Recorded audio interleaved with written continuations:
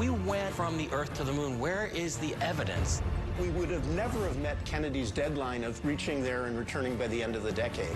Could this have been produced in Hollywood with special effects? In '69, we landed on the moon. NASA stands for never a straight answer. Maybe there was no moon landing. We are go with Apollo 11. Good luck and Godspeed. July 20th, 1969. The United States successfully lands the first man on the moon. One small step for man, one giant leap for mankind. But seeing is not always believing. Now, a former FBI agent, a conspiracy theorist and former aerospace consultant, and an American astronaut are all on a mission. They'll question witnesses. That's the actual report? That's it. Pick apart the evidence. When I saw his name on one of the documents, I was shocked. Test theories with new experiments. Oh, it was basically a bomb. And butt heads. Look at that, the Apollo landing site. It's like evidence of a boulder to me. To determine once and for all if one of mankind's biggest accomplishments ever really happened. History isn't always correct. That's what I'm trying to say. Ooh, wow. America celebrates being the first to put a man on the moon. 15 and peace for all mankind. But conspiracy theorists argue there's no way it happened. Dude, seriously, that sounds fishy. And they say science is on their side, Declassified documents right here. claiming that no human could have made it through the radiation of space Liftoff on Apollo 11. to land on the moon alive. These two intense belts of very highly charged protons are just going to put out so much radiation that it would basically fry the astronauts inside. But just how far would the U.S. go to beat the Soviets to the moon? They brought Nazis over to be able to go to the moon.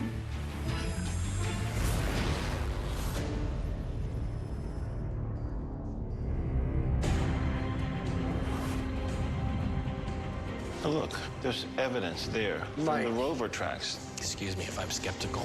I was a special agent with the FBI for 4 years, but no one knows NASA like an insider.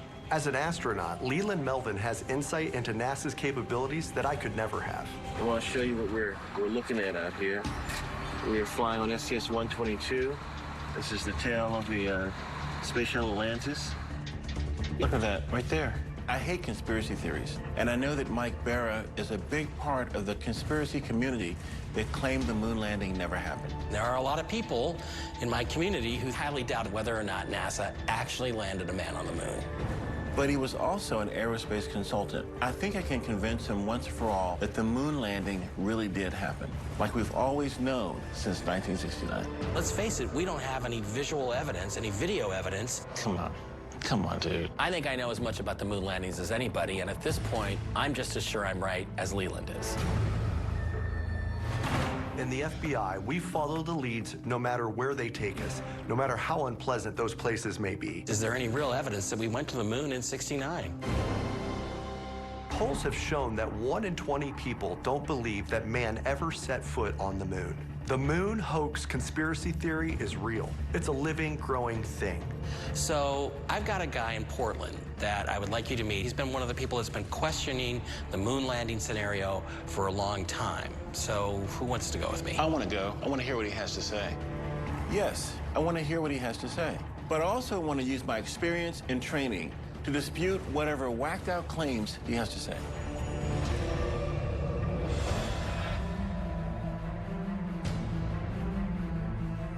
I'm taking Leland to see Clyde Lewis. Clyde's a leading conspiracy theorist and the host of Ground Zero, a nationally syndicated radio talk show. I want Leland to see that conspiracy theorists aren't just tinfoil hat-wearing geeks. Most are extremely intelligent and have done the research to inform their opinions. Clyde could be a real eye-opener for him. For years, he's had a lot of questions about the moon landings, you know, whether it really happened, why we really went. You know, I really hate this. How do you take visual proof and scientific data and just say it never happened? These conspiracy theories are just crazy. He's a fairly grounded dude, so that's why I take him seriously. Grounded is good. Yeah, we like grounded, right? Mike and I have very different opinions on what grounded means. This will be an interesting conversation.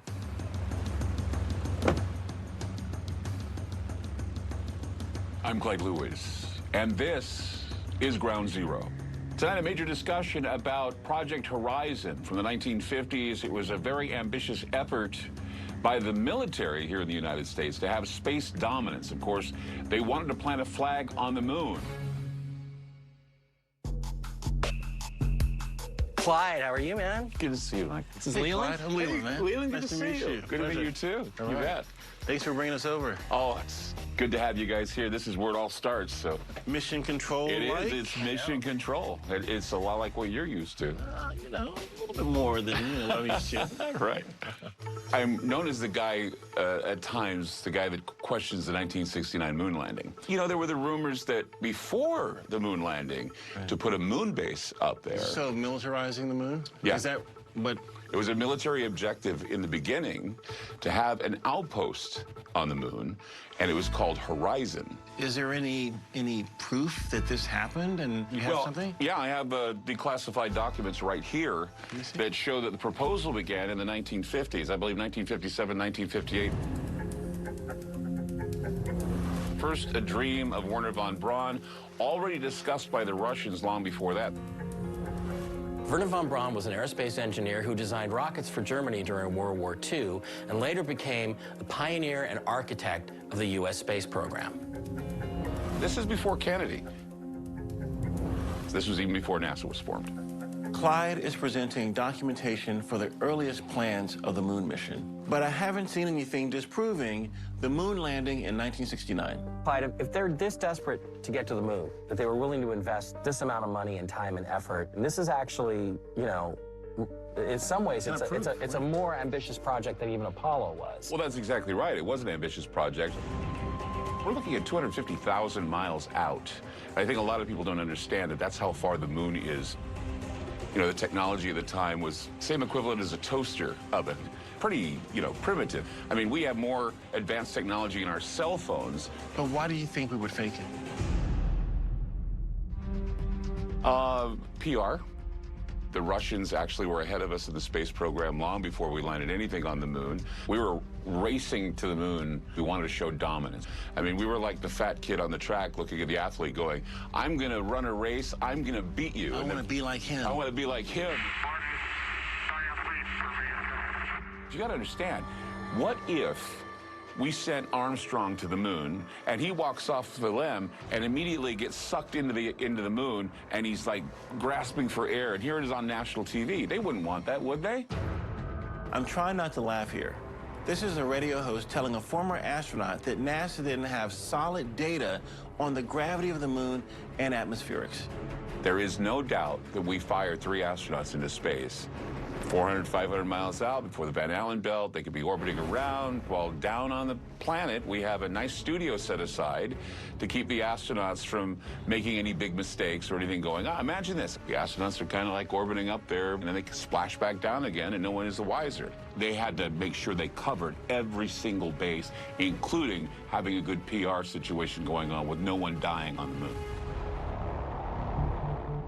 For 24 years, I worked for NASA. And throughout the course of those 24 years, I have seen the utmost in integrity, especially with our space program. And there is a huge PR machine at NASA to make things look good for American public and everything, but they've sacrificed their families, their children, everything to do this thing as Americans. But to say that it didn't happen in '69. Is there anything in history that you question?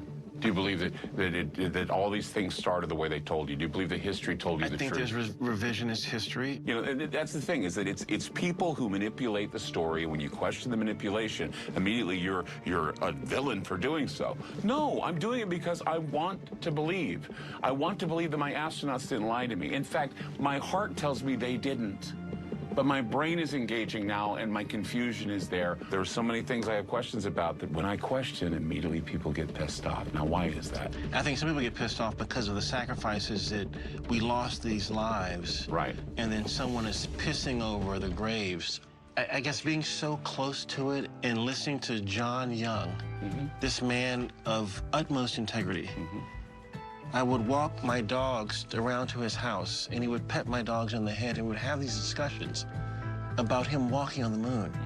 And I just There is no way that I could ever see a man like that lying. It happened, but not the way they said it did. So you're calling John Young a liar? No, I'm not. I'm not. I'm saying if you say it didn't happen and John Young told me that it did. It didn't happen the way they said it did. He said it did. In '69, we landed on the moon. NASA stands for never a straight answer, and it's always been that way. Ooh, wow. Don't punch him. I'm glad they stopped when they did. Clyde clearly got under his skin and kept pushing. I don't know if you noticed, but I was starting to get a little bit upset because... Yeah, I did, yeah. How dare he insult my integrity and the integrity of those that have worked so hard, and actually those who have died. I met Neil Armstrong, I know Buzz Aldrin. You know, these people are they've worked their butts off. Regardless if it upsets Leland or not, I still question whether we went to the moon. Clyde Lewis really ticked me off, but he did have declassified documents backing up some of his claims. That tells me that the investigations that Mike, Chad, and I are doing are valuable for people on both sides of the conspiracy theory. Clyde brought up Wernher von Braun. He's central to a huge conspiracy theory about the government's lies and cover-ups related to our race to space. I keep on coming across suspicious information in my research. Operation Paperclip. When I saw his name on one of the documents, I was shocked. Would we have gone to space without these Nazi scientists and engineers?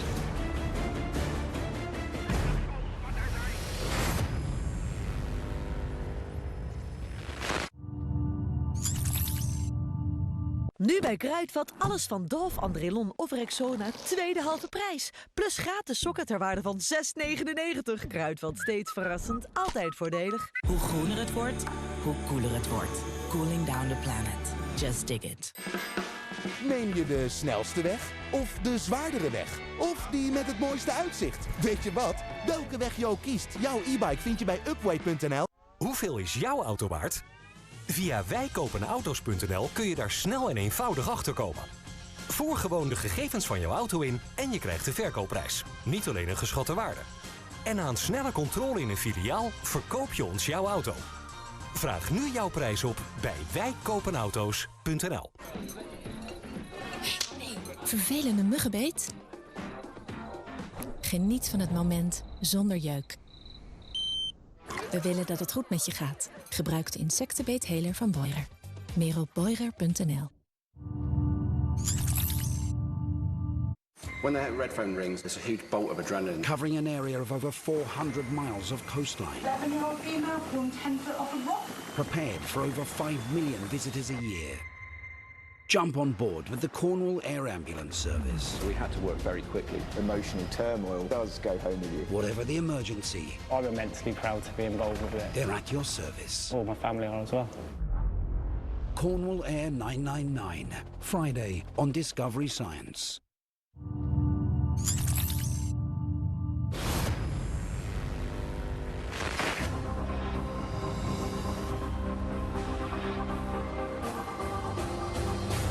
The conspiracy theory is alive and well, and so is our investigation.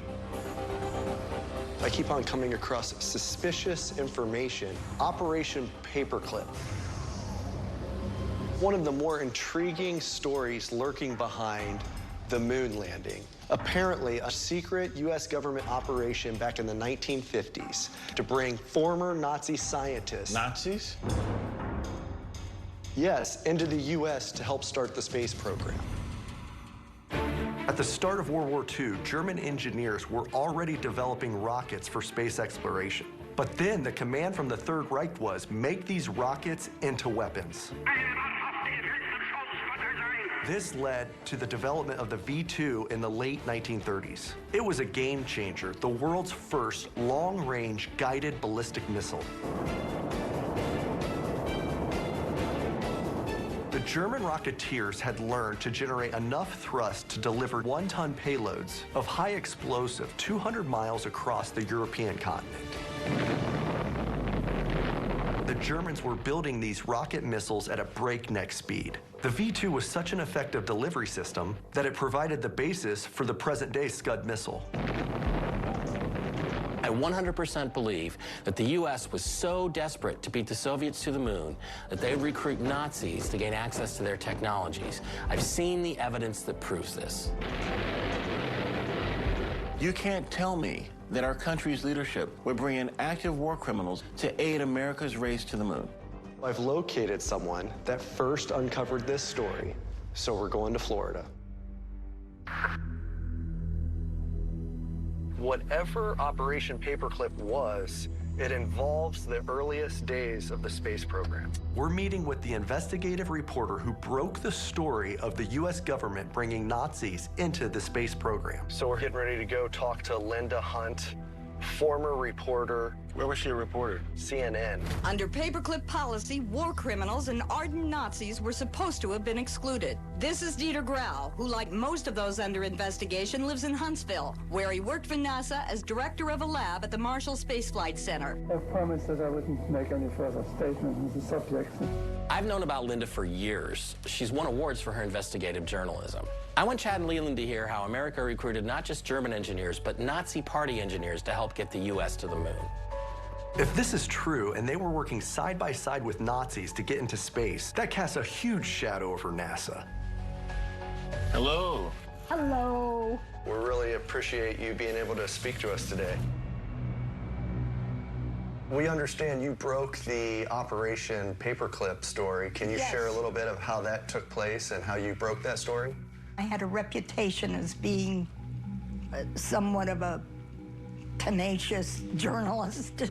Around 89, 90, I heard a rumor that they brought Nazis over for Paperclip to work in the space program. In the National Archives, some of the records were there. So I started declassifying the files of the Germans who were brought over. It was a long struggle. I mean, it was terrible. So what did you have to do to uncover all the details about this part of it? Hardcore research, which I love. A lot of library research, backgrounding, and then went after the records. Mm-hmm. How many people were brought over on Operation Paperclip? 1,500. 1,500 people. Scientists, engineers, I mean... Chemical warfare, Air Force. The myth was that these people were carefully checked and they didn't bring any war criminals or bad people over. The minute I got some of the records, it was obvious that, you know, it wasn't true.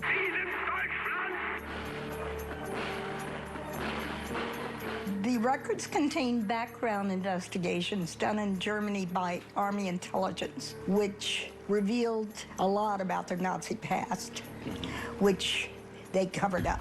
They brought Nazis over to be able to go to the moon.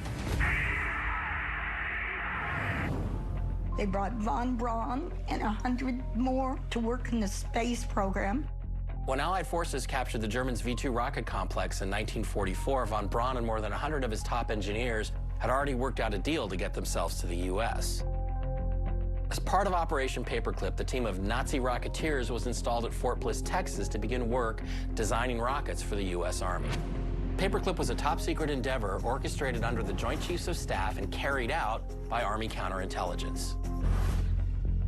My first story on that was an expose in the Bulletin of the Italian Scientists, and it was called U.S. Cover-Up of Nazi Scientists. I had to get a lawyer and fight for those records. Mm-hmm. FOIA requests and all those things. How long was that process when you were putting in the Freedom of Information Act requests? It took me like 4 years to get the records. Thank God for FOIA. I don't know. I don't think today I could get the records. A lot of records I got are Army intelligence, which was better to get than the National Archives.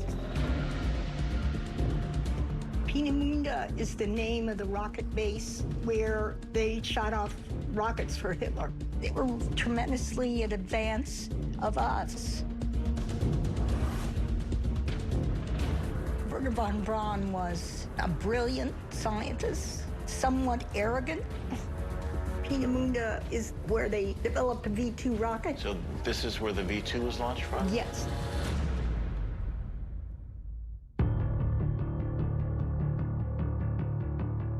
This is Werner with Nazis at Peenemünde. And then can you tell us where von Braun is in this photo? With the hat. This is the Good job. V2 being built. Peenemünde is the place, the rocket base in what became former East Germany. At Peenemünde, the missiles were built in underground tunnels, and the workers were concentration camp prisoners. How does that make you feel knowing that? Pretty terrible. This is a picture of a Soviet prisoner of war in a prisoner of war camp at Peenemünde. They were pretty brutally tortured. Yes. Where does this information come from? What organization? U.S. Army Intelligence and Security Command at Fort Meade, Maryland. How did the name Operation Paperclip come into being? The files had paper clips on them, and just off the top of their heads, people running it named it that.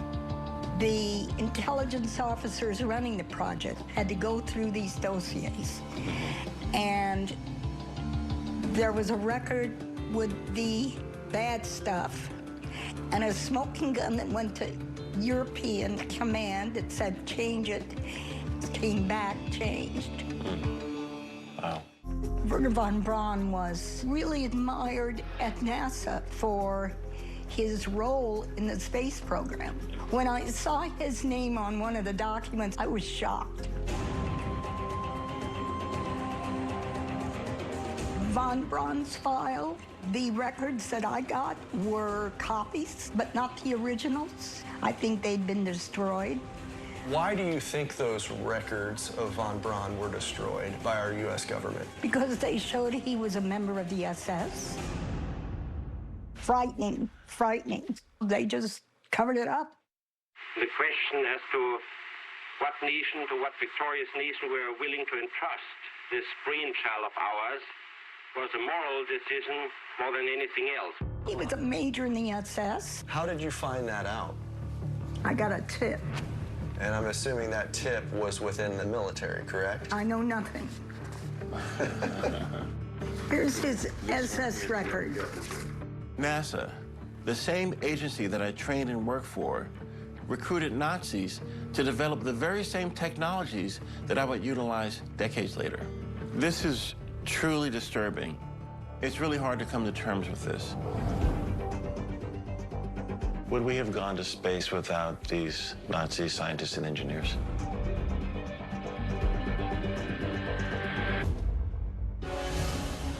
The test results that could disprove everything we believe about the 1969 moon landing. So the capsules were made out of aluminum. We're going to show the blocking power of aluminum. Oh.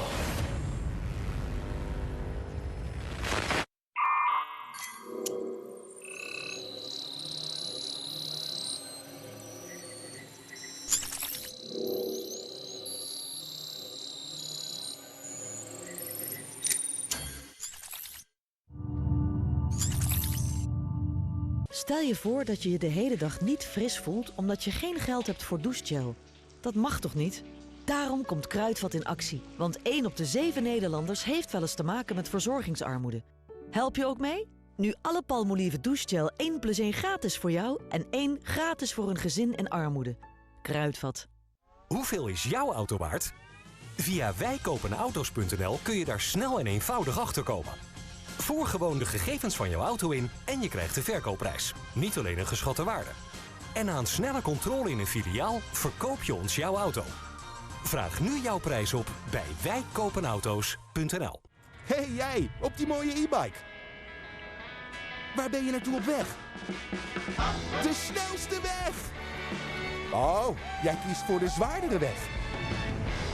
De makkelijke weg. Lekker makkelijk. Welke weg je ook kiest, jouw e-bike vind je bij Upway.nl. When they hit red phone rings, it's a huge bolt of adrenaline. Covering an area of over 400 miles of coastline. 11-year-old female from 10 foot off a rock. Prepared for over 5 million visitors a year. Jump on board with the Cornwall Air Ambulance Service. We had to work very quickly. Emotional turmoil does go home with you. Whatever the emergency, I'm immensely proud to be involved with it. they're at your service. All my family are as well. Cornwall Air 999, Friday on Discovery Science.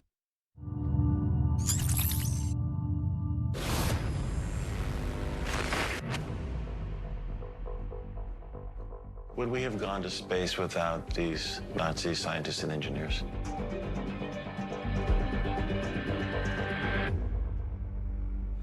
I don't think so.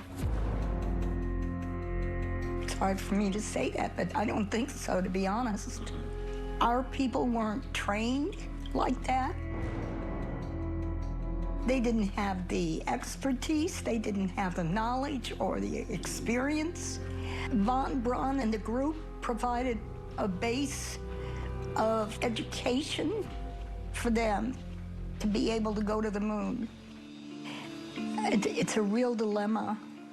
It's the end justifies the means. Do you think that was worth it? A survivor of the concentration camp. I asked him that question, and I'll give you his answer. Maybe, but they should have paid a little bit for their crime.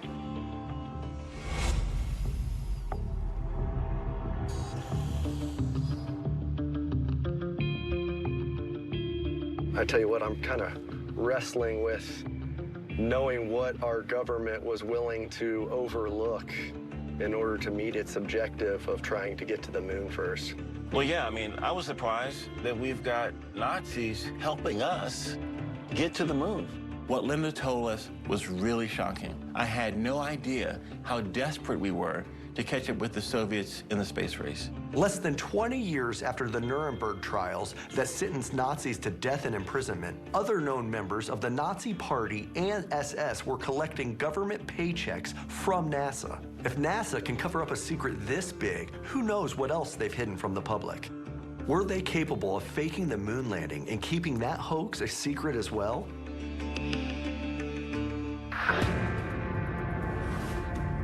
What Linda told us really makes you believe that NASA has some dark secrets. This is why conspiracy theorists think NASA has been feeding us a litany of lies for decades. Look, even if true that we use former Nazis, it is so disturbing. But it doesn't mean that we didn't go to the moon. I'm going to call. What it shows is that America is willing to lie about things that it's ashamed of, and letting down the late JFK's promise to get to the moon seems pretty shameful to me. When von Braun transferred to NASA in 1960, he made acquaintance with friend and colleague James Van Allen. In 1958, James Van Allen, analyzing data from satellite missions, discovered two enormous belts of high radiation surrounding the planet, trapped in place by Earth's magnetic field. And these Van Allen belts are the foundation of another major conspiracy theory. Look, if NASA was willing to work with our former enemies, the Germans, some of whom may have even been war criminals, it seems to me that it wouldn't be that much of a stretch to assume that they were willing to take big risks with the astronauts being irradiated by the Van Allen belts. Will a combination of radiation and weightlessness be a hazard on long-duration manned space flights? The strength of the radiation is so powerful, scientists at first thought they recorded a Soviet nuclear test. These belts were a huge potential threat to our astronauts. The intense radiation could have shot through them like an atomic cannonball, causing lethal genetic breakdown. Radioactivity is measured in rads, and 300 rads can be a lethal dose. The Van Allen belt has been gauged at thousands and thousands of rads. The threat that it presents is very real. This is not X-ray level radiation. The amount of radiation in those belts would burn skin, melt bones, and void the human DNA structure of those astronauts. The inner Van Allen belt, at an altitude roughly 600 miles above the Earth, has a lot of really dangerous proton particles, flux alpha particles. But the outer belt, from 8,400 to 36,000 miles in space is possibly deadlier, with an extremely high flux of electrons, or beta particles. This is the subatomic radiation that penetrates skin and body tissue. It was only recently that scientists discovered that there was less radiation than imagined in certain parts of the Van Allen belts. In the 1960s, what could possibly make NASA think they could rocket through them? The alternative, if they decided that that risk wasn't worth it, maybe they would make another choice. Maybe they would choose not to go at all. The primary conspiracy theory is that Neil Armstrong, Buzz Aldrin, and Mike Collins circled the planet in a low Earth orbit while a staged moon landing film aired, and then they splashed back down to Earth afterwards. Maybe we never went through the Van Allen belts. Maybe there was no moon landing. We need to solve this mystery.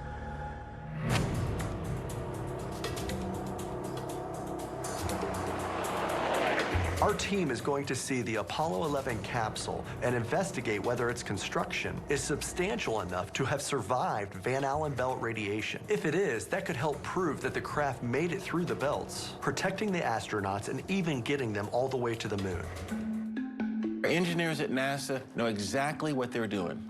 On Earth, the atmosphere and magnetic field can protect us from space radiation. But aluminum and other materials used in those spacecraft were able to absorb a lot of that radiation. That protection is what some question.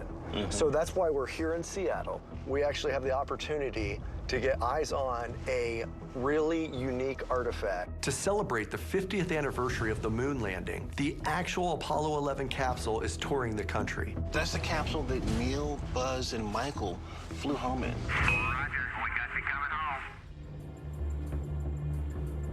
I have never seen the capsule. This makes me really excited. I have absolutely no doubt that the engineers at NASA researched and tested again and got this design exactly right. Chad has arranged for us to scan the Apollo capsule to find out just how protected the astronauts were when they traveled through the radiation of the Van Allen belts. This is pretty cool. This is really cool. Destination Moon. Look at that, they got an SR-71 and everything. We're investigating the claim that radioactivity in space made it too dangerous to send astronauts to the moon. Well, yeah, I mean, the argument is that if we really went to the moon, you would require so much shielding that basically the spacecraft would be too heavy to get off the ground. You'd never get to the moon and get back, because you're talking about these two very, very intense belts of very highly charged protons that are just going to put out so much radiation that it would basically fry the astronauts inside. And the argument is that you would need like up to a foot of lead shielding. So I'm willing to investigate this. But dude, you've not been to space, right? Right, but in low Earth orbit, you didn't go through the Van But you're Allen. gonna have to convince me of this. Okay. Okay? Yeah, and that's why we're here. Let's go take a look at the go capsule. Find out. All right. Okay. So there it is. That is awesome. To think, 3 astronauts traveled to the moon and back in that tiny capsule, setting in motion all the events that would come next and change my life. This command module was developed and built for NASA to be the mothership of the Apollo 11 spacecraft. Ignition sequence start. The 13,000-pound capsule is about 10 feet high and less than 13 feet at its maximum diameter. An incredibly tight space for 3 men to live and work for 8 days. In total, its panels have 24 instruments, 566 switches, 40 event indicators, and 71 lights.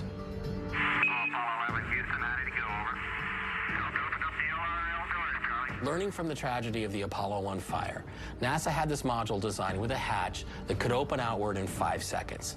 Earlier designs could take up to 90 seconds to open.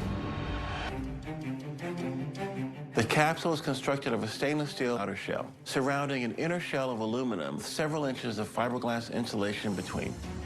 Since the 5,000-degree heat of reentry could melt most metals, the outer shell also had a resin shield designed to char and melt off, absorbing and carrying away much of that heat in the process. Before splashing down in the Pacific Ocean. So, you know, nobody disputes that this spacecraft went to space. What they dispute is whether it went to the moon and back, whether it could have survived the radiation environment in space. We're going to prove that.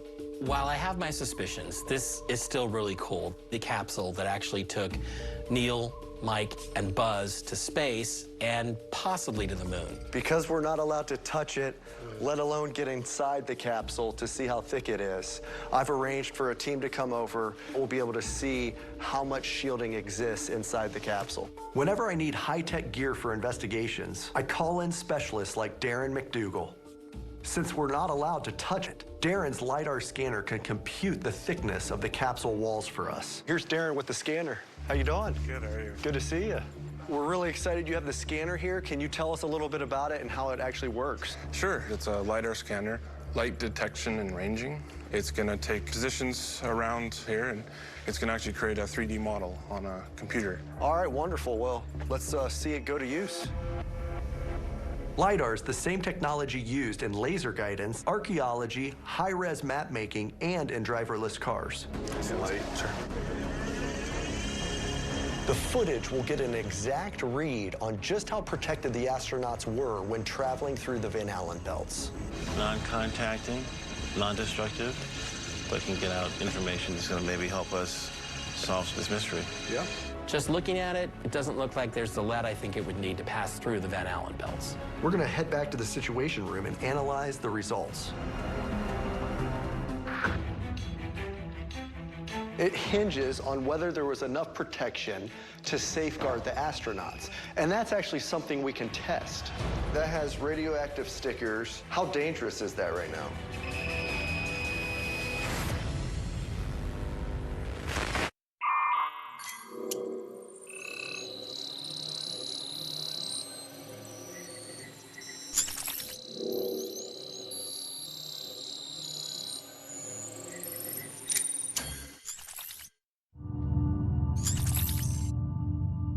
Verwen jezelf met de verzorgingsproducten van Knijp. Nu bij Kruidvat. Alle Knijp 1 + 1 gratis. Kruidvat, steeds verrassend, altijd voordelig. Neem je de snelste weg? Of de zwaardere weg? Of die met het mooiste uitzicht? Weet je wat? Welke weg je ook kiest, jouw e-bike vind je bij Upway.nl. Hey. Vervelende muggenbeet? Geniet van het moment zonder jeuk. We willen dat het goed met je gaat. Gebruik de insectenbeetheler van Boirer. Meer op boirer.nl. Hoeveel is jouw auto waard? Via wijkopenauto's.nl kun je daar snel en eenvoudig achter komen. Voer gewoon de gegevens van jouw auto in en je krijgt de verkoopprijs. Niet alleen een geschatte waarde. En na een snelle controle in een filiaal verkoop je ons jouw auto. Vraag nu jouw prijs op bij wijkopenauto's.nl. When the red phone rings, it's a huge bolt of adrenaline. Covering an area of over 400 miles of coastline. 11-year-old female formed 10 foot off a rock. Prepared for over 5 million visitors a year. Jump on board with the Cornwall Air Ambulance Service. We had to work very quickly. Emotional turmoil does go home with you. Whatever the emergency, I'm immensely proud to be involved with it. they're at your service. All my family are as well. Cornwall Air 999, Friday on Discovery Science.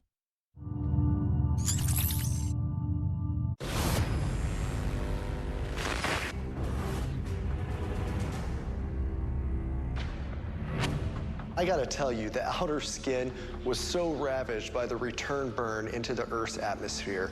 I was pretty shocked. I feel like, given the radiation out there needs to be at least a foot of lead making up the capsule walls to protect the astronauts. You know, I remember those returns on the space shuttle traveling at 17,500 miles per hour. Re-entering the atmosphere, that shuttle heated up to 3,000 degrees Fahrenheit. Yeah, you know, re-entry is challenging for any spacecraft, there's no question about that, but the real issue here is the amount of shielding that would be necessary to go through the Van Allen belts. I mean, that's really the point of contention. I gotta tell you, the results were staggering. Less than 3 inches of steel and aluminum. Okay, so 3 inches, that's like, wow. It's pretty obvious that there was no way there was enough shielding for them to be protected going through the Van Allen belts. The walls of the capsule were just not thick enough to stop it. Maybe there was no moon landing. So the idea, if there's not enough shielding, is that evidence that we didn't go to the moon? Okay, 3 inches is pretty surprising, but I'm sure there's an explanation. Maybe there is another way to test this theory. Really, it hinges on whether there was enough protection to safeguard the astronauts. And that's actually something we can test.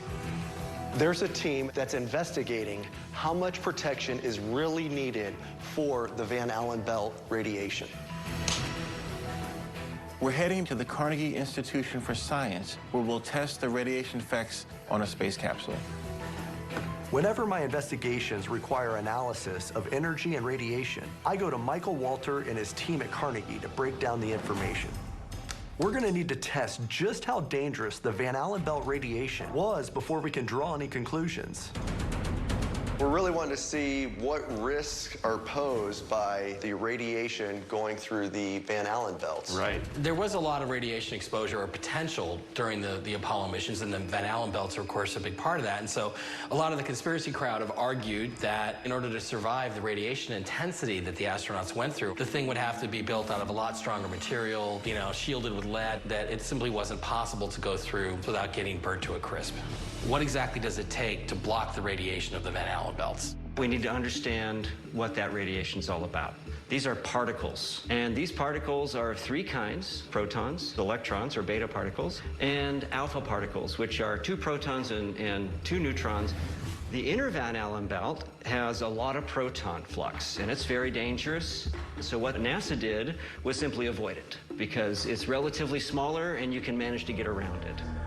But you can't get around the outer belt, and the outer belt has a very high flux of beta particles. Those are electrons. So what we're going to do today is test the material that the spacecraft was made of was sufficient to block most of the radiation, and that the radiation that did get through wasn't lethal, because the time spent in the radiation belt was relatively short. What you're saying basically is it's not just the intensity of the radiation or the type of the radiation, it's also the exposure time that matters. Exactly.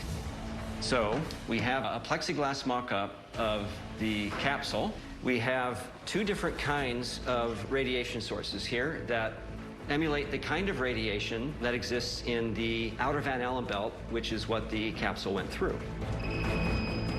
That has radioactive stickers. How dangerous is that right now?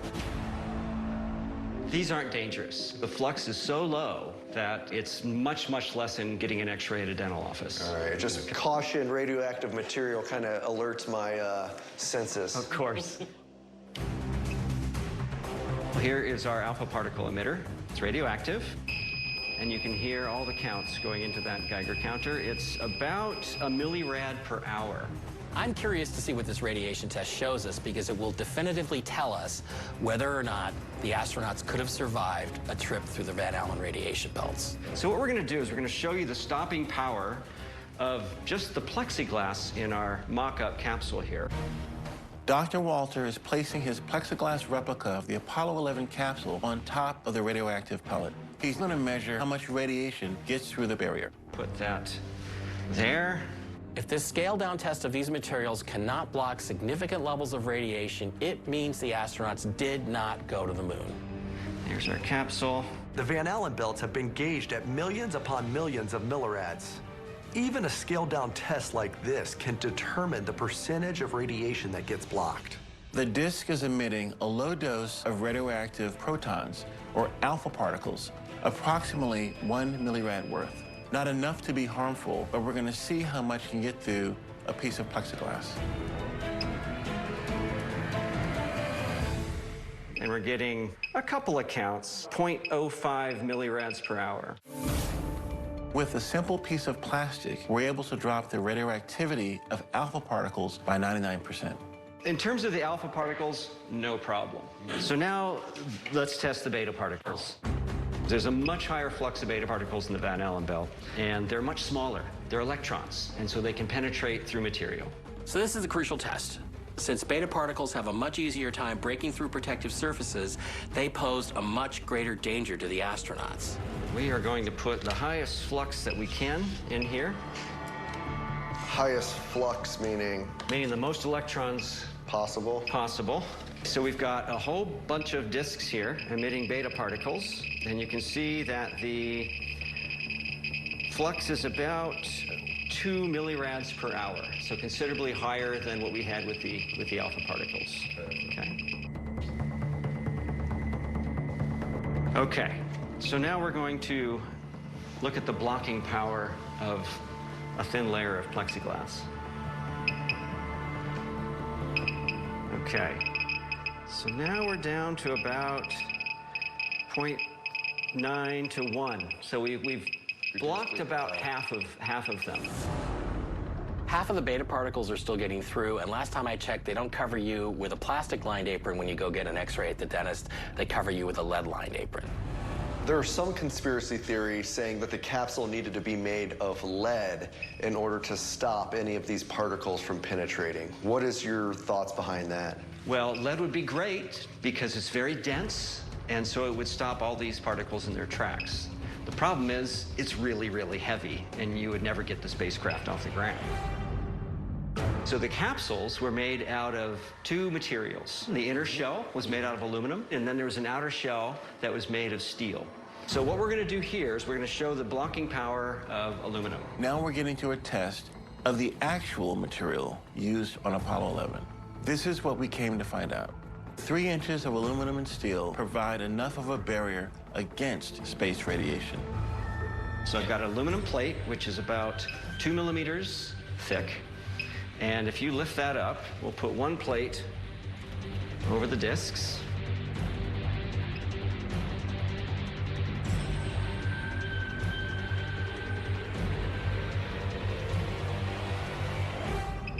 And now the counts are down to about 0.1 or 0.2 millirads per hour. Wow. So you've blocked everything in terms of the particles that are the most dangerous in the outer Van Allen belt with just plexiglass and a little bit of aluminum. Right. Well, there you go. Science wins again. All of these conspiracy theorists should have really done their homework before they started doubting the talented men and women of NASA that did send Apollo 11 to the moon. There's no doubt that before the first time that they went through, that there was an unquantified risk to going through the Van Allen belt. But what NASA knew is that they had mapped the Van Allen belt to a degree where they knew where the hot spots were and the areas of the lowest radiation flux. And so they planned their trajectories in such a way to have the minimum exposure. There were a lot of risks with the moon missions. Just getting off the ground, making it up into orbit, putting somebody on the moon and getting them off. Those were all much higher risks than the risks of going through the Van Allen belt. Okay, that's why we do the test. But, like Dr. Walter said, there are plenty of other risks. So this test doesn't completely close the book on NASA faking the moon landing. You don't need lead shielding to go to the moon. You don't need lead shielding to go to the moon.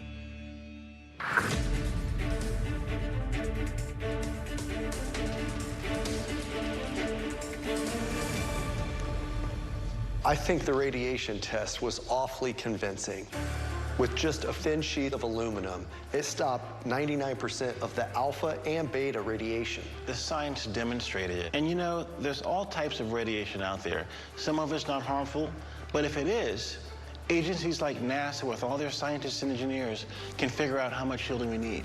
Yeah, look, 1%, you get a higher dose of radiation than that just by flying to Denver and stepping off an airplane into the sunshine. So I think we can pretty much say that the idea that the Van Allen radiation belts would stop us from going to the moon is all.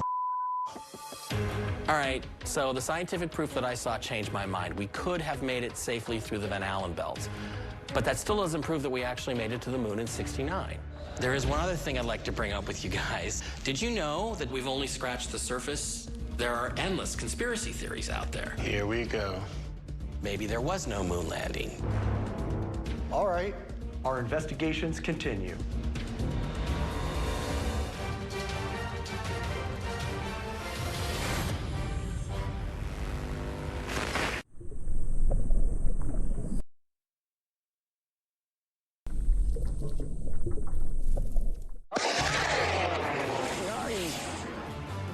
If we went from the Earth to the moon, where is the evidence?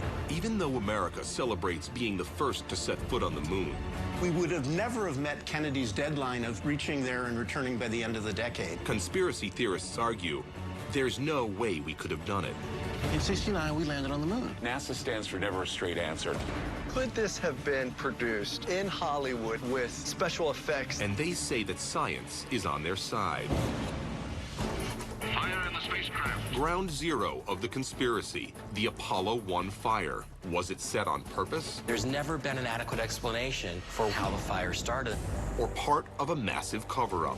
Has there been any pressure on you by NASA, no astronaut, or someone harassed? Was the untimely death of a safety inspector who testified before Congress proof that NASA wasn't ready to land on the moon? Things don't make sense here. Is it a cover-up or not? It raises the bigger conspiracy question, was NASA really ready to go to the moon? A former FBI agent, a conspiracy theorist and former aerospace consultant, and an American astronaut are investigating.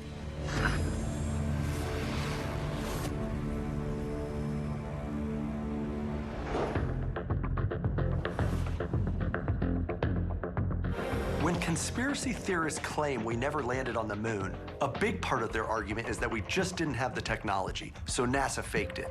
So that's where we're starting our investigation, at the beginning of the space race. September 12, 1962, John F. Kennedy made one of the most famous speeches of his presidency. We choose to go to the moon in this decade and do the other things, not because they are easy, but because they are hard.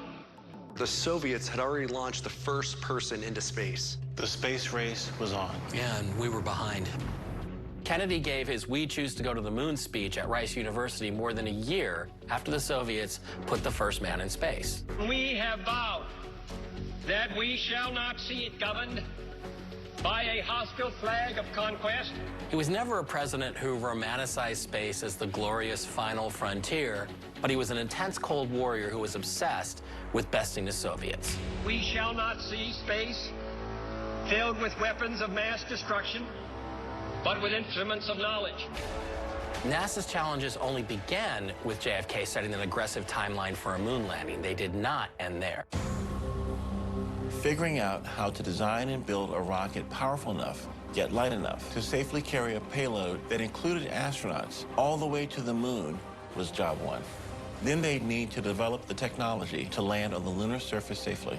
It was a huge undertaking, even calculating the amount of fuel necessary to leave the moon. Travel nearly 250,000 miles through the superburn of the Earth's atmosphere and somehow splash down safely. They had none of this figured out in 1962.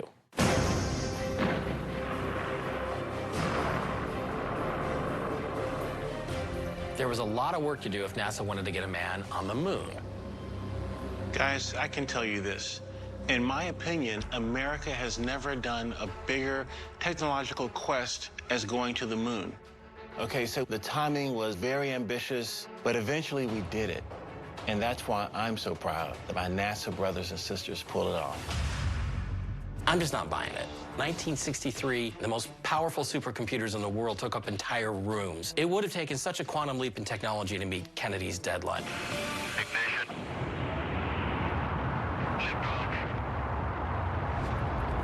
Good liftoff, 8. Look, we may have been behind the Soviets, but NASA was making a lot of progress. You have the 6-man Mercury missions, 19 Gemini launches, and then comes the Apollo program. The Apollo program was unlike anything the aerospace engineers at NASA had done before. Not only was it their first 3-man mission, but its main goal was to get them to land safely on the moon. 1965, then, is a year of training, fabrication, assembly, and test for Project Apollo. At its peak, NASA employed close to 500,000 people for the Apollo program and required the help of over 20,000 industrial firms and universities to help with the project. Ignition. Liftoff. America was hooked on the space program, and the Apollo project seemed too big to fail. But then in January 1967, weeks before the first Apollo mission, tragedy strikes. Apollo astronauts Roger Chaffee, Edward White, and Gus Grissom lose their lives in a tragic flash fire aboard their grounded space capsule. The entire 3-man crew was engulfed by flames.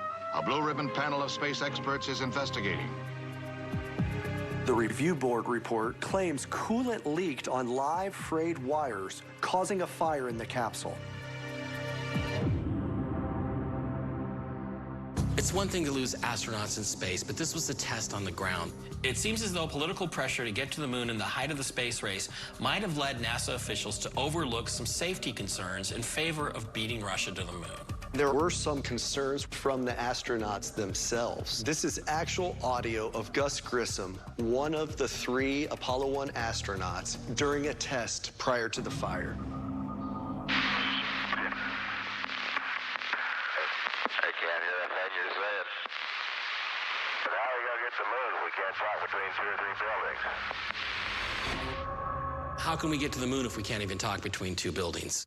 The Apollo 1 capsule was a brand new vehicle and not a modified version of Gemini. It had lots of issues in development, assembly, and testing, and it's been documented. Grissom was very vocal about the shortcomings of the spacecraft and complained a lot to the higher-ups that the vehicle was not ready.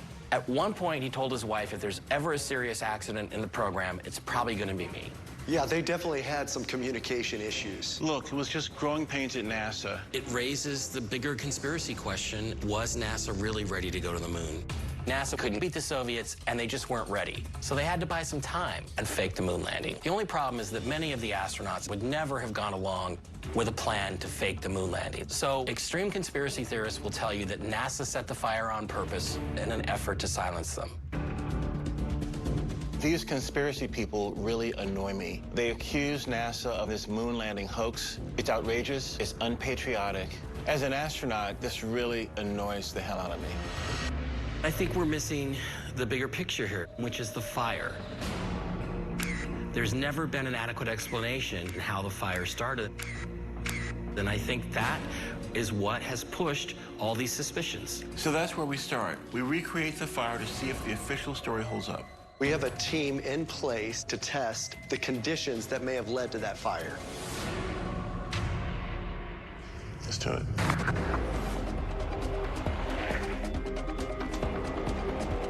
We are here at the Carnegie Institution for Science to meet with investigators who specialize in fundamental physics and chemistry at high pressures and temperatures. We want to see if we can recreate the Apollo 1 fire, and if NASA's claim that it was an accident is true. Hey, Mike. How are you? Good, how are you? Good to see you. Good to see you. Pleasure to meet you, Leland. Too. You know, this is a really serious thing. As an astronaut myself, we always shudder when we think about something like a fire in a vehicle. We really need to think about what did happen in the Apollo 1 fire. What we're going to try to do is to test the conclusions of the NASA investigation by recreating the conditions and the events that they suggest led to the fire. So we have a flask that replicates the capsule. We are pumping pure oxygen into the flask.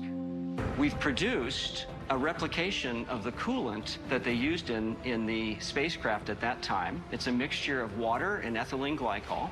We have Velcro, which is flammable. We have wires, which have been intentionally frayed. The wires are going to be at 28 volt. They're live like they would have been in the capsule. And we're going to drip this solution onto our live wires, and we're going to see what happens. Now we'll seal the top. Top is sealed, and we'll displace the air with the oxygen. Joe's going to connect the wires to the power source. This is the moment of truth. We'll have our answer when the coolant hits the live wire. Oh. It was almost a perfect storm. We were not actually ready to go to the moon. We need to understand how the astronauts couldn't escape. Trying to open a door would be like trying to deadlift a car. Jeez.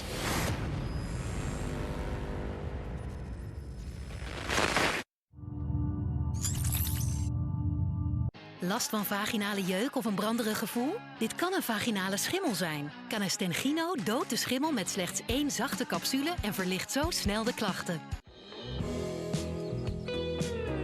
Wanneer uw unieke levensstijl meer vraagt van uw hoortoestel.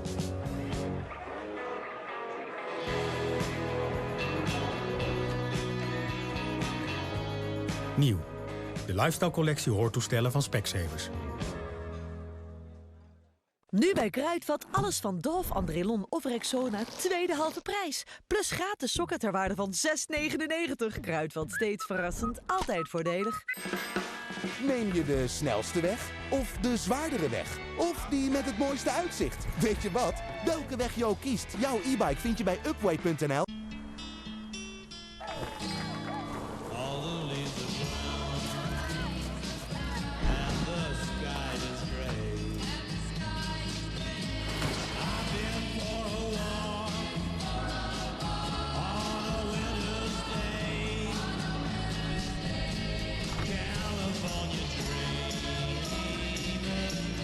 Ontdek de nieuwe Dacia Duster. Vanaf €25.590. Ontdek de Boxspring Deluxe van Emma. Opnieuw bekroond door de Consumentenbond als best geteste boxspring ooit. Ervaar hotelcomfort elke nacht. Verkrijgbaar in 10 stijlen. Gratis geleverd tot in jouw slaapkamer inclusief montage. Ontwaak op je best met tot 100 nachten proefslapen. Bestel eenvoudig online op emmasleep.nl of in de Emma winkel. Hoeveel is jouw auto waard? Via wijkopenauto's.nl kun je daar snel en eenvoudig achter komen. Voer gewoon de gegevens van jouw auto in en je krijgt de verkoopprijs. Niet alleen een geschatte waarde. En na een snelle controle in een filiaal verkoop je ons jouw auto. Vraag nu jouw prijs op bij wijkopenauto's.nl.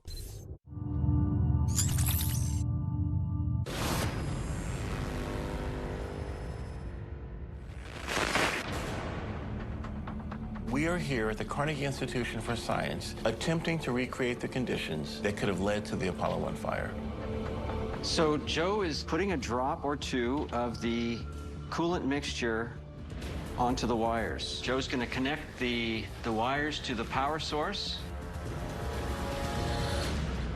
And we're ready to go. NASA said the fire was caused by a combustible coolant that was dropping on frayed wires in an environment of pure oxygen. We are now getting a chance to see with our own eyes whether this is actually believable. And on this meter here, this is measuring the current. And when the oxidation reaction begins, this current will begin to go up. If we see a spark or flame at this point, it means NASA's explanation of the fire is legitimate. And typically we can see a little bit of bubbling and a little bit of, there's some smoke. There's smoke right now, and you can see that the current's going up. Lots of smoke. Lots of smoke. Oh, I saw a spark. Yeah, there's a spark. There's sparks. Flame. There we go. Oh, there we go. man. Wow. And then bam. Whoa. Oh. Wow. So you can see the reaction with the oxygen. And that's just from the Velcro. It's just the Velcro and the wires. Little tiny piece Little of tiny piece. It was like a torch. And it's continuing. That's that. So that black smoke comes from the plastic burning. Yeah, that's right? all the rubber and plastic. Yeah. And you saw once the Velcro started, it went up very quickly. By witnessing the test myself, I can see that the Apollo 1 fire was probably an accident. Capsule was full of combustible materials, especially fabric and Velcro. This is just bad engineering. It was not some attempt by NASA to silence the astronauts, but it does reinforce my belief that we were not actually ready to go to the moon in 1967. Right. Oh, yeah. Yeah, it's charred. Look at that. Burnt to a crisp. There was never any doubt in my mind that this experiment would confirm NASA's official report. Because of this disaster, engineers took what they learned from the fire and removed fabrics and other combustibles from future capsule designs. Separately, it was all harmless, but combined, under the right conditions, it was basically a bomb. It was almost a perfect storm, right?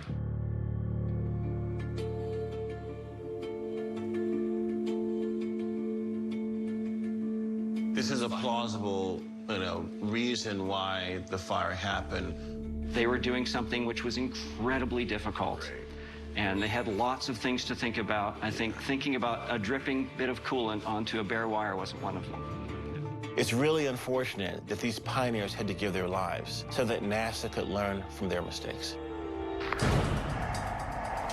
Now that we understand how the fire could have started, we need to understand why the astronauts couldn't escape.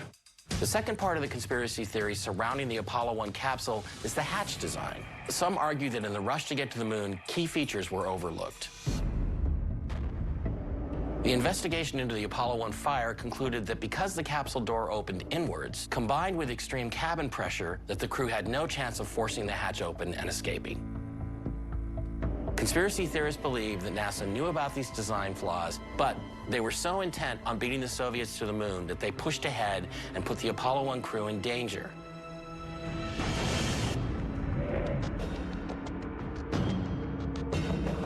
Yeah, just here. Art, how's it going? Since the original Apollo 1 investigation concluded that the crew had no chance of forcing the hatch open and escaping, we've got a build team ready to simulate the pressure inside the capsule. Art Walensky is a master set fabricator and builder. I turn to him when I need to recreate evidence in my investigations. He's going to attempt to show us simply why the astronauts couldn't open the hatch and get out of the burning capsule. Can you kind of explain this simple mechanism that you have that we can kind of test the pressure? The pressure was phenomenal. Considering the pressure inside the capsule cabin, pushing the door closed versus the air pressure on the outside of the capsule, it was massive. The net pressure on the door was 2 pounds per square inch. How much pressure is that in practical terms? Given the size of a door, that adds up to well over a ton of force holding the door closed. Trying to open it up would like be trying to deadlift a car. Jeez. It's a lot of pressure. I wanted to do something really simple to illustrate the point, right? So everybody's got a door in their house. I made it so you can see what even just 1,000 pounds of pressure is like. Right now, it's not rigged up. You can see there's a little bit of pressure on there. There's probably 14, 15 pounds of pressure on there the way it's rigged. And so you can see what that feels like. I'll try that turn. Okay. Right? But even that is quite a bit. But if we throw this deadbolt, they didn't just have one bolt in the door, they had 6. And they needed a wrench to do it. So the deadbolt represents the 6 bolts in the hatch to show us the pressure of even opening up one with a wrench. and we start the wrap behind the door, I'm putting 50 pounds of force there. Here's another 50. Here's another 50. So every wrap is adding pressure. Every wrap is probably about 50 pounds. I'll try to make 10 wraps. Oh, jeez. You tuned it up a little bit.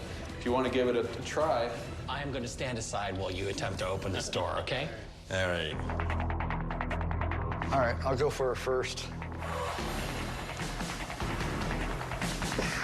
Wow. Is it budging? No. It's your turn. Let me try. Okay. Can't touch it.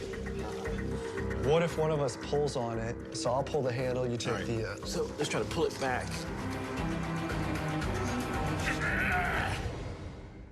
And this is probably 1/40th of what the force they were experiencing, yeah. This was a rehearsal for the launch. So the capsule was completely sealed like it would be in outer space. So the intensity of the fire, fed by the pure oxygen environment, caused the pressure to skyrocket. That's why the astronauts had no chance to escape. Just really bad for my astronaut buddies in there. You know, this test demonstrated that the Apollo 1 astronauts really had no chance of escape. But I don't think we would have been able to reach our ultimate goal without their sacrifice. Makes me think of what those men endured for the United States in order to get ourselves to the moon first. True heroes and patriots. They were calling it a space race, and they were racing so fast, they dropped the ball on basic elements like pressurization and a door latch. So there's no way they were even close to figuring out orbital methods, calculating fuel requirements, or solving the problems of re-entry. This is fodder for so many conspiracies. They just weren't ready in 1967, and they weren't ready in 1969. None of this means that NASA wasn't capable of sending men to the moon. In fact, what they learned from Apollo 1 put them one step closer. Based on this tragedy, the hatch door was improved for future missions so that it could be more easily opened in emergencies. My astronaut brothers put their lives on the line for the love of their country, but it was not in vain. Did a NASA safety inspector try to warn the world that they weren't ready to put a man on the moon? And was his untimely death an accident or a cover-up? Who washes their car 20 minutes before they go commit suicide? Things don't make sense here.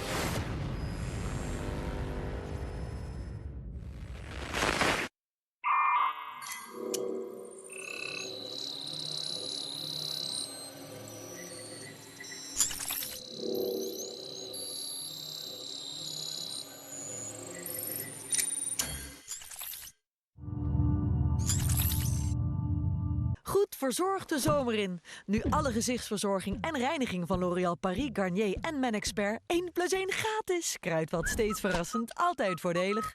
Hoeveel is jouw auto waard? Via wijkopenauto's.nl kun je daar snel en eenvoudig achter komen. Voer gewoon de gegevens van jouw auto in en je krijgt de verkoopprijs. Niet alleen een geschatte waarde. En na een snelle controle in een filiaal verkoop je ons jouw auto. Vraag nu jouw prijs op bij wijkopenauto's.nl. Neem je de snelste weg of de zwaardere weg? Of die met het mooiste uitzicht? Weet je wat? Welke weg je ook kiest, jouw e-bike vind je bij Upway.nl.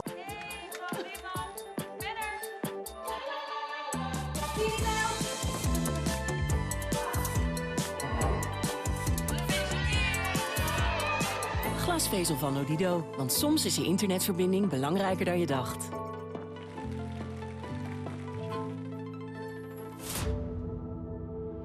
Al gaat er natuurlijk niets boven echte verbinding. Het kan ook zo. En geeft een penalty. Is dit het beslissende moment? En hij scoort! Het is hem gelukt! De smaak die je verdient. Want je doet er alles aan, zodat je team wint. Verrassend betaalbaar glasvezel van Odido. Doe de glasvezelcheck op odido.nl/glasvezel en kijk wat er beschikbaar is op jouw adres.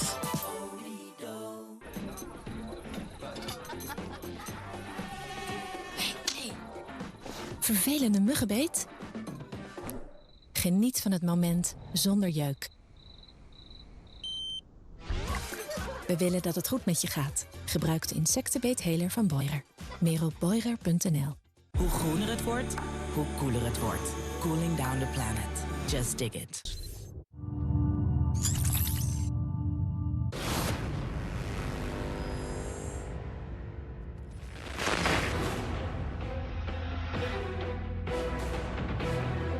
Our fire and door test confirmed that NASA's explanation for what happened in the Apollo 1 disaster is credible, but clearly proved that NASA had a lot of work to do before putting a man on the moon.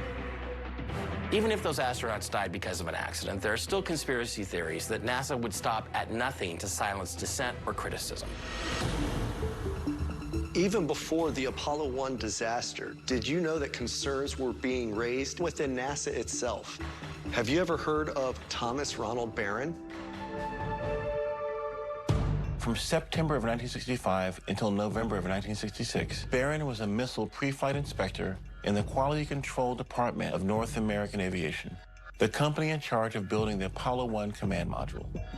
During that time, he kept notes on what he perceived as flaws in the project and submitted his 55-page report to NASA at the end of 1966. Well, Mr. Barron, you have been described by many people as a disgruntled former employee. Why should we pay any attention to you?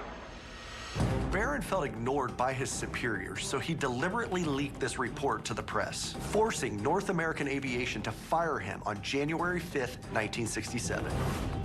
Less than a month later, the tragedy he predicted took the lives of 3 American heroes. My report was made long before I was terminated. That's all I can say about that.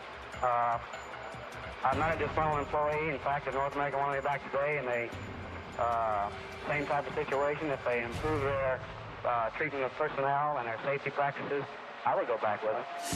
On April 21st, 1967, Barron testified before Congress about his findings, bringing with him a new and more detailed 500-page report.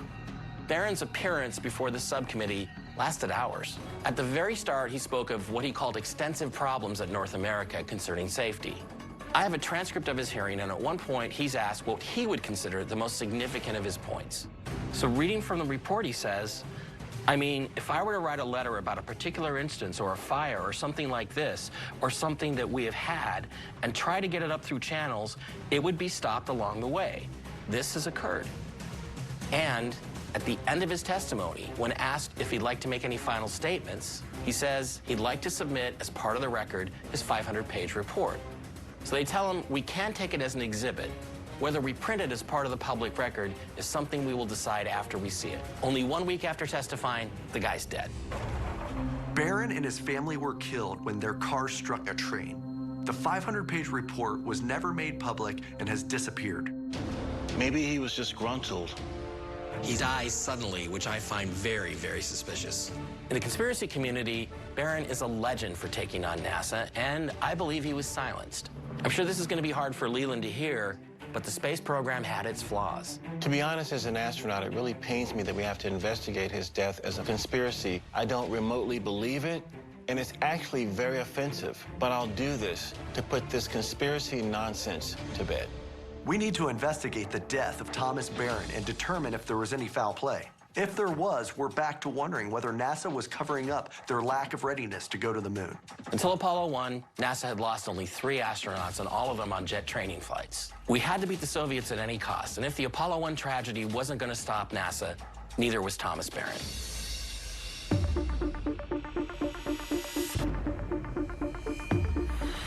I tracked down a potential source who may be able to give us some info on Thomas Barron's death. Journalist Gary Corsair. He's interviewed Barron's family, interviewed lots of people that were in the space program early on. You know, I know that you're like an FBI guy and, you know, like expert and all that, but how do you keep finding all these people, man? What's your secret? Leland, I like you too much, man. If I told you, I'd have to kill you. Yeah.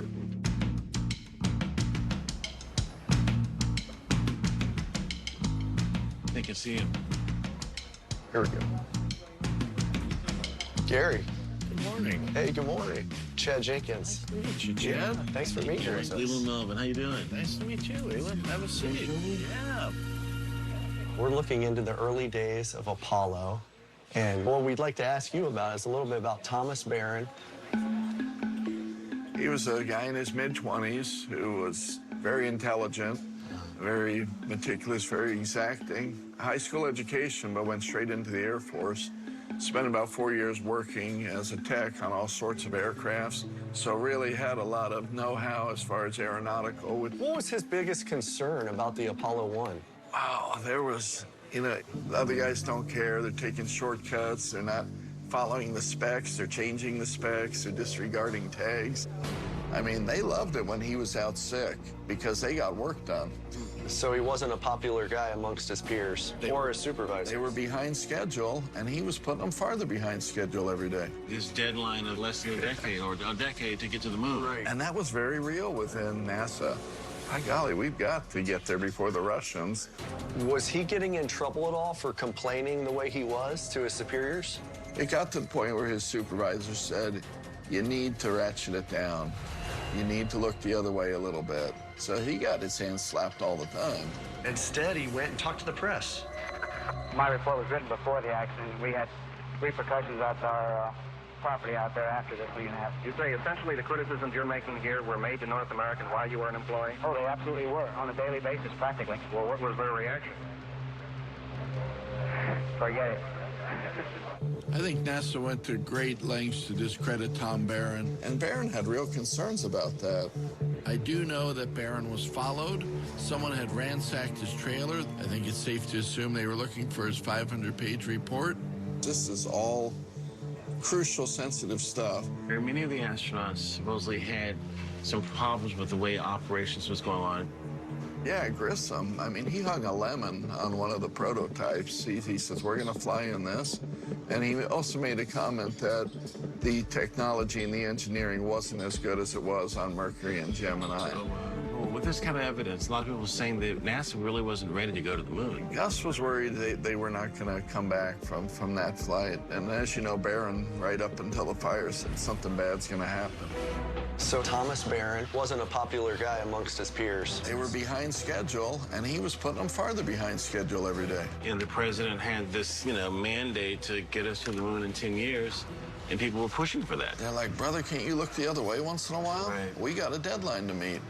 Thomas Barron was a NASA whistleblower who was eventually fired for leaking his opinions on the Apollo program. Just 1 week after he testifies before Congress, he dies with his wife and stepdaughter when his car gets hit by a train, and his 500-page report goes missing. The question is this a tragic accident, or was he silenced to protect NASA? Do you think that Tom Barron's death was an accident? I'm hoping you guys can help me answer that question. I have what I believe is the only copy of the Florida Highway Patrol accident investigation report. That's the actual report? That's the only copy that I know exists. Not something we want to show off out in the open here. Right. I think it was very, very suspicious. The rumor that was out there for a long time was that he was so distraught of being fired and all that he committed suicide. To which I say, who washes their car 20 minutes before they go commit suicide? But what really drives conspiracy theorists is the fact that the train originated from the JJ Rail Yard, which was owned and operated by NASA. Interesting story. Yeah, it really is. There are people out there that would love for me to believe that it was suicide, but I'm not buying it. One, the train came from a NASA rail yard. Two, why would he drive his car into a train with his wife and children on board? I think the thing was staged. To me, the place to start is Florida, where the accident happened, where Barron lived.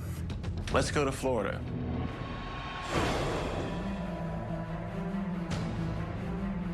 It says he had a fractured skull, lacerations on the head, fractured ribs. All those injuries are consistent with a car accident. I'm no expert, but that's what it looks like to me. The police report is eye-opening, but we can't just go on the comments of a reporter with no ties to NASA. Before we go asking wild questions like, could he have been killed, we need to find someone who worked with him and knew what was going on behind the scenes. I was able to find a guy who actually worked with Thomas Barron, Ernie Reyes. What better person than somebody who directly worked with Thomas at NASA? Ernie Reyes worked for NASA from the beginning. In fact, even before the beginning, working on the X-15 rockets in the mid-50s. He was an engineer and technician on the Gemini and Apollo programs, working on the hardware of the capsule, the command module, and even the lunar lander at the rocket ranch. During the Apollo program, he was the director of quality assurance, working as an inspector with Thomas Barron on a daily basis. He was even there when the Apollo 1 fire happened. A lot of the Apollo astronauts, it's hard to get a hold of them because this happened 50 years ago. There's not many that are left that worked on the project and had access to NASA as well. Right. This is a huge find for us. Hopefully it's a gold mine. I'm excited to interview Ernie. These early NASA guys are legends, but they don't get enough credit for their achievements.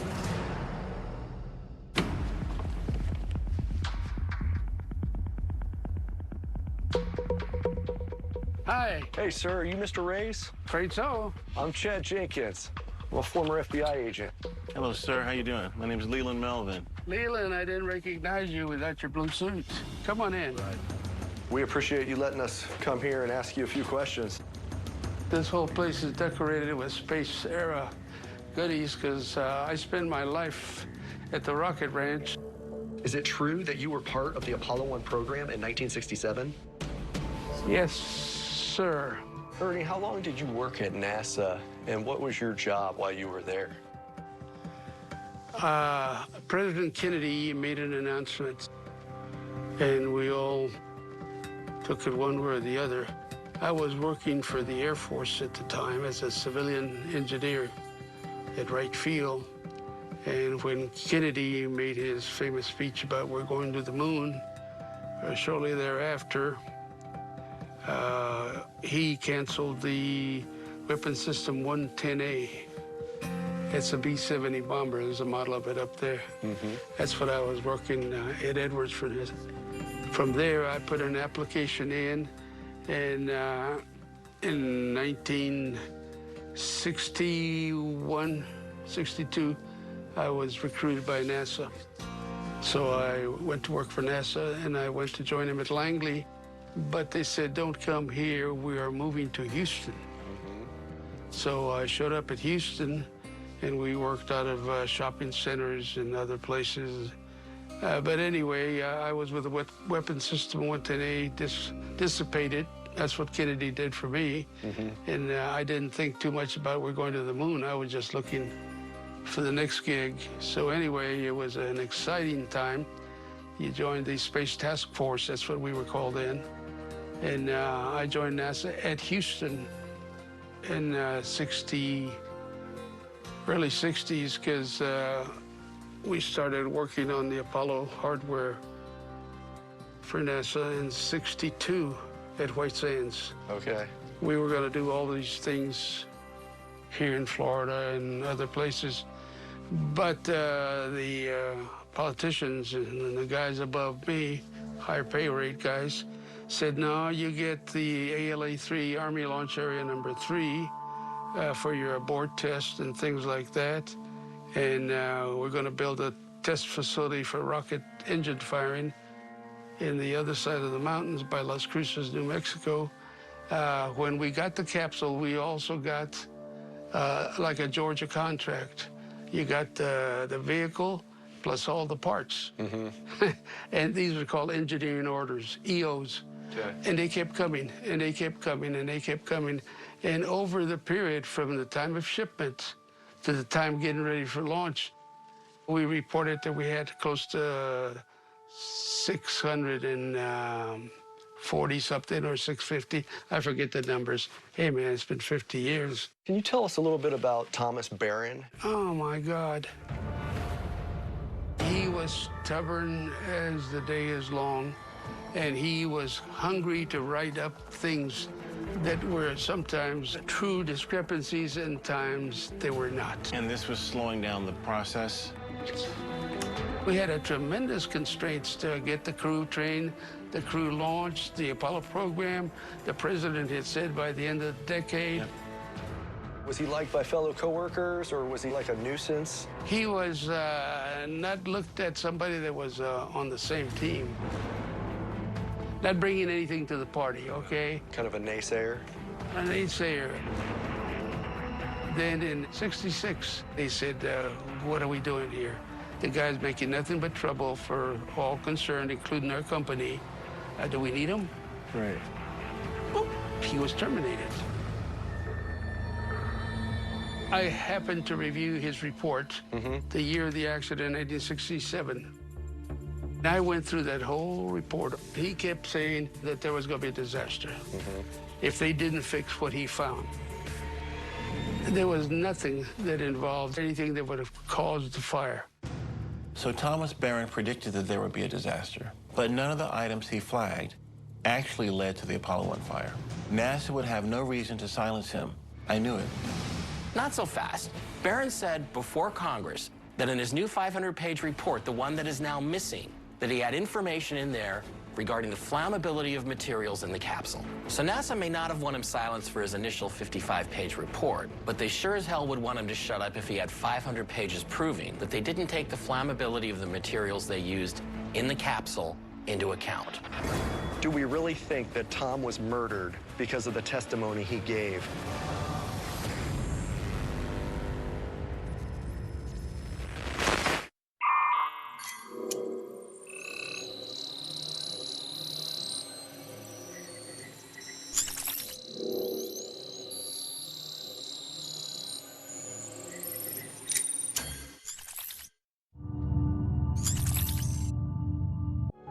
Met Rennie is het dikke mik tussen mijn peper en ik.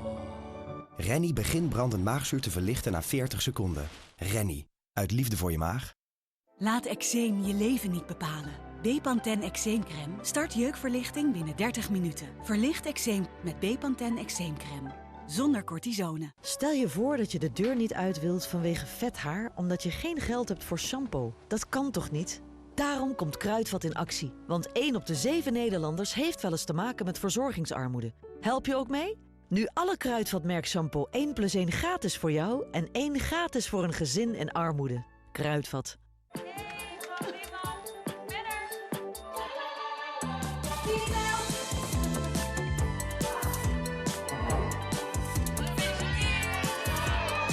Glasvezel van Odido, want soms is je internetverbinding belangrijker dan je dacht.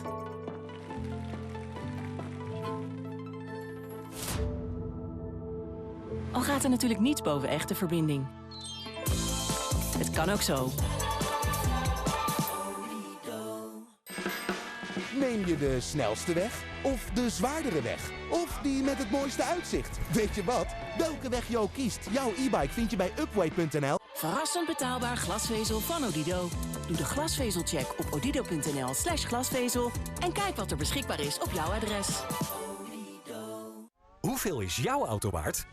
Via wijkopenauto's.nl kun je daar snel en eenvoudig achterkomen. Voer gewoon de gegevens van jouw auto in en je krijgt de verkoopprijs. Niet alleen een geschatte waarde. En na een snelle controle in een filiaal verkoop je ons jouw auto. Vraag nu jouw prijs op bij wijkopenauto's.nl. Last van vaginale jeuk of een branderig gevoel? Dit kan een vaginale schimmel zijn. Canestengino doodt de schimmel met slechts 1 zachte capsule en verlicht zo snel de klachten.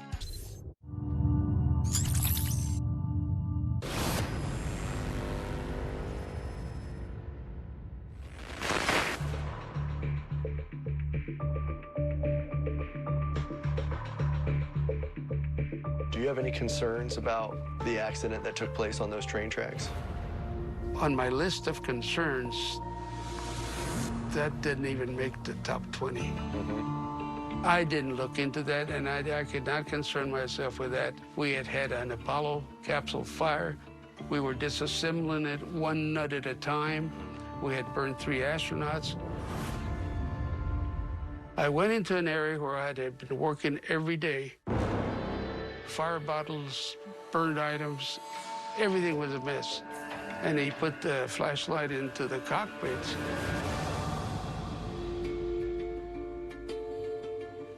They haven't taken the guys out yet. I physically helped pull the bodies out. I made a promise to myself, I'm never going to let this happen again. Watching this man relive this tragedy makes me that much more protective of the space program. We got to the moon, and this man helped us get there. Period. Case closed. Was there doubt about us having the right stuff to get to the moon after that fire where we lost our 3 astronauts? I would say that there was a renewed effort with more emphasis on doing the best you could and double and triple checking your work. And we kept hearing about the Russians doing this and the Russians doing that.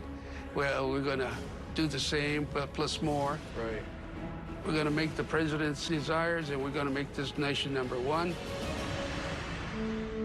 People that said, we never went to the moon. You guys didn't go. You staged it. It ticks me off.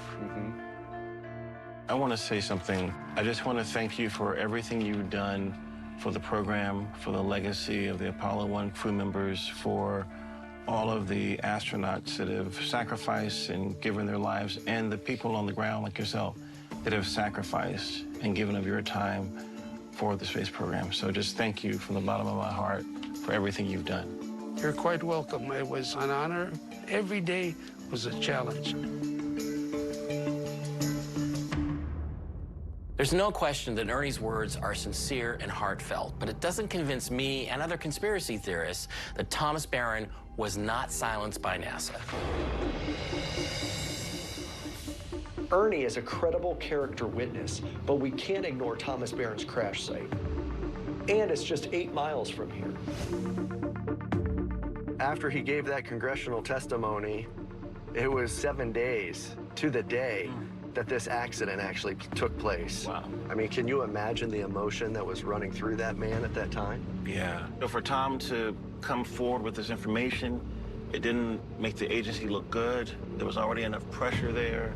But do we really think that Tom was murdered? Conspiracy theorists will tell you that Tom Barron was a whistleblower and that NASA had him murdered to cover up the fact that they were not ready to go to the moon. I believe it was a terrible accident or even possibly suicide. Did he try to stop the car at all? It says here there were no skid marks. According to this, they took pictures. I called Florida Highway Patrol, and they don't have them anymore. They've been destroyed. We need to find this crash site and see with our own 2 eyes what he saw that day as best as possible. Right.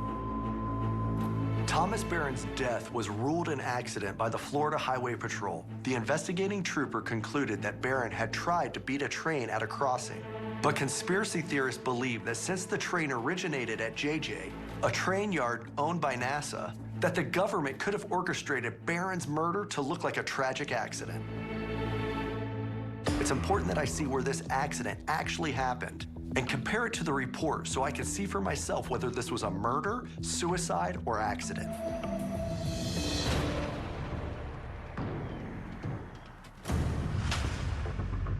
So basically, this bike path was the old train tracks. Looks like it's running right here, parallel to the road. Right. Just up the street, about 7/10 of a mile, is where Tom lived. So he turned 30 miles per hour going around here, right? Yeah, Tom was driving north to south. How fast was the train going? The train was going 40 miles an hour. Well, according to the report, Tom's brake fluid was fine and the conductor honked twice to warn him. This was the end for Tom. Could someone trying to protect NASA have actually staged this crash to make it look like an accident and get rid of Barron? Or was this a desperate act of a man who had just been humiliated on a national stage and lost his job? Look, the U.S. government tried to assassinate Castro. You're telling me that they couldn't orchestrate a hit on a guy like Barron with a train? Things don't make sense here. No. Do we really think that Tom was murdered because of the testimony he gave the week prior? Is it a cover-up or not? Leland and I were at the scene of Thomas Barron's death. Was it a murder, a suicide, or an accident? When you run into a dead end of an investigation, a good way to get back on track is to retrace the steps of the victim. I'm hoping by redriving the route that Barron took when he lost his life would help me see something that I otherwise couldn't see.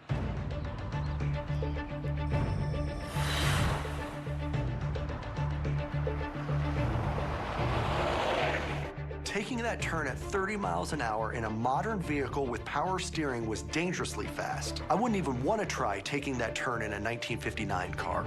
You'd lose control.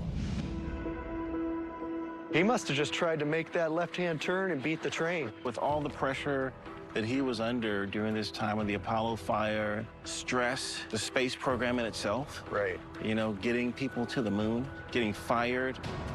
A 1967 police report does point to mental conditions that Tom was facing. I could see a conspiracy if he would have been murdered in gunshot wounds. While Barron's death may seem suspicious at first glance, the logistics of coordinating a train to cross the tracks at the exact same time Barron's car is crossing those tracks is ridiculously complicated. Standing there at the crash site over 50 years later, the conspiracy theory that Barron's death was somehow suspicious just doesn't hold any water. If NASA was going to try to silence him, they would have done it before the congressional hearing and the investigation. Yeah, his testimony was already given. Everything was already out. He had no more information. Right. What's the benefit? What's the upside? There was no benefit.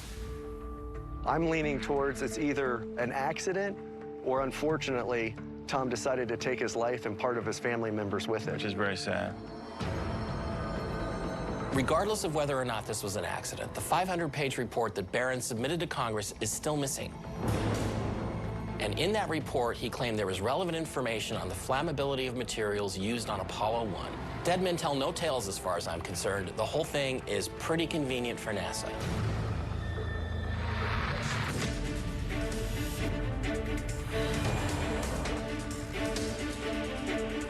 We've discovered some surprising secrets lurking at the edges of the space race to the moon. And we've made it as far as Apollo 1. It would be another 2.5 years before the U.S. was ready to launch to the moon. We have a liftoff. Liftoff on Apollo 11. This investigation is unlike any I've ever done before. Simulating the Apollo 1 capsule door and testing the conditions that led to the fire really helped us confirm that NASA's explanation can rule out a conspiracy. NASA had a long way to go, but they didn't kill 3 astronauts or anyone else to cover up the shortcomings in their program. So, Mike, I gotta tell you, as tragic as it was for Thomas and his family to lose their lives that day, there's just nothing nefarious about it. The facts just don't add up. Yeah, okay, but where is Barron's 500-page report? How come we can't find it? It still makes no sense that someone as anal as Barron is going to commit suicide by train and take his entire family with him. I think NASA was running out of time and covering their tracks. Hey, it's now January of 1967. 3 men are dead. You've only got 3 years left to reach JFK's goal of getting to the moon. And it's not popular to bring this up, but is it possible that they might have considered at this point faking the whole thing. We had 400,000 engineers, scientists, astronauts, mechanics. How could you keep a lid on this? How could you fake this moon landing? Well, maybe they didn't keep a lid on it. Bro, here he goes again.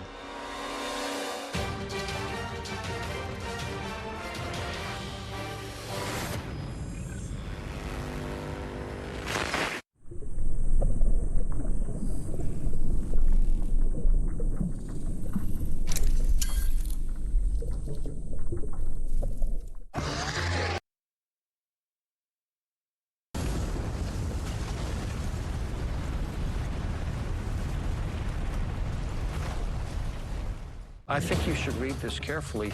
This is the way we can get to the moon. It's pretty remarkable that it even flies. There's a lot of people who don't believe we actually brought any rocks back from the moon. We brought a lot of rocks back from the moon. None of NASA's decisions made any sense. In 1962, NASA scrapped its plan to get to the moon in favor of a 50-year-old idea from an obscure Soviet engineer. The question is why? So we have a mystery we're looking into. You know, it's amazing that we haven't learned more about the best way to get to the moon. Our concern is the integrity of the lunar module and all its systems. And did this risky strategy prove too dangerous to pull off? Armstrong almost got killed trying to fly it.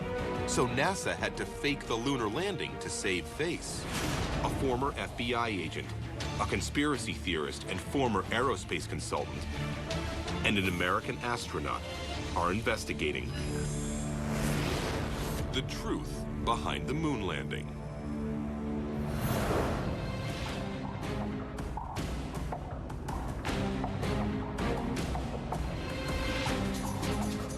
You know, I have a problem with something. Oh, you have lots of problems.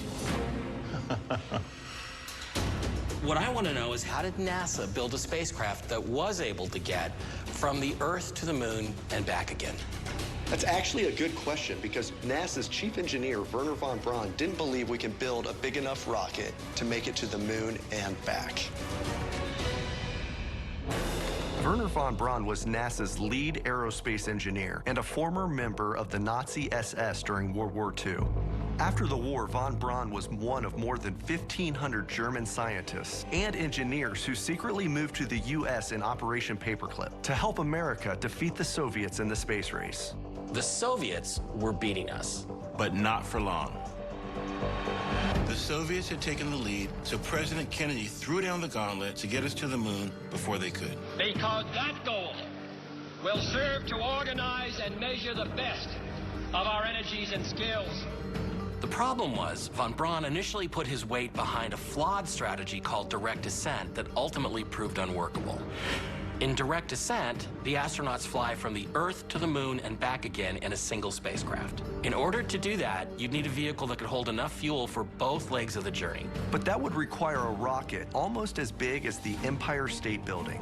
It would be too costly and take too long to develop and build in time to meet JFK's end-of-decade deadline. In short, NASA was stuck. They needed a new plan and they needed it fast, and sometimes when you're under pressure like that, you make bad choices. So NASA went to Plan B, actually Plan C, thanks to a little-known NASA engineer named John Hobalt. Let's take a look at this footage from the Apollo 11 Control Center in Houston, the day we landed on the moon.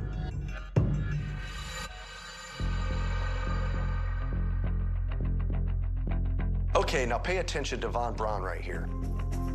John, thank you, thank you. Of all the people involved that day, von Braun is congratulating someone who's been entirely invisible ever since, John Hobalt. Von Braun got all the glory for engineering the moon landing, but he made a point to thank the man who came up with the ultimate plan. It's really amazing because here you have von Braun, who is undeniably the U.S.'s most important rocket developer and a showman himself, actually acknowledging somebody else. This is a major reason why I don't believe we made it to the moon and back. None of NASA's decisions made any sense. How did we go from Superstar von Braun's plan for a giant rocket to some new plan from a NASA nobody? I'd imagine that finding out about Hobalt will be key to testing the conspiracy claim that in 1969 there was no way we made it to the moon and safely returned.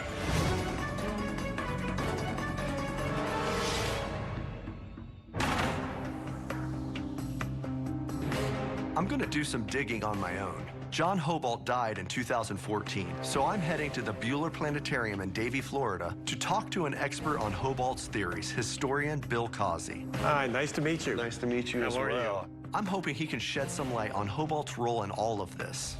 So we have a mystery we're looking into. Who was John Hobalt and what was his plan? You know, it's amazing that we haven't learned more about John Hobalt. As a mid-level manager, a lot of people didn't think John was a serious voice in how to go to the moon. Hobalt wrote a piece about lunar orbit rendezvous, and he sent a copy of it to von Braun. And he said to von Braun in his cover note, I think you should read this carefully. This is the way we can get to the moon. Speaking of that, can you explain the lunar orbit rendezvous? The best way to get to the moon would be to take two vehicles, have one of them land on the moon with two astronauts, have the third astronaut orbit the moon, and then when the two astronauts would lift off from the moon, join the third astronaut, and they would all come home. Lunar orbit rendezvous was actually first proposed by a Soviet engineer and mathematician named Yuri Kondratyuk almost 50 years before the moon landing. He published a book of his ideas about interplanetary flight, including trajectories to take spacecraft to lunar orbit and back to Earth. Even today, the route is known as Kondratyuk's Loop. I find it ironic that a Soviet originated the concept that NASA claims got us to the moon rather than one of von Braun's ideas. The other idea was called Earth Orbit Rendezvous. For Earth Orbit Rendezvous, NASA would launch multiple rockets that would rendezvous and dock in Earth's orbit. There, they would assemble, fuel, and detach a lunar module that would fly directly to the moon and back into Earth's orbit. The reason von Braun seized on Earth Orbit Rendezvous was because it would create a platform that would remain in Earth's orbit for other programs beyond Apollo. Essentially, it would create the world's first space station.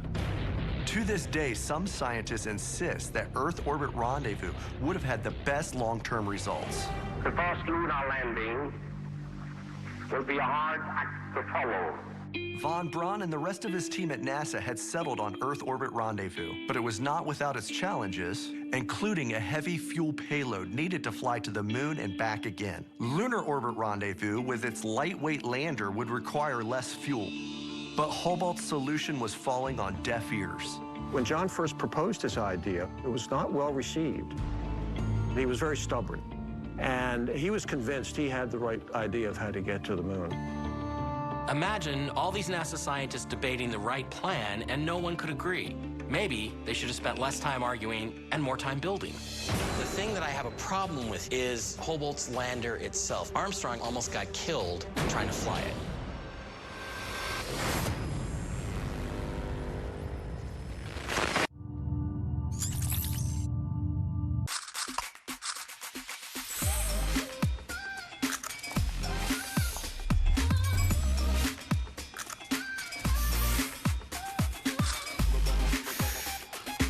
Smint, boost yourself. Download de app.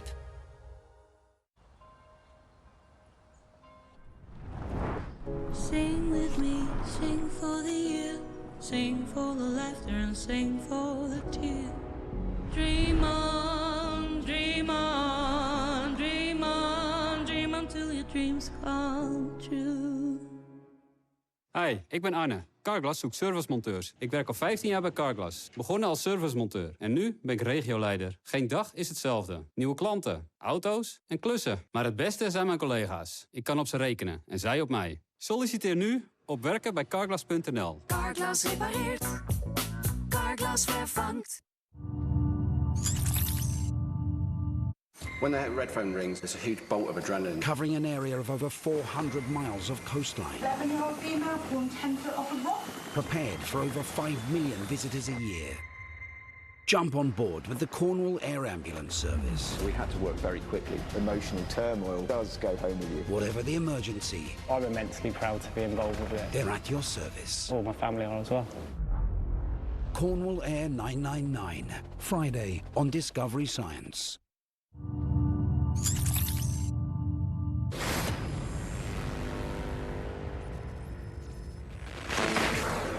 What's amazing is you have Werner von Braun, who's been working on a plan to get to the moon for years, this rocket pioneer. And then you have this outsider, John Hobalt, who figures it out himself. All I gotta say is going up against von Braun could not have been easy. I'm reconnecting with Leland and Mike in Alexandria, Virginia, to give them the full download on the David and Goliath struggle between Hobalt and von Braun. We're on our way to interview an eyewitness who claims to have information on how it really went down. Back in the 1960s, David Chudwin was a reporter who was looking into the space race at Kennedy Space Center. Like von Braun, Chudwin was at Kennedy Space Center the day of the Apollo 11 launch. I was at the liftoff. I watched the liftoff from the VIP site where President Johnson and all the other dignitaries were. This was 3.5 miles from Pad 39, the launch pad. We couldn't get any closer because if the rocket exploded, it would kill everybody. Von Braun was at a press conference that I attended. It was of the heads of all the different NASA centers. And the thing that I remember most from that press conference was they asked him, how big is this? How important is this? And he made a very telling statement. He compared it to when amphibians came out of the ocean and settled onto the land.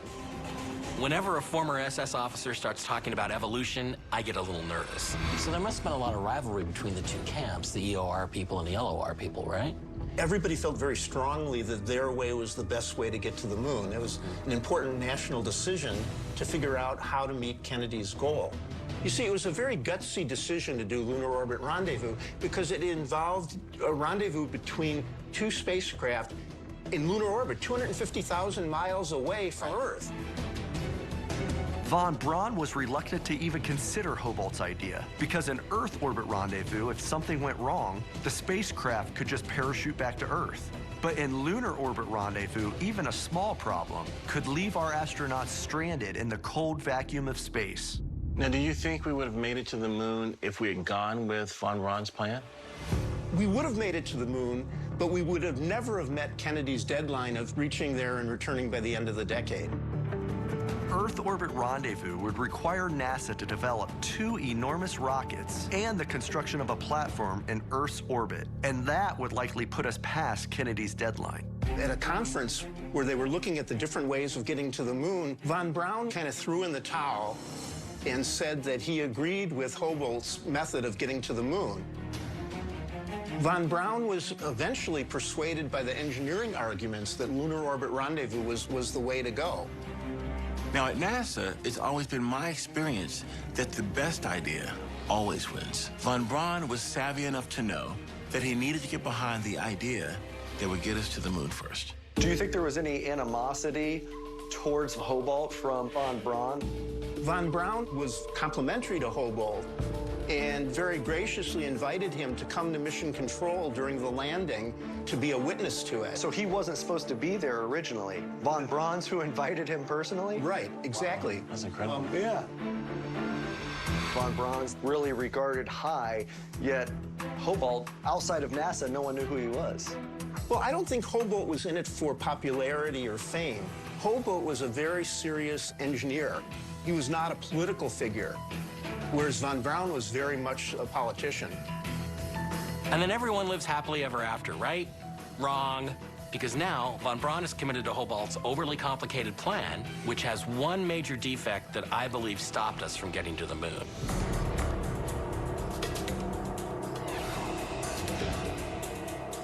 John Hobalt is one of the most interesting mysteries of the moon landing. Hobalt managed to convince NASA to go with Lunar Orbit Rendezvous, but that was the easy part. The real challenge was putting this very complex plan into effect. Sure, NASA commits to Hobalt's plan, so The thing that I have a problem with here is Hobolt's lander itself. This is a big deal to the conspiracy community. This thing is like a giant Rube Goldberg contraption. It's got wires and tubes and fuel tanks, and it was really, really difficult to control. Apollo 11, how many miles out do you have it now? About 50,000. So instead of flying one rocket to the moon and back, NASA commits to an overly complicated plan involving multiple spacecraft. Here you go, Houston, we're all go. Including a totally new one called the Lunar Excursion Module, or the Lunar Lander. You're a go for landing, over. Piloting that vehicle is virtually impossible. 4 forward, drift into the right level. I mean, it's hard enough to take off or land a plane or a helicopter on Earth because of things like wind shear and gravitational pull.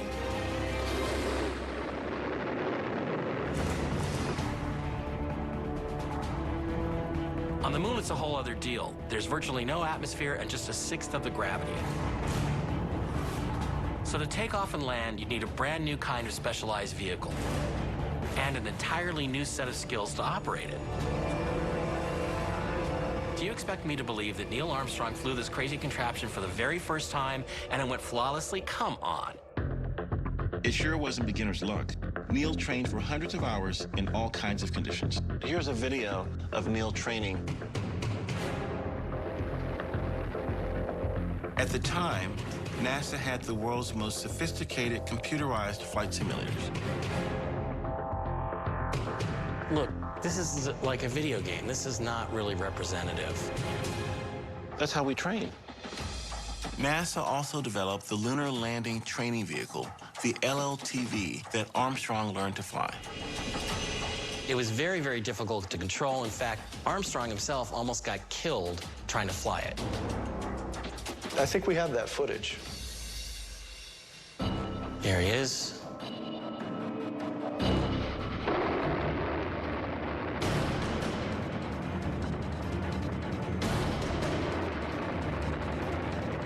Uh-oh. Okay, there's Neil ejecting. Wow. Oh. A close call. Yeah, he got out. Yeah, I mean, the controls were so sensitive that he just over-controlled, and that's NASA's best pilot. So I'm going to call BS on Hobolt's great plan. So your conspiracy theory and your BS is if he couldn't control that vehicle, that we couldn't control it descending to the moon? Yeah, I mean, the lunar lander itself, the LEM, was actually harder to control than that training vehicle. I gotta call BS on Mike calling BS. I don't need someone who's never been to space telling me how hard it is to fly in space. To prove Mike wrong, Chad and I are heading to Edwards Air Force Base in Southern California. I've got a lead on an eyewitness who created the vehicle that Armstrong had to eject from so we can find out what really happened. You know, if there's a way to figure out the real story of the lunar module, then this is the place, Edwards Air Force Base. There are conspiracy theorists that say that Neil Armstrong crashed the lunar lander and therefore couldn't have landed on the moon. Whoa, Chad, look at that.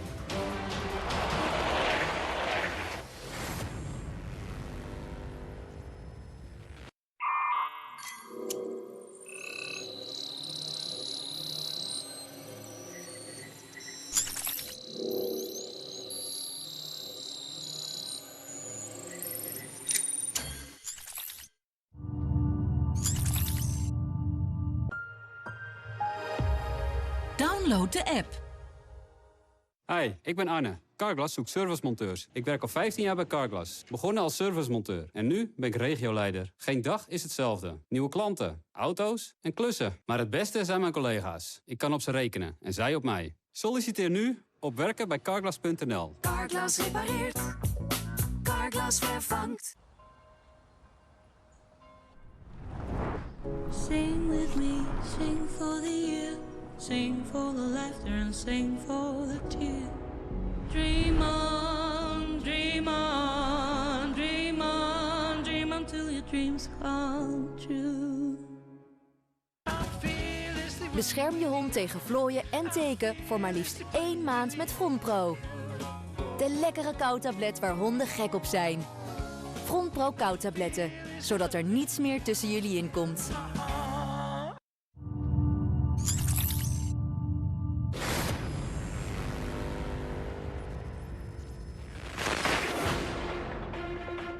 This is the place, Edwards Air Force Base. Edwards Air Force Base has been a primary testing and training base for the Air Force and the space program since 1933. This is where the legendary Chuck Yeager famously broke the sound barrier aboard the Bell X-1 back in 1947. It was where the first test pilots were proving that they had the right stuff. This is where Armstrong trained to get ready for the moon. And now, thanks to a former colleague of Leland's, we have security clearance and a promise of cooperation with our investigation. Hey, Kevin. Leland, hey, how you doing? good to see you Long again. time. Absolutely. It's my buddy Chad Jenkins. Chad, how are you, sir? Nice to meet you. Come on in. Have a seat, guys. Kevin Rohr is a good buddy of mine from my NASA days. He's now the Chief of Strategic Communications at the Neil Armstrong Flight Research Center based at Edwards. He promised to help us find what we're looking for. One of the things that we're trying to figure out is, did the lunar lander work? And the next thing is, there are conspiracy theorists that say that Neil Armstrong crashed the lunar lander. So if he couldn't handle that, how could he land on the moon? Well, it's true he did eject and crash one, but I've got one thing that I think you'd really be impressed with. What's that?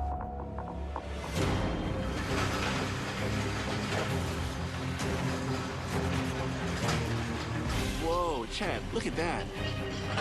This is one of the lunar landing training vehicles, which were prototypes of the lunar excursion module that Neil Armstrong landed on the moon. They were the unsung heroes of the Apollo program. You can go sit up in there? Yeah, I want to get in there and to go for a ride. Yeah. You couldn't pay me to ride in that thing. Its controls were ridiculously sensitive, and it almost killed our best pilot. Armstrong may have survived the crash, but there was clear evidence that Hobart's big plan wasn't going to fly. Hey, Tony, can we get this thing operational, you think? Give us a little time.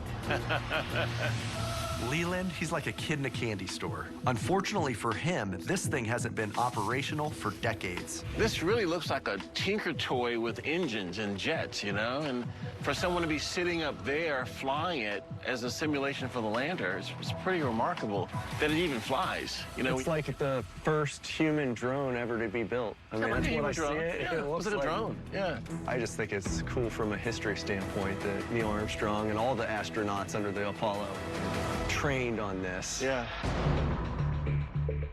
Hello, Gene. I'm Leland Melvin. This is my friend Chad. Hi, how are you? Kevin arranged for us to meet with former Chief Engineer Gene Matranga.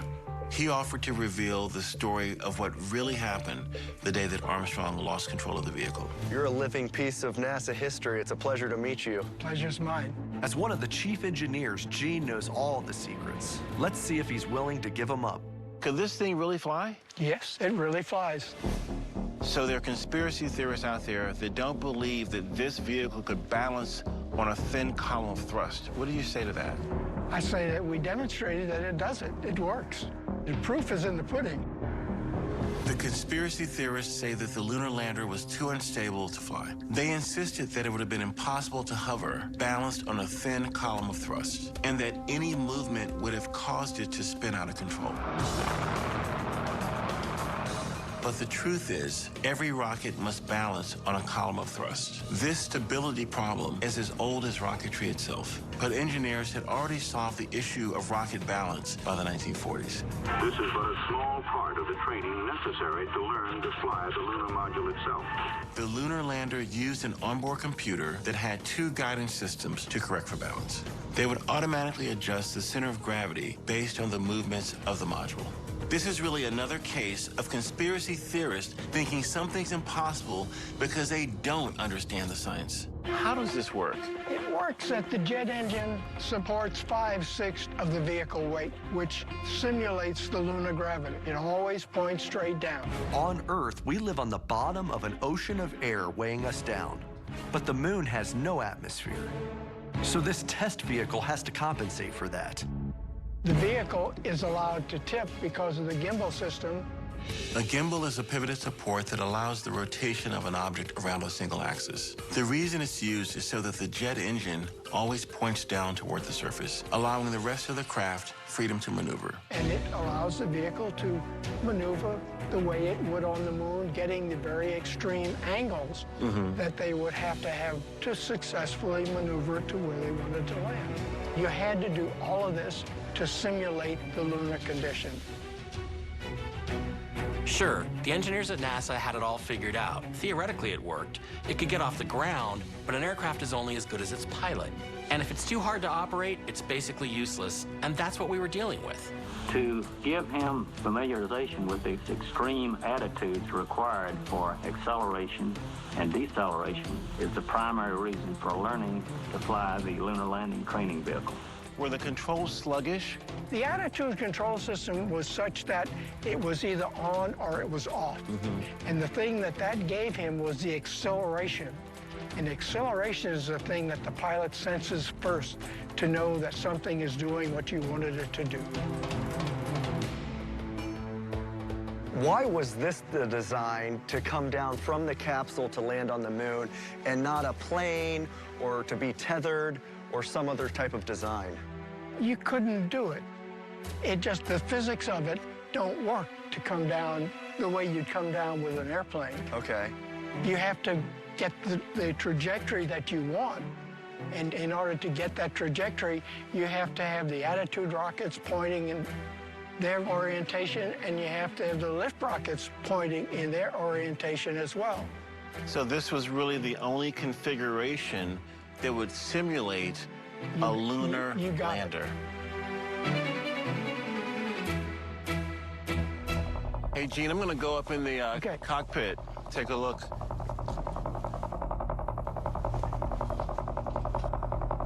Leland is lucky that thing hasn't been operational in years, or we might have to find ourselves another astronaut. So your two hand controllers, so you've got 3 degrees over here and then 1 degree over here going up and down. Yes. Okay, so 4 degrees to fly this. What's remarkable is how primitive this is compared to the advanced equipment I was used to working with on the space shuttle. Maneuvering the wrong way just by 1 degree could lead to disaster. You know, this gives me an even deeper appreciation for what Neil Armstrong had to deal with. So you got your comm system here in the back. I see a lunar sim switch, so what does that do? That puts you into the lunar simulation mode where the engine is gimbaling and the vehicle is performing the trajectory you want to perform. The lunar sim switch is the key to getting the correct feel you would need to land on the moon. It simulates what it feels like if gravity is only 1/6 of the Earth's. I think I understand the controls, and I wish you could get this thing going again and give it another shot. So what was the timeline once President Kennedy announced we were going to go to the moon when you all started developing this training module? We came up with the idea in 1961. We came up with a conceptual design, and it was crude, but it gave the idea of what we wanted to do. The vehicles ultimately got delivered to us in '66. Okay. We made our first flight in '67. Wow, that wasn't a lot of time to practice. How close was this? How close did this replicate the lunar module once they got to the moon? It replicated it exactly. Did it really? Yes, it did. Sure, it replicates the lunar lander, but if you can't fly the thing in Southern California, you sure as hell can't fly it on the moon. I watched the video of the actual crash, and it looked like he was pitching up and rolling before he ejected out of the vehicle. Yes. Now, what caused the crash?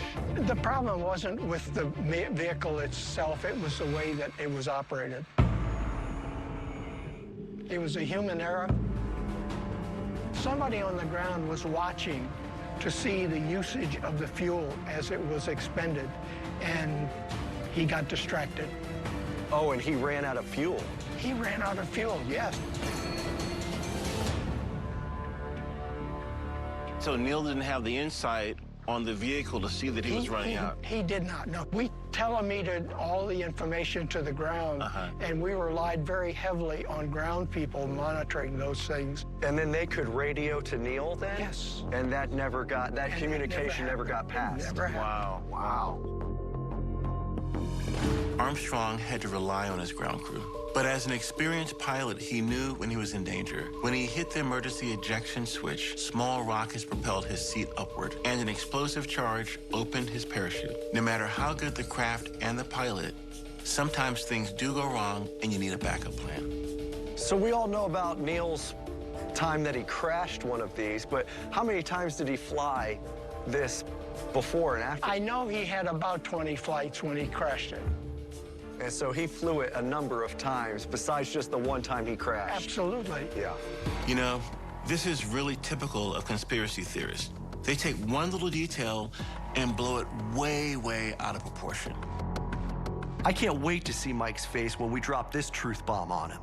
So, Gene, how did Neil Armstrong's training with this help him land on the moon? It gave him the confidence, the feel, psychologically.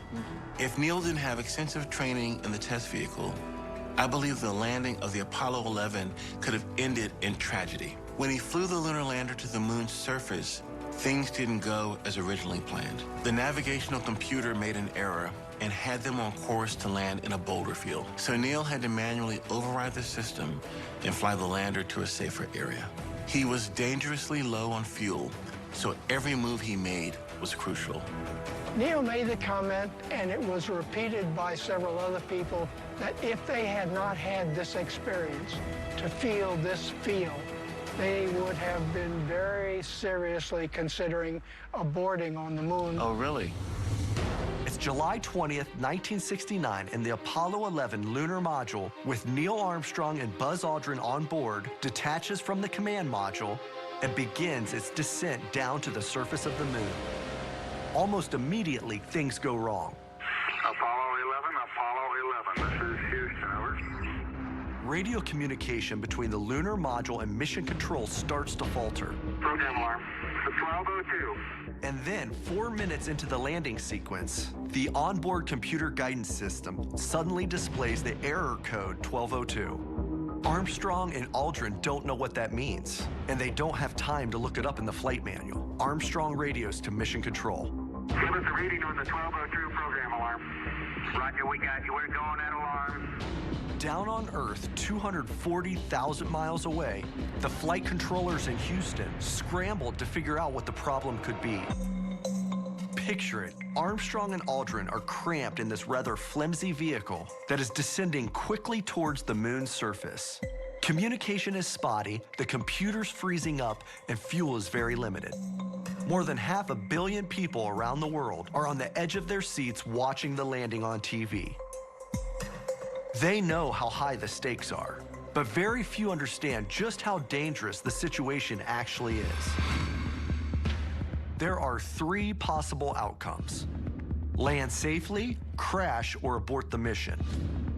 Mission Control decides that to abort during the middle of the landing sequence without a functional computer is almost as risky as trying to land, so they proceed. And Armstrong takes manual control of the landing. 700 feet, 21 down, 33 degrees.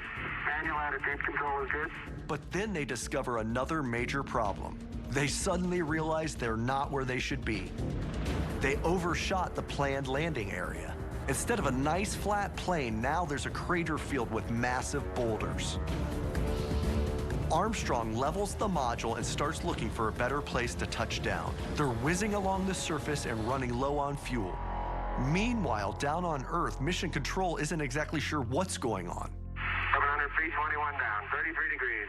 Armstrong and Aldrin are fast approaching the 1-minute mark, 60 seconds before a mandatory abort. 60 seconds. But there's a major problem. They're in very low orbit. Forward. Forward. Altitude, velocity, light. Luckily, Armstrong sees a viable target ahead. 30 seconds. 30 seconds, fuel almost gone. Only 10 feet above the surface. the descent engine blowing up so much dust that visibility is almost impossible. 3 feet down, 2.5. Picking up some dust. Contact light. Okay, engine stop. Power control both auto. Descent engine command override off. And then suddenly, touchdown. Listen, Tranquility Base here. The Eagle has landed. Mission Control, which has fallen silent, explodes with relief and celebration.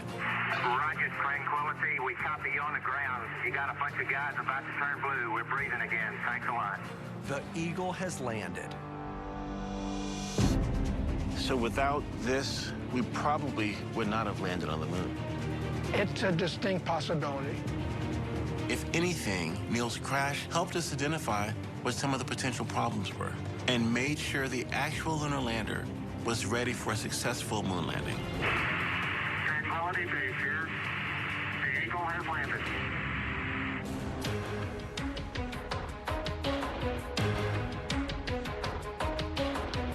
A lot of people base their suspicions of the lunar lander, really the entire moon landing, on the fact that during training, Armstrong barely injected in time before the LLTV crashed. But it turns out he flew dozens of times without incident. And while we were at Edwards, we obtained some old NASA training films, and look what we discovered. It's performing just like it's supposed to, and it's balancing on a coordinated system of rocket engines. This footage, and there's plenty of it, is proof positive that the Lunar Exploration Module was a viable way to land on the moon. Yeah, Mike, I think the evidence is pretty convincing. I mean, upon dozens of tests, without a failure.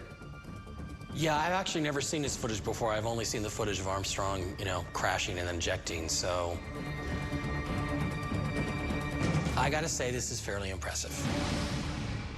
And this training is really crucial. It gave Armstrong the confidence as he was descending onto the lunar surface. He, went into manual control. He overrode the auto flight control system to land the Eagle. Look, this video footage is all well and good, but it still leaves me with one overriding question. Where is the evidence? If we went from the Earth to the moon, where is the evidence? Where is that? Training videos and official testimony are fine, but if these guys want to convince me the moon landing actually happened, I need to see something tangible, some physical evidence. There's a whole lot of questions about the lunar rocks. People who don't believe we actually brought any rocks back from the moon. We brought a lot of rocks back from the moon.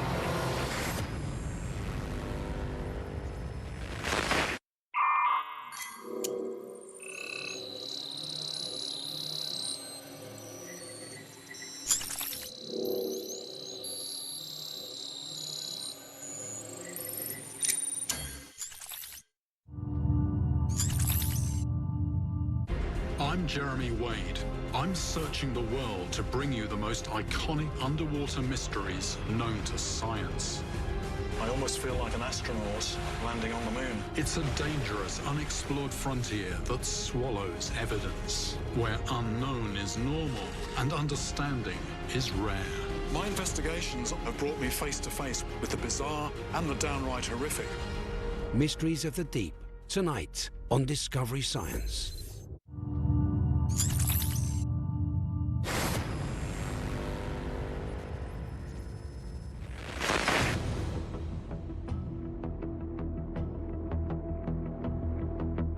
Hey, Josh, how you doing? Leland. Good to see you. Mike, thank you for coming today.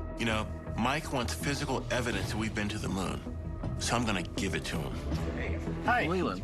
I'm Brett Bennington. Brett. Hi, Brett, I'm Mike. I'm taking him to the Cradle of Aviation Museum in Garden City, New York, to check out moon rocks brought back from the lunar surface, and to talk to curator Josh Stoff and geologist Brett Bennington. NASA claims it brought back rocks from the moon, but their true origin and authenticity are up for debate. There's a lot of people who don't believe we actually brought any rocks back from the moon. We brought a lot of rocks back from the moon, a lot of samples, and they're really interesting and unique. The Apollo missions collected 2,200 samples from the lunar surface. Josh, there were, 6 missions that brought moon rocks back? How many pounds? About 840 pounds, I believe, in total were brought back on 6 missions. There's a whole lot of questions about the lunar rocks and soils and the samples that were brought back. How do we know that the moon rocks that were brought back were actually from the moon and not just Earth rocks? Here we go. Mike's conspiracy theory is flaring up again. What he needs is a healthy dose of science. You know, every rock has a story to tell. I mean, the reason why geologists study rocks is because locked up inside the rock is the information about the origin of the rock, about the history of the rock, what the rock has experienced since it formed. And putting together that information from rocks in different parts of the moon, we could put together the history of the moon itself. It is important to understand that NASA's mission was more than just planting a flag. One of the main objectives was to study the geology of the moon, and collecting samples on the surface was a big priority. The Apollo astronauts trained for their missions by collecting rock and soil samples in Mexico, Alaska, and other locations throughout the American West. Neil Armstrong received geologic training on Iceland, where the country's basaltic rock was similar to the rocks found on the lunar surface. What is the difference between a moon rock and an Earth rocket? So it turns out that moon rocks are similar to Earth rocks in some ways, but quite different in other ways. The Earth is a very wet planet. There's water on the surface, there's water in the interior. The moon is a very dry world. Now, water is a highly reactive chemical substance. When you look at moon rocks, especially when you look at them microscopically, you don't see the evidence of chemical activity caused by water that is ubiquitous in Earth rock. In other words, just from the fact that you can tell that they were never actually exposed to water, that indicates they're from some other place. The geologists who first looked at the moon rocks had trouble recognizing what they were looking at. For example, basalt, very common type of rock on the moon, very common type of rock on the Earth. Terrestrial basalts show evidence of having reacted with water, and geologists sort of use that to help them recognize that they're looking at a basalt. I know a handful of facts about rocks, and one is that basalt is created by volcanic eruptions. And the last time I checked, there were craters on the moon, not volcanoes. Basaltic rock was volcanic, is that correct? Yeah. Generally, so, I mean, how did those form on the moon? I mean, there aren't any active volcanoes on the moon. It doesn't look like there ever were. Was it from the crater impacts, the meteor impacts? There were plenty of volcanoes on the moon in the distant past. When you look up at the moon in the sky, the dark areas, the seas, the maria, those are enormous lava flows. The dark areas on the face of the moon are actually dried lava. They are left over from ancient volcanic eruptions. Volcanic mountains rarely formed because lunar lava bubbled up and spread quickly, flooding large areas. These dark areas are called maria, which is Latin for seas. So you can look at the moon rocks and tell that they've never been exposed to water and that they're billions of years old, so they couldn't possibly have come from the Earth. Exactly, that is the conclusion. And there is tiny amounts of water that can be found in moon rocks, but to find that water, you need very, very intensive analytical techniques. You look at any Earth rock, and you can see that that rock, throughout its existence, from when it formed to the present, has been interacting with water. This is like taking an intensive geology class, which I completely respect. But there are other ways that material from the moon can get to the Earth, and it could be used as false evidence of a moon landing. In the conspiracy community, there are people who say that the samples that you're looking at are actually lunar meteorites that have been blasted off the surface of the moon and landed here on Earth, and that's what you're actually looking at, not rocks that were brought back on the Apollo missions. Would they look different under a microscope than a genuine lunar rock sample brought back by the astronauts? Well, they would look different because, for one thing, going through the Earth's atmosphere, they develop what's called a fusion crust from the heat of entering the Earth's atmosphere. Fusion crust is a thin coating of glass that covers the outside of a meteorite. When a meteorite falls through the atmosphere at very high speeds, friction with the air raises its surface temperature to over 3,000 degrees Fahrenheit. The fusion crust forms as the rock begins to cool. Also, once they're on the surface of the Earth, they get wet.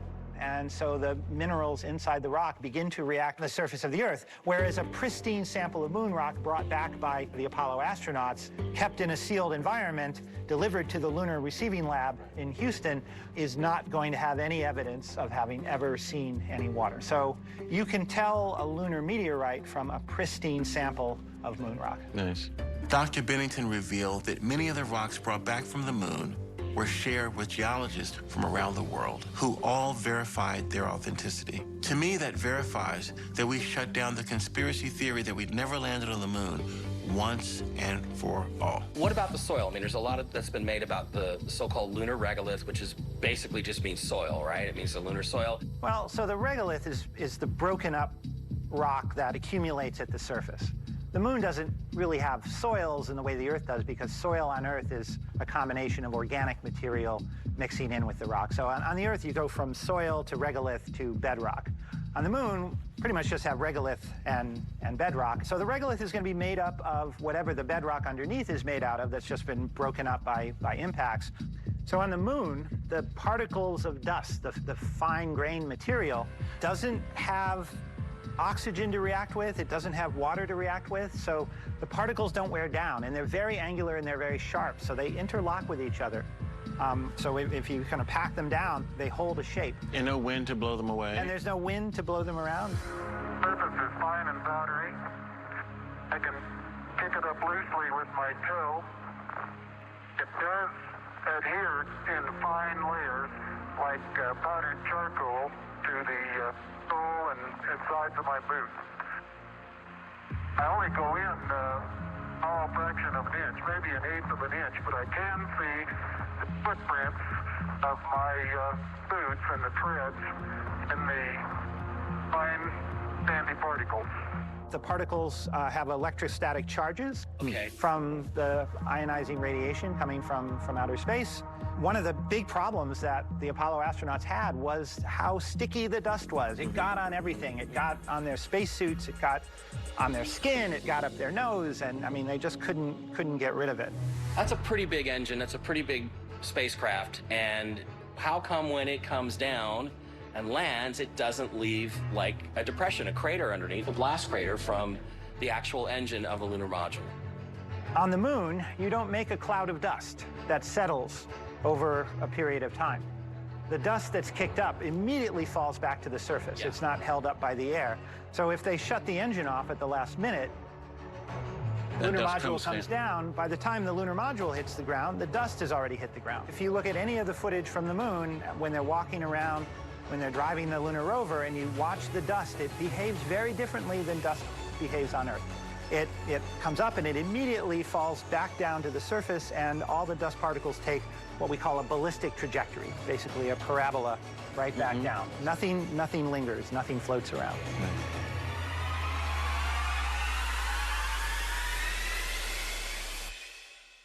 I think we've closed the case, Mike. Well, I mean, I have to agree. It seems like the evidence really supports the fact that these rocks are from the moon. The question is, how did they get here? I don't know, but I do think that we are pretty consistent with. I'm in agreement that I think we're looking at probable. Okay. Probable. We don't want to have to go, go there. Real moon rocks.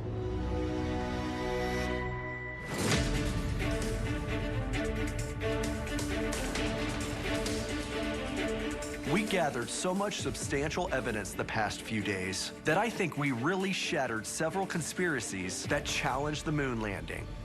So guys, we've debunked the theory that the lunar lander couldn't be trusted. And we had a geologist confirm beyond a shadow of a doubt that NASA's moon rocks are authentic. Both important revelations, don't you guys agree? I vote yes. Yeah, I guess I got to. A little louder? Little louder? Okay, fine, I agree. What's up with that? You know, I'm down for some healthy skepticism. And I like Mike. But I gotta say, watching the geologist sack him every time he says some conspiracy garbage, well, it just brought a big smile on my face that still won't go away. But there is one other thing that we haven't discussed. I spoke too soon, bro. And this is a really big deal. The moon rocks were impressive, but a bigger issue still exists. Why can't we see all the materials that were supposedly left behind on the moon by the astronauts? Why haven't we seen the landing sites, the footprints, the left behind equipment, the descent stage of the lunar module? Where is that? Man, he's always wanting more, isn't he? Right. Our investigation continues.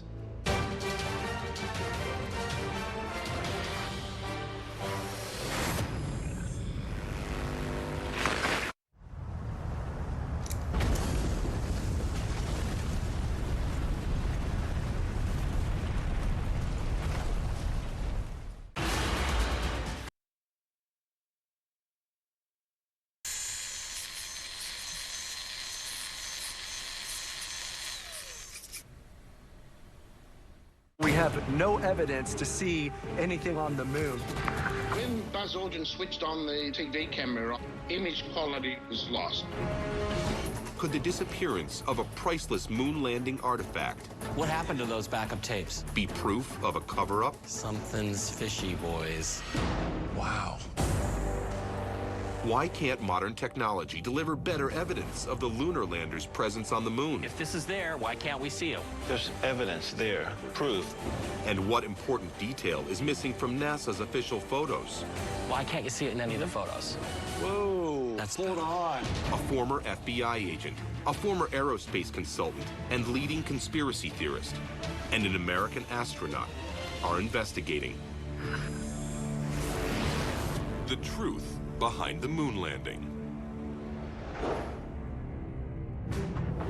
We're in the middle of another mystery. This time, the conspiracy claimed that there's no physical evidence of a moon landing. And if there isn't any, then there's the case to be made that we never went. To disprove the conspiracy theorists, we need to closely examine the physical evidence, the videos and photos, to determine if the moon landing really happened. Yeah, like you say, you know, let's always go where the facts take us, right? I mean, no evidence of a moon landing, maybe no moon landing. I think it all starts with the first visual evidence that we've had, the actual moon landing footage. I mean, you got to remember that back in July of 1969, we did not actually see a live feed from NASA. What we actually got was a copy. The news networks actually shot what they showed to us in their own newsrooms off of a feed from NASA, and it raises the question, can we really trust it? Conspiracy theorists have long had a problem with the July 20th broadcast. It could have been faked. Well, why don't we go look at the original tapes then? Okay, great. Where are those? The National Archives will have them. You know, that's a national treasure. That video is one of the most important of all time. FDR founded the National Archives and Records Administration in 1934 to document and preserve America's historical records. As our country continues to grow, the archives have expanded into more than 40 facilities nationwide. They house everything from the original signed Declaration of Independence and the Constitution to the most important film, photography, and electronic media in our nation's history. That's where the moon landing footage will be. And the mere fact that it's there proves how important that footage is. We need someone familiar with the source material we want to see, so we reached out to Joe Harris. Joe has been doing research at the National Archives and the Library of Congress for more than 2 decades. Most of the last 10 years sharply focused on NASA-related information, Apollo 11 in particular. I've been working on a lot of NASA-related documentaries, specifically the Apollo 11, getting prepared for the 50th anniversary. We're hoping Joe can tell us what he's seen on the moon landing tapes and provide us copies we can get our own eyes on. So how much material did you find? Like, what was transferred from NASA to the National Archives? Right. Well, for their whole program, you're talking thousands and thousands and thousands of reels. From the start of the space program, NASA was documenting everything. Booster, go, retro. They filmed tests, scientific experiments, the construction of equipment, and even astronaut training programs. To fly spacecraft, pilots are needed. And you've gone through all of that? Well, no.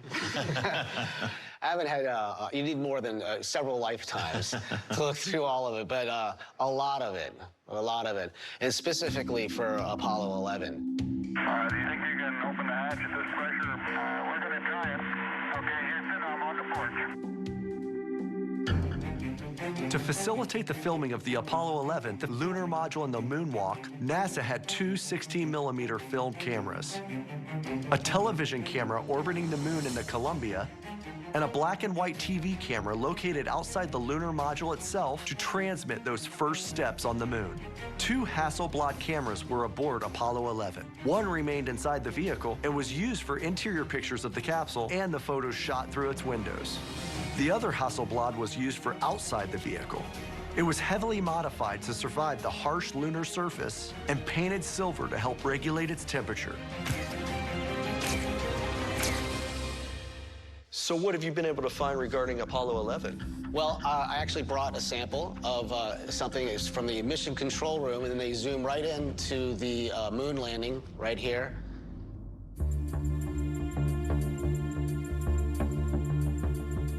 Joe, that's grainy. It is, but it is a real special moment, and it's all we got. It's awful. Is that a foot, Chad? It is a foot. It's also the moon. Roger okay? that. You say so, Joe. Footage of the moon landing obviously exists, but it's grainy and looks secondhand. The images are indecipherable. Our investigation will require the original broadcast footage. Wow. That's all you've got. So what about the original Apollo 11 material, the stuff that backed up the broadcast? You mean the magnetic tapes? Yeah. I've been through that place with a fine-tooth comb, and I have not found these tapes that you are looking for. They don't exist at the archives. This is ground zero for a lot of conspiracy theories. When documents, artifacts, or witnesses go missing, people always want to know what's being covered up. Something's fishy, boys. What do you mean something's fishy? Mike here is our in-house conspiracy theorist. I feel like you have to have a certain look, too. Like He does. Could the Apollo 11 tapes have just disappeared? If they're not in the National Archives, they have to be somewhere. Well, where do you suggest we go next to try to find these tapes? Apparently, there's been a team searching for the tapes since the early 2000s. I would check with them. All right, well, it sounds like that's where we need to take this investigation next. Let's do this. Joe directed us to John Sarkissian, an operations scientist from the CSIRO Parkes Radio Observatory in Australia. CSIRO is Australia's federal agency responsible for scientific research, and the Parkes Observatory was one of the tracking stations around the globe that NASA had arranged to receive video transmissions from the moon. At the moment Neil Armstrong opened the hatch of the lunar module and stepped out onto the moon's surface, Parkes was the tracking station with the direct line on the Apollo signal. Let me go ahead and raise him on a video. Hey, John, it's Chad Jenkins from the U.S. How are you? Yeah, I'm doing well. Hey, I'm here with Leland Melvin and Mike Barra. Hi, John. Could you tell us about your background and the work that you did with the space program?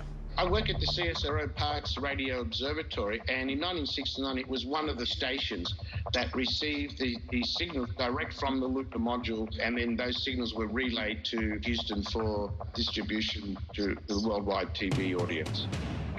Said that 500 million people gathered at TV sets around the world to wait for the first Earthling to set foot on the moon.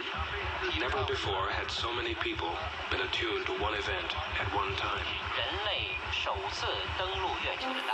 So we understand you might be able to explain to us how the original Apollo 11 broadcast was received and stored. When Buzz Aldrin switched on the TV camera on the side of the lunar module, the signal was received by 3 tracking stations around the globe. It was what we call slow scan, which is basically just a black and white TV, only 10 frames a second and 320 lines per frame.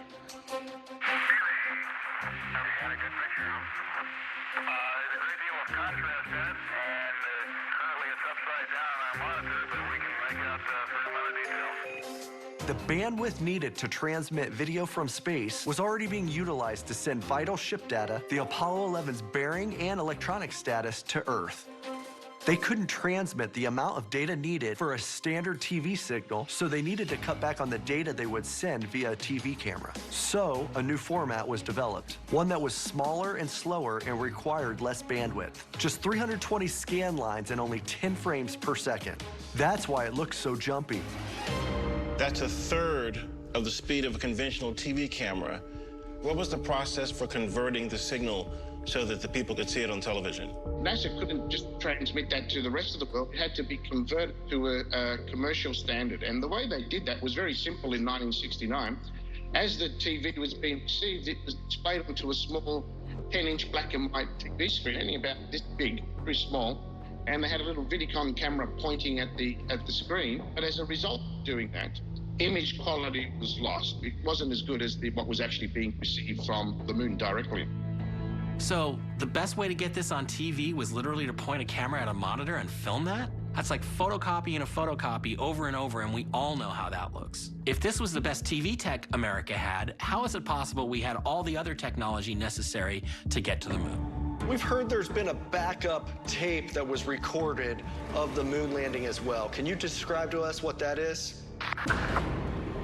The missing moon landing tapes. What happened to those backup tapes? Wow.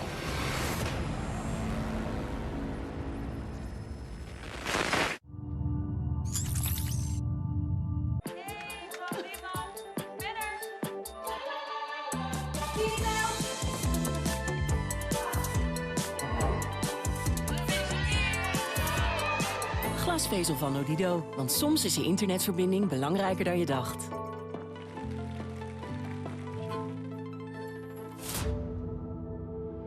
Al gaat er natuurlijk niets boven echte verbinding. Het kan ook zo.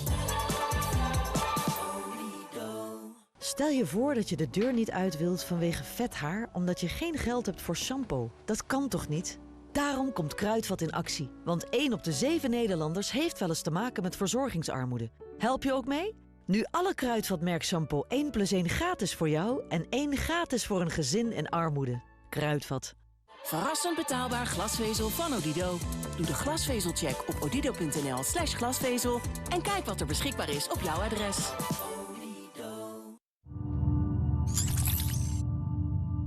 The conspiracy theorists believe that this is shot on a set somewhere. 3 experts. We would love to prove these facts. Their mission. Whoa.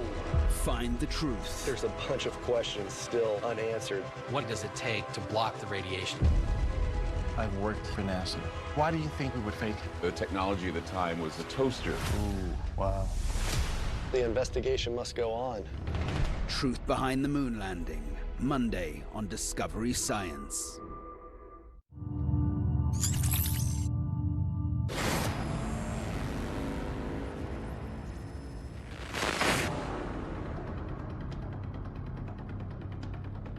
We've heard there's been a backup tape that was recorded of the moon landing as well. Can you describe to us what that is? When these signals were being received, and all the signals were being received from the moon, they were recorded directly onto magnetic data tapes. And that would have included the TV signal, along with the telemetry of the spacecraft and systems and the biomedical information from the astronauts and so on. What happened to those backup tapes? Now, at the conclusion of the mission, all those tapes were packaged and returned to the Goddard Space Flight Center, that was the center that was managing all the data recording and the signal reception. Throughout the entire Apollo era, there was something like 250,000 tapes put into the archives for safekeeping. It's cray. As far as we know, that's where they went, and including the Apollo 11 tape. What led you to start hunting down these tapes? We went looking for those tapes in the hope that if we found the tapes, we could play them back almost 30 years later. With modern image processing techniques, we could release it to the public for the first time. These aren't just historical treasures. They're also vital artifacts that could quiet conspiracy theorists like Mike. We discovered evidence that in the late 1970s, because of the NASA budget cut, NASA was short of magnetic data tapes for some of their upcoming missions. So somebody remembered that had 250,000 tapes from the Apollo era in the National Archives.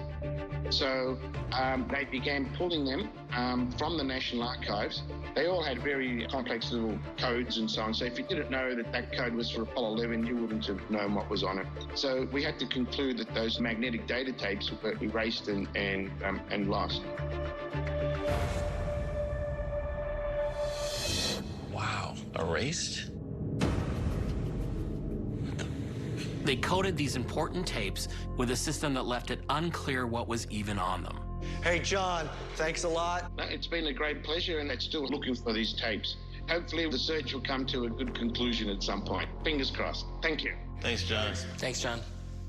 It was kind of strange, though, that he said that, there's intricate code on these tapes.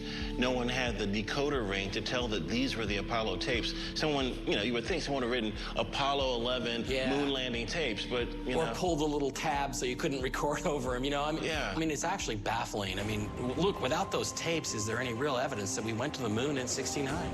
Well, we do have photographs. The problem to Mike and the conspiracy theorists is the moon landing pictures we do have look fake. They want to know, for starters, where are the stars?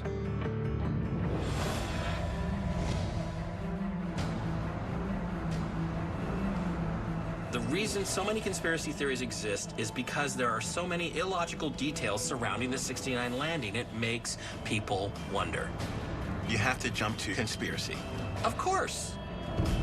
What Mike knows about conspiracy theories is more than made up for by his lack of knowledge about the basics of photography. So I've taken him to Pound Ridge, New York to meet with an expert.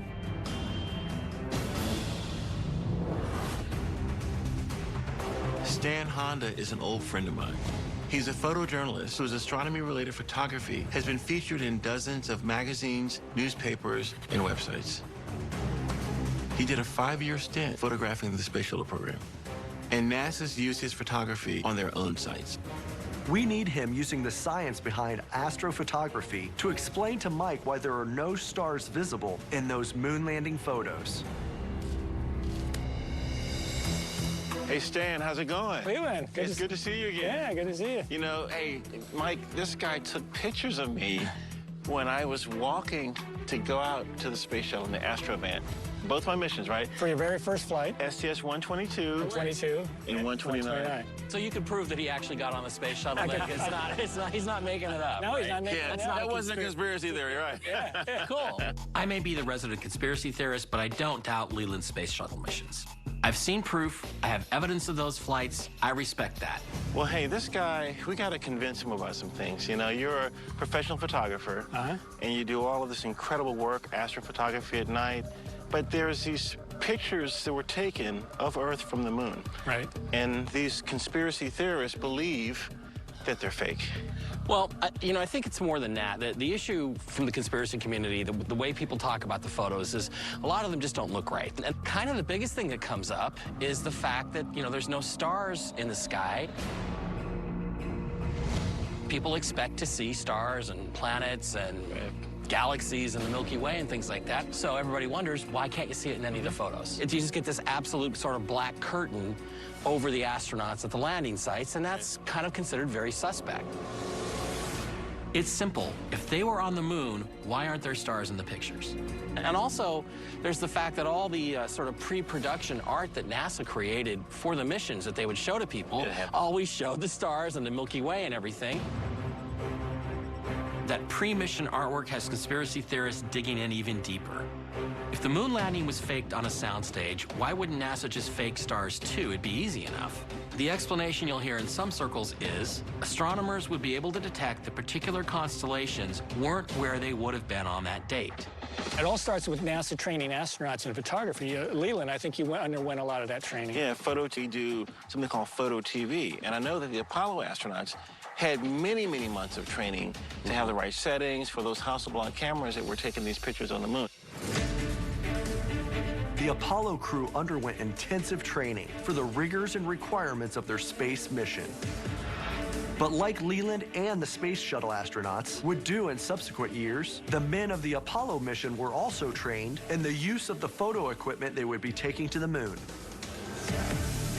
NASA had these astronauts spend years learning and using the particular cameras they'd have on their mission. They were required to run practice exercises in places where they could train with the equipment, in full gear on geologic terrain that replicated the lunar surface.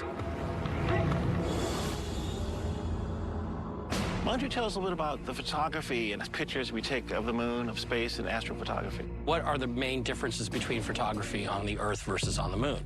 Probably not a whole lot. It's bright and sunny on the moon. When they were doing their moonwalks, I think they planned it so that the moon would be on the lit side, because once that side of the moon is in darkness, it's in darkness for 14 days. That's the lunar night, so that's a long time. They had bright sunlight. If you looked at all the pictures, there were shadows from both the astronauts, the lunar module. It's the darkness and the light that really affect the exposure of the film the astronauts were using. NASA's objective was to shoot the moon, so Stan is using the same settings that the astronauts used. So 3 things really control the exposure, what the picture really looks like. That's aperture, which is the f-stop in the lens. It's how big the hole is, right? Right, how big or small. The shutter speed, which is how fast the shutter goes. If it goes quick, or if it goes slow, or you could leave it open open for several seconds sometimes. For a scene like this, the sun is shining. We have a nice meadow here, trees, blue sky, and some nice clouds. You didn't pick the better day, right? No, this is great. This is a great day. So the camera meter tells me I could use a shutter speed of 1/500th of a second at f10, which is roughly a daytime exposure at that ISO. So I'll take a couple pictures of our scene here. And so we'll remember that setting because this is under bright sunlight. On daytime on the moon is probably even brighter. In a location with a lot of light, like the highly reflective lunar surface, you'd use a fast shutter speed and a small aperture. Apollo astronauts had the camera set to shoot the brighter thing, the moon, at the cost of capturing the darkness and stars that surround it. I'll keep my camera at this setting, the 1/500th at f10, and then we'll come back after the sun sets when we can see some stars in the sky, and we'll take some pictures of the exact same scene, and we'll see if we can see some stars with this setting. Okay. Let's do it. Stan's demonstration of daytime photography and light reflection is helpful, but to do a full examination, we're gonna have to try this at night. I want to see him prove to me that astronauts couldn't capture stars in their photos.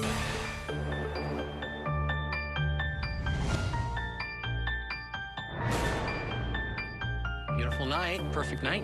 Yeah, we got a lot of stars up in the sky. Yeah, good to see this. The Westchester Astronomy Club comes out here with their telescopes to look at stars, faint things that we can't see back in New York City. The camera is still set at the same setting that we took the picture during the daytime. Daylight exposure, small aperture, a fast shutter speed, and a low ISO. I'll go ahead and take a picture. All right. Under daylight conditions, Stan used the small aperture and fast shutter speed. Now, at night, Leland and Mike can see what happens when those very same settings are used again. And as you can see, there's nothing there. Yeah, it's pitch black. And so this exposure would not be able to expose for the faint starlight. Simulating the camera settings used by the Apollo 11 astronauts, we see that the relatively dim stars don't generate nearly enough light to be exposed to film. Okay, so the truth is, though, is that on the moon, you are going to have a bunch of bright sunlight saturating the foreground. So you're going to see the stuff in the foreground. Right. How accurate is that in comparison to this test? It's a pretty good comparison because the astronauts, whether they were photographing another astronaut or a rock formation, and then they got the sky in it, or if they just pointed the camera at the sky, it would still be at that same daylight setting. And so that the sky, whether it filled the whole picture or if it just filled part of the picture, would look the same. It would be black, no detail, no stars. Yeah, okay. So I do a lot of night sky photography, and so at night, of course, the settings are much different because the stars themselves are very, very faint. So I'll set up the camera. What I do is increase the apertures, slow down the shutter. I do 15-second or longer exposures. So we had 1/500th of a second shutter speed before. Now we're going to 15 seconds, which is a much, much longer shutter speed. Yeah. Like your own eyes, the aperture setting on the astronauts' cameras couldn't adjust to the brightness of the lunar surface and the dimmer starlight at the same time. When you're at a concert and the lights suddenly beam in your eyes, what happens? You can't see the performers on the stage. This is that same principle. So I'll keep it at the same scene. There's a little bit of the foreground in the picture, which will probably show up mainly as a silhouette, and then the sky above it with the stars. So we'll do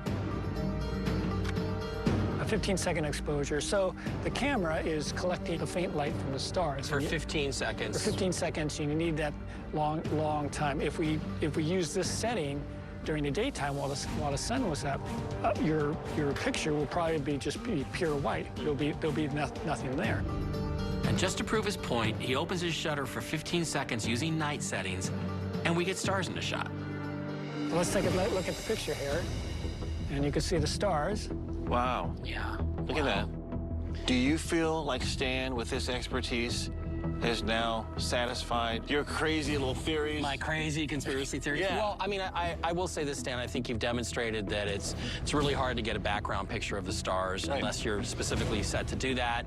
Doesn't seem like the astronauts were doing that. I would have to say at this point that, we have a good explanation for why there's no stars at all in the pictures taken It's from science. the lunar. We solved this with science. It was his science, not your science. It's not my science, but it's science.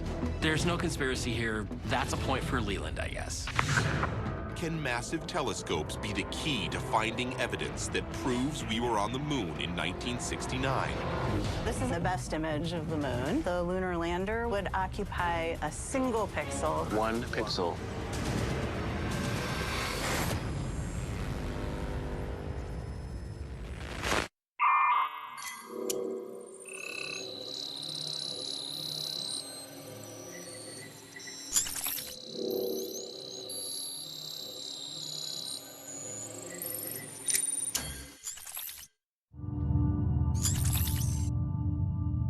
When the red phone rings, it's a huge bolt of adrenaline. Covering an area of over 400 miles of coastline. 11-year-old female pulled 10 foot off a rock. Prepared for over 5 million visitors a year.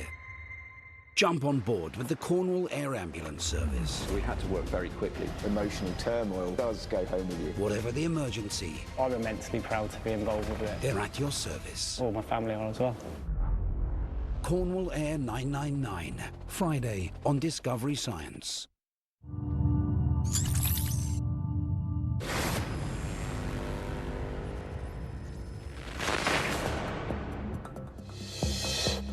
It'll take more than just a lesson in photography to convince me we landed on the moon in '69. Like all the gear the Apollo 11 astronauts supposedly left behind. Why have we never seen photos of that? There are materials and equipment, including the entire lunar descent stage, which we supposedly left on the moon in '69. That LDS is 14 feet across. That's bigger than a cargo van. But when you look at photos of that part of the moon, you don't see it. Why not? We need to find a telescope that can get us eyes on the moon's surface. If we can spot that descent stage or any of the reflected materials left behind, we can prove a lot of the hoaxers wrong. The biggest telescope I know is right here in D.C. at the United States Naval Observatory. In operation since 1830, the observatory mines astronomical data for positioning, navigation, and timing, critical to Naval and Defense Department assets. Every vice president since 1977 has lived in a house at the Naval Observatory. But we're here to visit another resident, one of the largest refracting telescopes in the world. You know, for an Army guy, I gotta give the Navy credit. This Naval Observatory is pretty cool.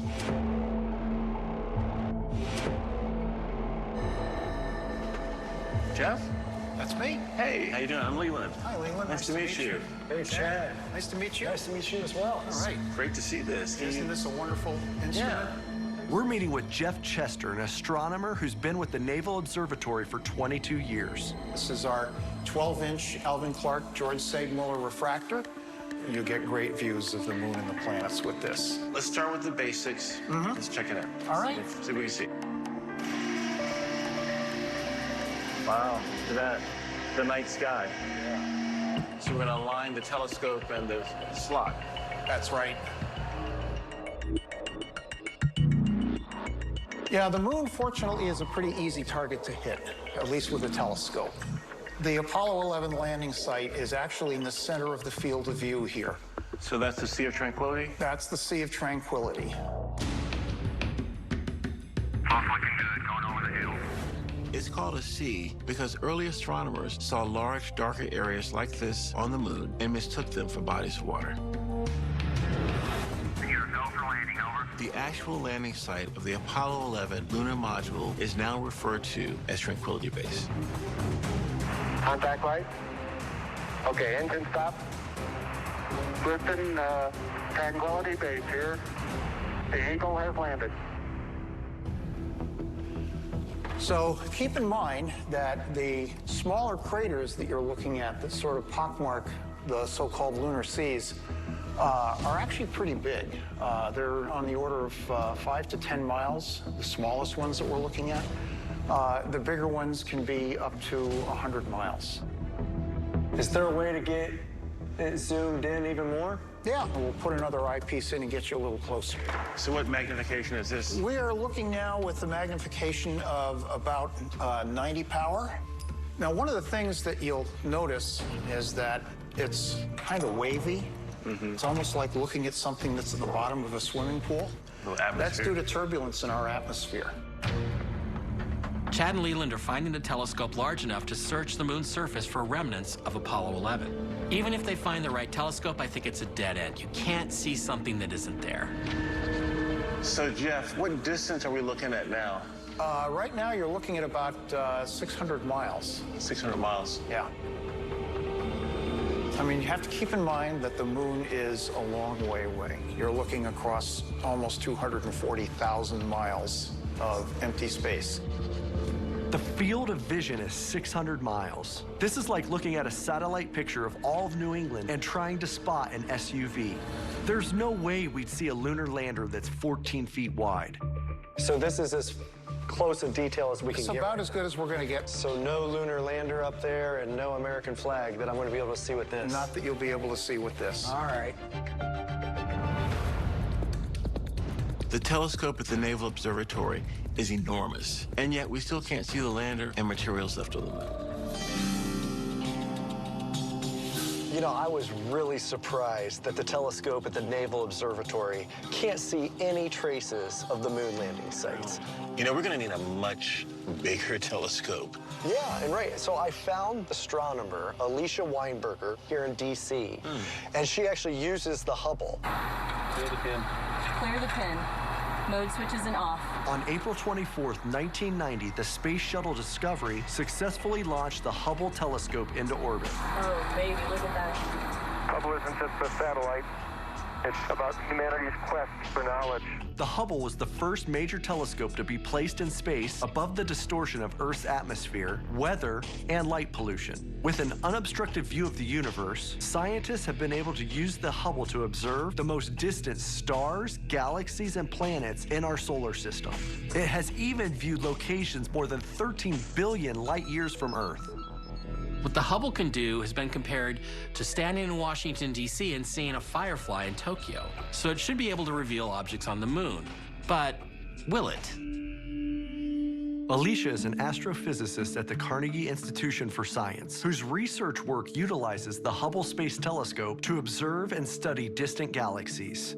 Something as close as the moon should be no problem. We're hoping she can help us see the Apollo gear the astronauts left on the lunar surface.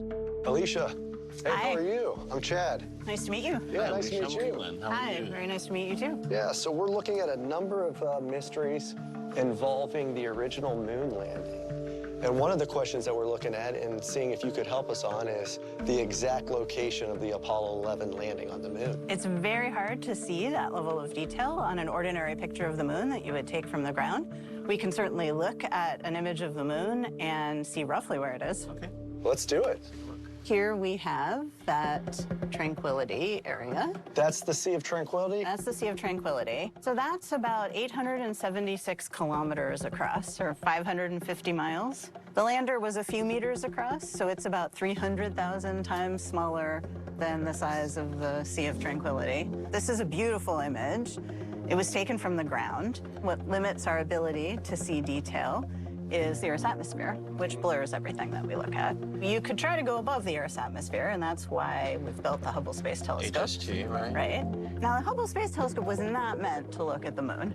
Normally, the Hubble would use stars to keep it lined up exactly where it wants to point. Well, it can't find any stars because the moon fills the entire field of view of the Hubble Space Telescope. So it can't stare at one spot very easily without drifting across the moon, but it can take fast images. And the Hubble Space Telescope is still a modest-sized telescope, so it's 2.5 meters across. So you would be able to do a little bit better with the Hubble Space Telescope, but still, while the Sea of Tranquility would look very big to the Hubble Space Telescope, the few meters across that the lunar lander was would occupy a single pixel Oh my goodness. on the best image that the Hubble Space Telescope could take. One pixel. Yes, much smaller, in fact, than 1 pixel. What about the American flag? I want to see America, Old Glory on that. And how big was the American flag compared to the lunar lander? 3 feet. It was about 3 feet. So still no evidence. No evidence from here. Do you think it's there? I do think it's there, but we can't take a picture of it from here. Well, the investigation must go on. We'll have to refocus our investigation if we want to see the materials left on the moon. have this very advanced technology. We have the Hubble Space Telescope, and yet nobody can get a good, clear picture of the equipment that was left behind by the Apollo mission. It's all a matter of lenses and mirrors.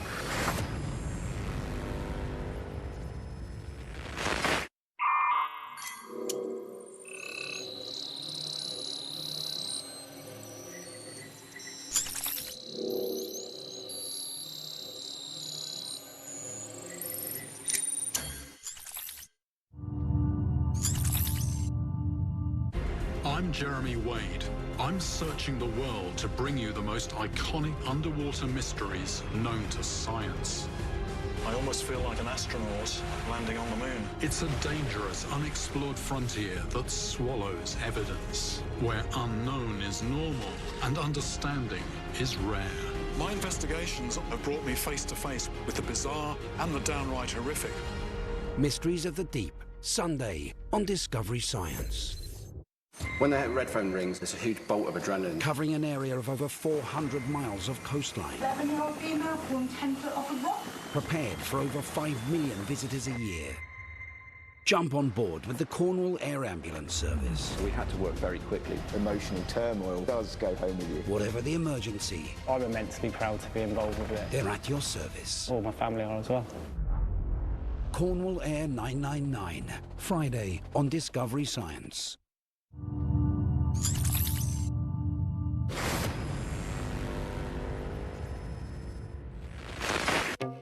So no matter what telescopes we visited, we still can't see evidence of anything left behind from the Apollo 11 moon landing. There's just not enough clarity. And this is one of the things that fuels the conspiracy theorists, too. It makes them say, if this is there, why can't you see it? The problem is, Chad and Leland went to people who work for the government or the space program. I'm taking them to an independent, someone I know and trust, who won't just repeat empty claims and half-truths. He can explain why or why not in regard to seeing NASA materials on the moon. Hey, look, we got some company. There he is. Hey, guys. How you doing? I'm Alex. I'm Mike. Nice Alex to and meet you. Leland. Mike has brought us to San Francisco to meet with Alex Filippenko. Alex is an astrophysicist at UC Berkeley who's frequently used the Hubble and the Keck telescope in Hawaii, one of the largest astronomical telescopes in the world. We're hoping he can independently verify or deny what the government is claiming, that it's impossible to view the equipment that was left near Tranquility. Alex, how you doing? Pretty well. It's such a beautiful day out here. So I know you're usually studying distant galaxies in space. Billions of light years away. We need your help with a little bit closer friend of ours, the moon. Sure. Yes. Yeah, that's in our neighborhood, 240,000 miles, but still pretty far to see details. I guess our biggest question is the accusation that because we have these large telescopes here, but we have no evidence to see anything on the moon with them. It's all a matter of lenses and mirrors. These telescopes can see pretty clearly, but it's a little bit like you're at the eye doctor and you're asked to look at the rows of letters. And the bottom row is extremely hard to make out. The letters become too fuzzy for you to distinguish because all lenses, including those in your eyes or telescopes, have limitations. Without having a super huge lens or mirror, you're not going to be able to see tiny details. You'd need to have the Hubble Space Telescope with its 8-foot diameter mirror within 14,000 miles of the moon to just see the lander as a speck. The Hubble Space Telescope is only 353 miles away from Earth, so it's still almost 250,000 miles away from the moon, not the less than 14,000 miles Alex says it needs to begin showing anything the size of the lunar lander. The big takeaway here is that even with today's best telescopes, the Hubble Space Telescope orbiting above Earth's atmosphere and having a very clear view, or the 10-meter Keck telescopes in Hawaii, which have really great clarity, those telescopes cannot see the kinds of detail that would be necessary to distinguish the lander on the moon. We can see craters on the moon, but craters are dozens of miles across. The lander is about the size of an SUV. We're just not there yet. You'd need a telescope perhaps 50 yards in diameter to see the lander, and even then you wouldn't notice any real details like its shape. So we've got this football, and the threads are only about 1 inch long. They're pretty small, but from a close-by distance, they're easily distinguishable. I can even see details in them.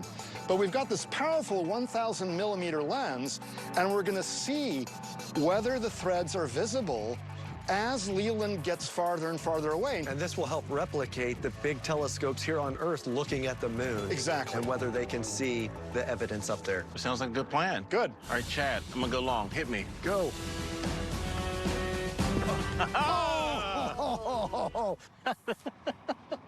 All right, Josh, can I take a look? Oh, yeah. I can see the dimples on the football. I can see everything on those laces. All right, cool. Let's back them up. There we go. Come on. Go deep. Keep going. I can't tell if he's a slow wide receiver or a fast fullback. How about you? I don't know. He's got some wheels if he wants to turn them on. He just keeps going. Dude. No, you're good. That's good, right, for Leland? And this is as tight as it'll go? I'd say he's about 700 meters. How many yards is that? I'm a meters guy, man, military. We don't work off of yards. Oh, I can see the whole football. I can't see the dimples, but definitely see all the laces. Cool. All right, keep going. Let's work him out. Just right there. So you've got him? Check it. Yeah, let's see this. I see Leland. I can't make out that he's even holding the football. He just looks like a silhouette. Is he? Yeah. I see what looks like a blue shirt. I can't see a football. You can I make see out the that it's blue? but I can't see the football or anything.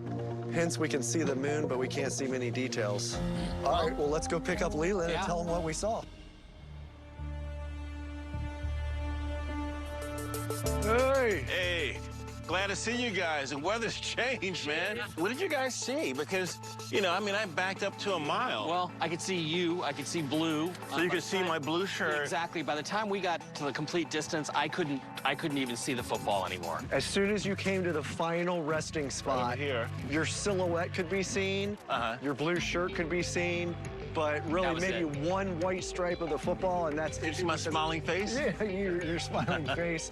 But I mean, that gives us perspective of, you know, the 1,000-meter lens, right? 4-meter lens, 1 mile, the 1 mile, and what that replicates is basically the 14,000 miles that the Hubble. Yeah, if the Hubble was moved 14,000 miles away from the moon, that would be the equivalent image. But that's for the Hubble. We got to remember, from here, Earth, to the moon, 239,000 miles. There's no way that I think we could realistically see the landing sites. So we still have this question that's floating out there, and we haven't shown that there's actually Apollo equipment still on the lunar surface. So we have to have some other kind of technology, some other kind of test to find out whether there really is evidence that we once went to the moon. With no Earth-based or satellite-based telescopes capable of the detail necessary to show equipment on the moon, I remain convinced there's no Apollo 11 module on the moon, and holding firm to the 69 landing didn't happen. Although we haven't seen the Apollo lander using any telescopes here on Earth, there are lunar orbiting telescopes that have seen the lander. You can look at the pictures, and there it is. Alex left us with a great piece of advice to move past telescopic data and investigate the orbiter and the findings from one of the most technologically advanced cameras in space. We'll be shifting our focus to investigating images of space that come from space.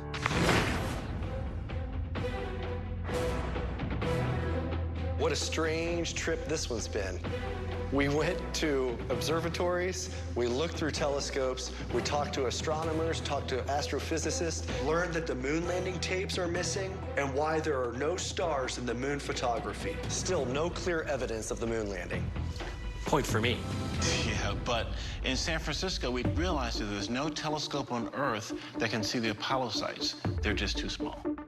It's time to shift our focus from telescopes to the most technologically advanced cameras we've got in space. The Lunar Reconnaissance Orbiter, or LRO, is a robotic spacecraft NASA launched aboard an Atlas V rocket in 2009. And liftoff of the Atlas V rocket with LRO Alacross. The initial exploration phase of its mission to image map the moon, searching out safe, high-value terrain for future landings, lasted a year. Since then, the LRO has transitioned to its science phase, gathering data to help NASA even better understand the moon. Its instrument panel downlinks roughly 460 gigabytes of data per day, delivered to NASA's own planetary data system.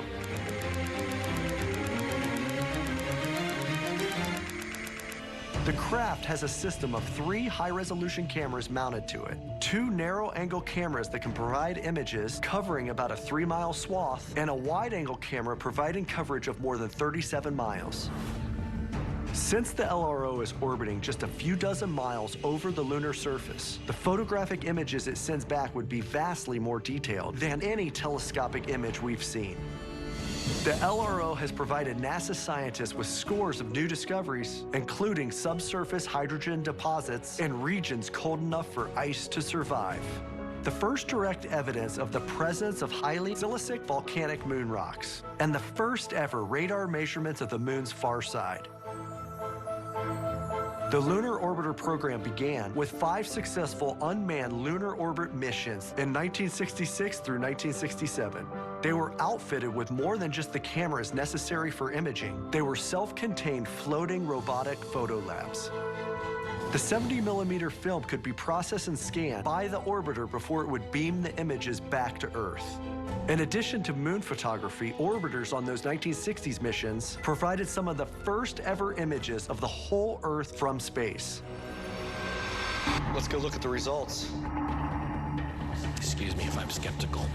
Now look, there's evidence there, proof that the Apollo landing site from this LRO image. Looks like evidence of a boulder to me, All right, let's keep looking. At first glance, yes, these photos are far more detailed than anything we've seen before, but I still don't know what we're looking at. Could be a boulder, could be a shadow, could be dust on the lens. Leland's pointing at things and just hoping that there's something there.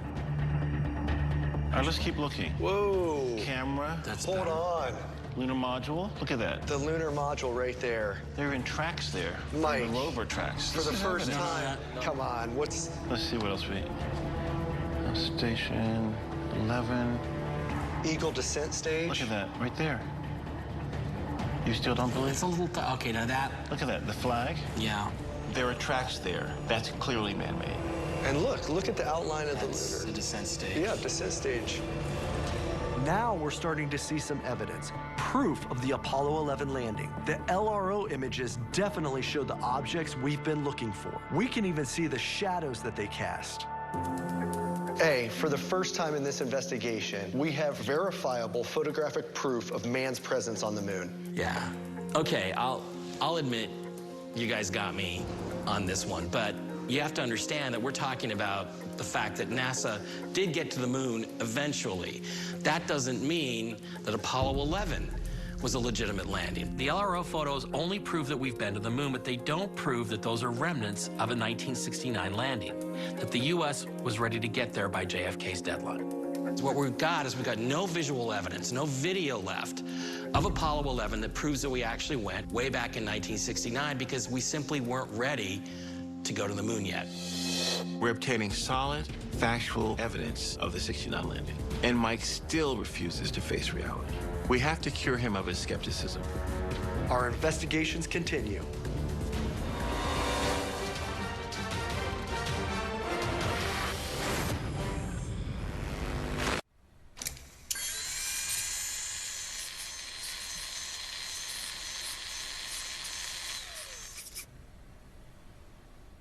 Some of the footage from the moon is really problematic.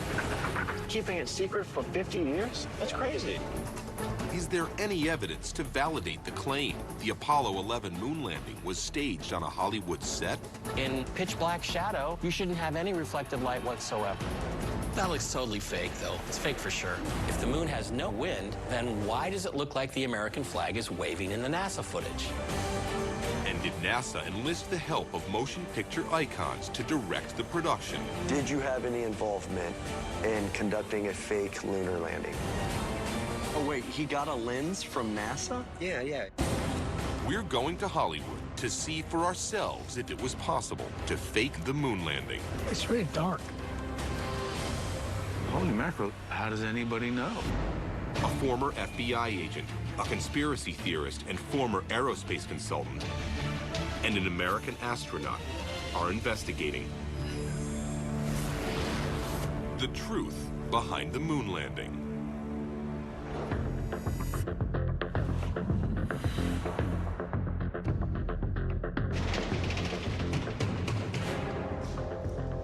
All right, here we go. Here we go. We've come to a big moment in this investigation. We're going to dig into the most controversial and perpetuated conspiracy theory surrounding the Apollo 11 mission. The theory that the moon landing was staged. Guys, take a look at this. This is the broadcast on the very day of the Apollo 11 moon landing, July 20th, 1969. Target low to you. Apollo 11, this is Houston. You are go at 5 minutes. Minus 6.8 on Delta PC. Roger, we copy your burn center. Looking at these crude animations brings me back to watching this on TV as a young boy and thinking to myself, this is also fake. Why aren't we seeing the real thing? That looks totally fake, though. It's fake for sure. Calm down, Mike. The animations were only to show the lunar orbit and descent. Once they touched down on the moon, Buzz Aldrin flipped a switch to turn on the television camera. Buzz, this is Houston. Radio check and verify TV circuit breaker in. Roger, TV circuit breaker's in. You got a good picture, huh? So this is a prime example of why I started to question whether we went to the moon in 1969, and it's not just the animation parts. Some of the footage from the moon is also really problematic. I've analyzed the hell out of this footage. I'm standing directly in the shadow now. Probably screened it over 100 times. And while the quality of the material is poor, there are some clear oddities in there if you know where to look for them. There you go.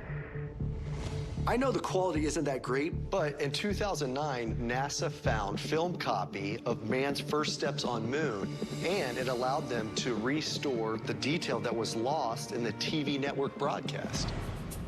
I'm looking forward to getting my eyes on the restored footage so we can prove to these naysayers once and for all that our brave astronauts did indeed walk on the surface of the moon. Is that something? If there's anything to be seen, anything that gives away that this is fake, we should be able to see it in that restored video. I've arranged for a screening for us in Washington, D.C. Okay, let's go. If, of course, it's honest and NASA hasn't messed with all of it. Here we go again. It's pretty cool we get to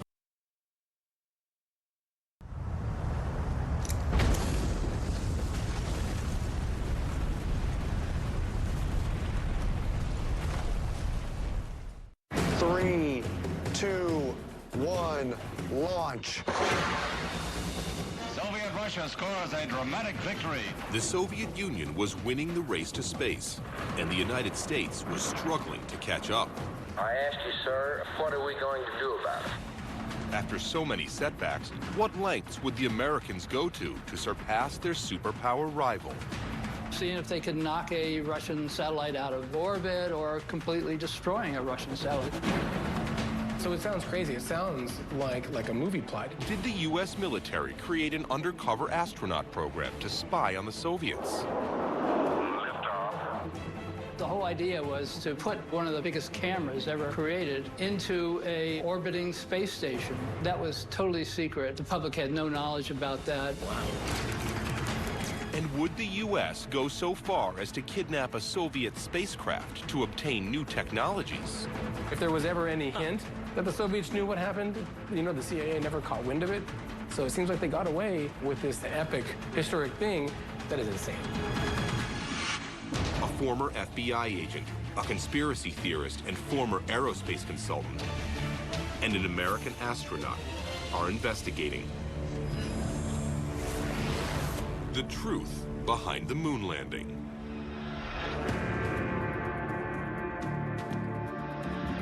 The conspiracy theory is alive and well, and so is our investigation. We've discovered some surprising secrets lurking at the edges of the space race to the moon. I believe that this nation should commit itself to achieving the goal, before this decade is out, of landing a man on the moon and returning him safely to the Earth. President John F. Kennedy boldly challenged the United States and NASA to put a man on the moon by the end of the decade. The space race was on. Yeah, and we were behind. It would take much more than President Kennedy's dreams to get the U.S. to the moon before the Soviet Union.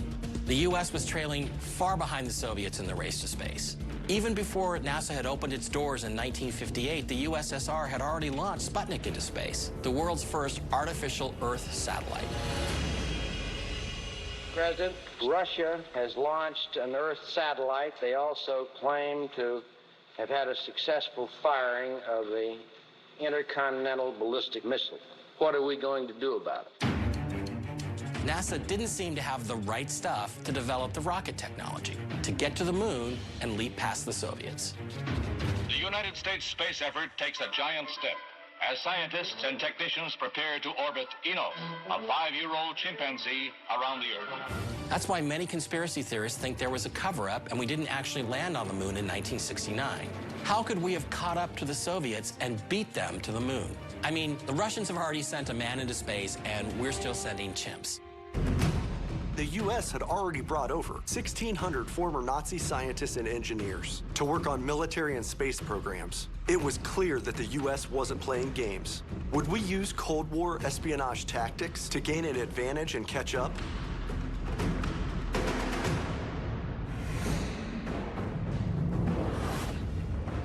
Mike and I are here at the KGB Museum in New York City to sit down with the astrojournalist Tariq Malik. He's editor-in-chief of Space.com. It's like the craziest story about this period of time we don't know. The CIA actually kidnapped a Soviet spacecraft to see how it ticked. Oh, wait, kidnapped? Yes. Okay, listen, give us more detail. All right, yeah. No, so it sounds crazy. It sounds like a movie plot. Well, in 1959, the Soviet Union was really riding high. They had launched Sputnik and wowed the world. They built the first spacecraft to touch the moon, Luna 1, also known as the Lunik program. Soviet Russia scores a dramatic victory in the exploration of space with the launching of the first rocket to hit the moon. Western observers monitored Lunik's 2 radios to the very moment of impact. And they went on a global roadshow to show off their successes to other countries, to show just kind of how far ahead that they were. One of the exhibits that was in this roadshow was a Lunik spacecraft. The Lunik wasn't just some Russian satellite. It was the first man-made object to ever reach the moon. The Lunik made impact with the moon at a velocity of about 7,500 miles per hour. At that point, the U.S. thought its guidance systems were superior to the Russians. But when the Lunik hit its target, it proved that their guidance systems were better. The closest that the United States had ever gotten to the moon was 37,000 miles away. The Lunik also made history by, for the first time, photographing the far side of the moon, which is not viewable from Earth. So the CIA think this is the real deal. And it would be nice if we could actually get access to this thing, if we could see how it ticks. The more you know about this spacecraft, how much it weighs dry, that you can infer how much it weighs with fuel on board. But they have this guard that's there 24 hours a day, watching over this thing. So how are you going to get access to it? So what was their plan? They watched, and they figure out that at the end of the exhibit, when it's going to move to a new location, they can arrange for it to get on the last truck out to the train. And as it goes out, they have a car in the front and a car in the back to make sure the Soviets aren't following them or caught wind of their plan. And when they're confident, then they pull the car over at the last turnoff to the train station.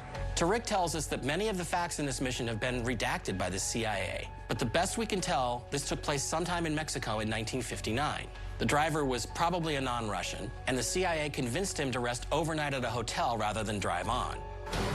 The CIA had their own driver, and they drove it to a scrapyard that they had rented out just for this, and they have a whole team come in. They had already been watching this crate. It's a one big crate on this truck. They got to go in through the roof. They take their shoes off so that they have just their socks on because they don't want to leave any footprints or evidence behind that they were there. At 7 o'clock at night, when they think that their coast is clear, they open up the top of this crate. They go inside. They took it apart. They kept a close record. They have people with cameras. They took a bunch of pictures and then sent the film back to the field office to make sure the camera was working so that they wouldn't, find out that they left the lens cap on later or had a bad batch of film. You don't take on a mission like this unless you're fully committed. The risk of getting exposed or caught would have been more significant in the Cold War than the actual intel itself. So the details they were looking for must have been considered very important. They do that till 4 o'clock in the morning. They put it back together again, and then they put the lid on the crate.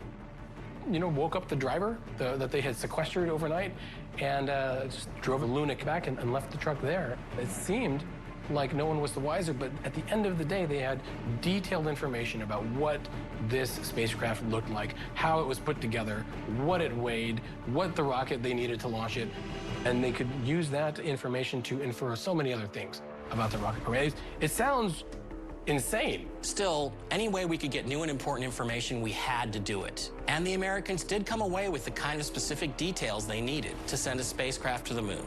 Details like how much the Lunik weighed, how big it was, and how much fuel it had on board.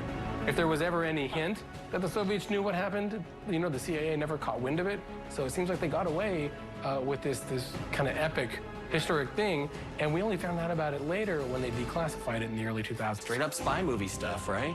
To conspiracy theorists, this feeds into the idea that the Americans had no choice but to resort to a moon landing hoax because U.S. space technology just wasn't good enough. They would say that's why we had to go to desperate extremes. We had to steal Russian information.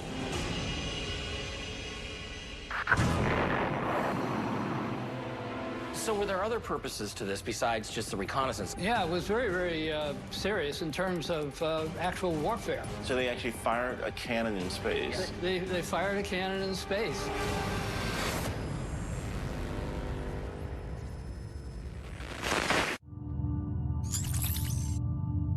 Bij Hollands Nieuwe heb je alles wat je nodig hebt. Al vanaf $7,50 per maand.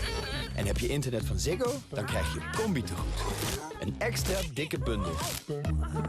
Bundels waar je blij van wordt. Hollands Nieuwe. Scoor nu je bundelknaller. Bijvoorbeeld 20.000 MB belminuten of sms'jes voor maar €10 per maand. Sing with me, sing for the year. Sing for the laughter and sing for the tear. Dream on, dream on, dream on, dream on till your dreams come true. Hi, ik ben Arne. Carglass zoekt servicemonteurs. Ik werk al 15 jaar bij Carglass. Begonnen als servicemonteur. En nu ben ik regioleider. Geen dag is hetzelfde. Nieuwe klanten, auto's en klussen. Maar het beste zijn mijn collega's. Ik kan op ze rekenen en zij op mij. Solliciteer nu op werken bij Carglass.nl. Carglass repareert. Carglass vervangt. When the red phone rings, it's a huge bolt of adrenaline. Covering an area of over 400 miles of coastline. 11-year-old female pulled 10 foot off a rock. Prepared for over 5 million visitors a year. Jump on board with the Cornwall Air Ambulance Service. We had to work very quickly. Emotional turmoil does go home with you. Whatever the emergency, I'm immensely proud to be involved with it. they're at your service. All my family are as well. Cornwall Air 999, Friday on Discovery Science.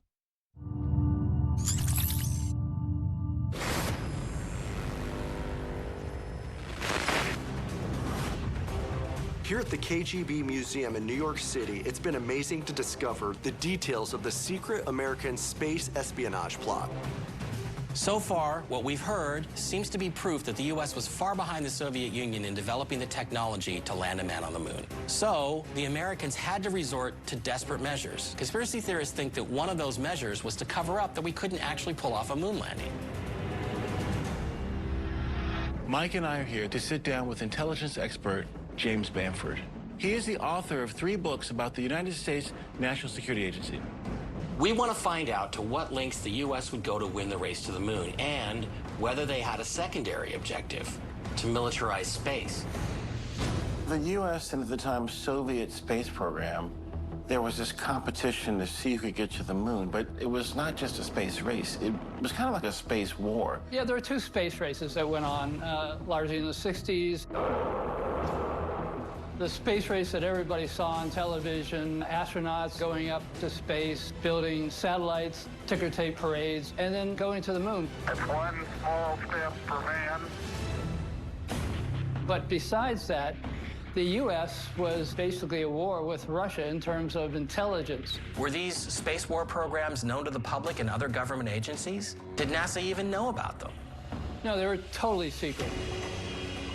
The public saw the astronauts, but what they didn't see were these other astronauts that were being trained. This is kind of shocking to me. I mean, to have a whole separate, secret kind of space program with separate astronauts is amazing. They weren't even allowed to tell their family that they were training as astronauts. And they spent a large part of the 1960s training to be secret astronauts. Now, what was that program? That was the MOLE program, Manned Orbiting Laboratory Program. The Manned Orbiting Laboratory would have been a space station orbiting the Earth. It would have been 72 feet long, 10 feet in diameter, and weighed close to 32,000 pounds. That's about a third of the size of the modern-day International Space Station. 2 astronauts would fly to the station in a modified version of the Gemini space capsule. They would dock with the laboratory and stay there for 40 days. It had 2 sides. You can't really do this totally in secret, so you had to have sort of a cover for it. I am today instructing the Department of Defense to immediately proceed with the development of a manned orbiting laboratory. The cover was this laboratory that they would put in space to see how military people actually survive in space. This program will bring us new knowledge about what man is able to do in space. That was all nonsense. The Manned Orbiting Laboratory, the whole idea was to put one of the biggest cameras ever created into a orbiting space station and take pictures of Russia very close up. That was totally secret. The public had no knowledge about that. Wow. So were there other purposes to this besides just the reconnaissance? I mean, was that MOL program, was that involved in anything like nefarious? Yeah, the U.S., in addition to just putting the MOL up there to spy on Russia, it also looked into experiments, seeing if we could actually kidnap a Russian satellite, wrap their satellite in a heat shield, and put a pack on it that could be remotely operated that would send it out of orbit and back down to Earth. The other things were seeing if they could knock a Russian satellite out of orbit or completely destroying a Russian satellite. Wow. Those were some of the options that they were looking for. It's just like, it's crazy, yeah. He's telling us of space combat plans. It wasn't only about landing on the moon. The U.S. needed to establish dominance over Russia by militarizing space, too. Was this actually done? It wasn't done, but it was actually contemplated. The Russians found out about the plans, so they tried to make countermeasures. They were building a very similar space station to MOL. It was called Almaz, and they armed their space station with an actual cannon. So they actually fired a cannon in space? They fired a cannon in space. They fired a bullet if it hasn't hit an asteroid or a planet is still going someplace out there. The Soviets were shooting cannons in space. The U.S. wanted to have astronauts grab satellites. The space war was filled with truly insane ideas. What did this program ultimately lead to? I mean, what was the legacy of MOL?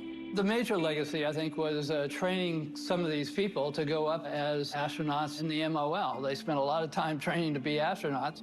Certain technologies that were developed, the camera was very, very useful because some of that same optics that they used for the MOL went into the optics that they put into later reconnaissance spacecraft, plus signals intelligence, what NSA does, eavesdropping.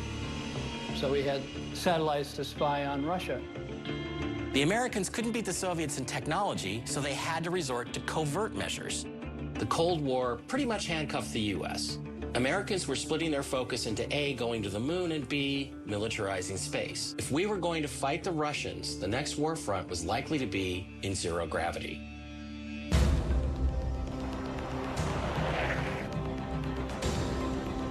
Our investigation heads back to Washington, D.C., where Leland and I meet with former NASA chief historian Roger Lanius. Roger, how are you? Hi. Chad Jenkins. Good to see you. Roger, Leland Melvin. How you doing? All right. Roger's going to fill us in on how the Soviets' superior rocket technology developed a massively powerful vehicle designed to get them to the moon before the United States. Prevailing wisdom at the time was if we were going to beat the Soviets to the moon, we had to start doing what they were doing. And that meant building big rockets.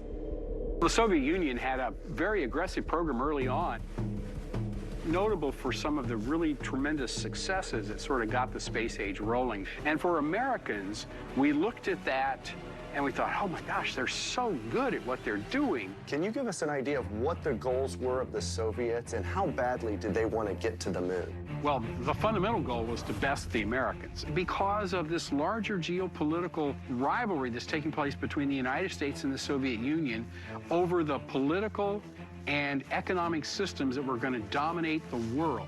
I do not regard the first man in space as a sign of the weakening of the free world. The future belongs to one nation or the other. Science and technology defines the future. But I do regard the mobilization of the communist bloc over the last years as a source of great danger to us. Whoever leads the world in those things is going to take a leading role in the world. As Americans, when we think about the Cold War, we think about things like the Cuban Missile Crisis, the proliferation of nuclear weapons, people building bomb shelters in their backyards. It would be a good idea to secure plans for the type of shelter you want. But the space race was a major part of the Cold War, especially with developments on the scientific and technological fronts. Gemini 8 had brought us closer to lunar exploration by demonstrating the first successful dock in space. Whichever country landed on the moon first could claim worldwide superiority. The U.S. space program by NASA, civilian-driven. What was the Soviet equivalent? Was that by civilians, or was it more under a cloak of secrecy in the military? Yeah, the Soviet program was all military. The program was under the control of the Red Army. The Russian orbits were in a thick fog of secrecy. The United States stands or falls in the white-hot glare of worldwide publicity. So what were the big differences between the Soviet program and the NASA program? Well, there were conflicting priorities all the way through the Soviet program. If you talk to the generals, they want ballistic missiles. So if you're going to put efforts into rocketry, let's make sure we build good ballistic missiles and have good warheads to put on top of them. They don't care about putting a cosmonaut in Earth orbit necessarily. Right. That comes largely from the Kremlin leadership, who view it not as something, again, about exploring space, because they didn't care much about that, but they did care about the propaganda value. Propaganda was already the backbone of the Soviet government and military. Now the Soviets wanted the world to think they were #1 in the space race. But propaganda only gets you so far. You still need to deliver. In the case of space, that meant focusing on developing rockets to get there, and not just adapting weaponized missile technology for space exploration. Who was the Soviets' point person to lead the charge? Sergei Korolev. If there's one central character that's there all the way through, it's Korolev. In the 1940s and 50s, his team was able to build the first ballistic missiles for the Soviet Union. That naturally turned into a process to build space exploration vehicles as well. And he was able to sort of hold things together through the early part of the 1960s. The Soviets and Korolev put their efforts into the development of a large, super heavy lift vehicle they called the N-1. This was the rocket that the Soviets planned to use to send a manned spacecraft to the moon. The N-1 was 32 stories tall. It weighed 3,030 tons, 60 feet in diameter. The N-1's first stage was the most powerful rocket stage ever built. It delivered more than 14,000 kilonewtons of thrust. That's more than any other rocket in the world at that time. The N-1 was built by Sergei Korolev's company, the SP Korolev Rocket and Space Corporation, which was already manufacturing ballistic missiles at the time. NASA tried to follow their lead and started work on their own equivalent of the N-1.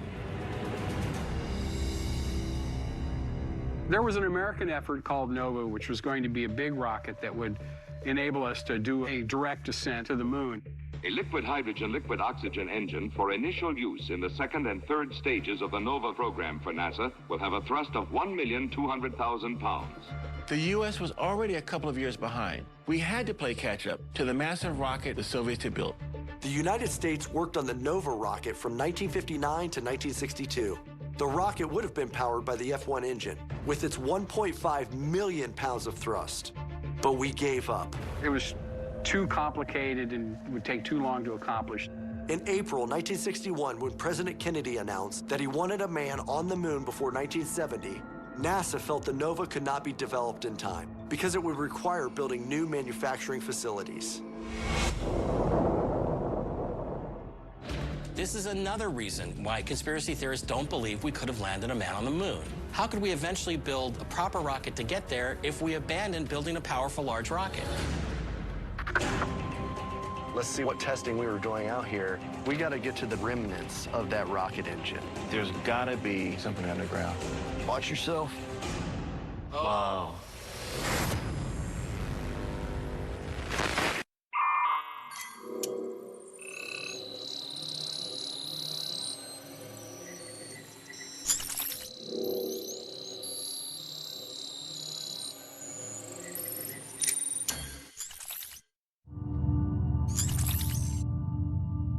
I'm Jeremy Wade. I'm searching the world to bring you the most iconic underwater mysteries known to science. I almost feel like an astronaut landing on the moon. It's a dangerous, unexplored frontier that swallows evidence, where unknown is normal and understanding is rare. My investigations have brought me face to face with the bizarre and the downright horrific. Mysteries of the Deep, tonight on Discovery Science.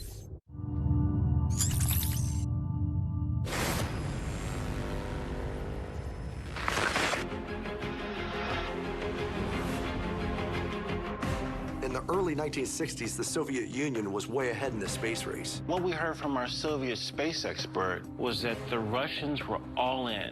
First great success in space when the Russians pushed a man across the threshold. He was Yuri Gagarin, the astronaut the Russians lionized as the first to orbit the Earth. The U.S. was still far behind the Soviets, and that's why conspiracy theorists think the U.S. tried to cover up their lack of technology. Now it is time for this nation to take a clearly leading role in space achievement. If you want an example of how far behind the U.S. was in the space race, we should head down to an abandoned rocket testing facility in the Florida Everglades.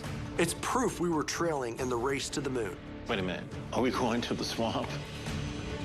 Pack your bags.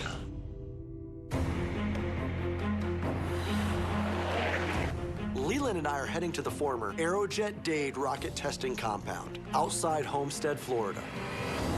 Aerojet General was a rocket and missile propulsion manufacturer that employed over 33,000 people across the United States. In 1963, the U.S. Air Force awarded Aerojet a $3 million contract to build a manufacturing and testing site where they would test the effectiveness of, in particular, solid fuel rockets. From Aerojet's beginning, chemical research has been pressed without intermission. Creation of propellant formulae progressively increasing rocket power is one primary objective of the chemical division, the largest group of chemical research people in the missile industry. In order to conduct these tests, they built a 150-foot deep underground silo that housed the largest solid fuel rocket motor ever built. We need to get an up-close look at that rocket silo and show how NASA was still toying with technologies the Soviets had already moved past. So Leland, we're here near Homestead, Florida. I really hope we can come up and find this abandoned rocket jet engine facility near the Everglades. So you looked at it on the map, but you couldn't really see anything? I was able to pull some satellite imagery off, and I have a picture. The Everglades is huge. Right. Maybe we should just get some help. You know, someone locally who knows the area and where we can find this place. It's kind of like a downtown area, so maybe there's something. What's this? All right, realtor.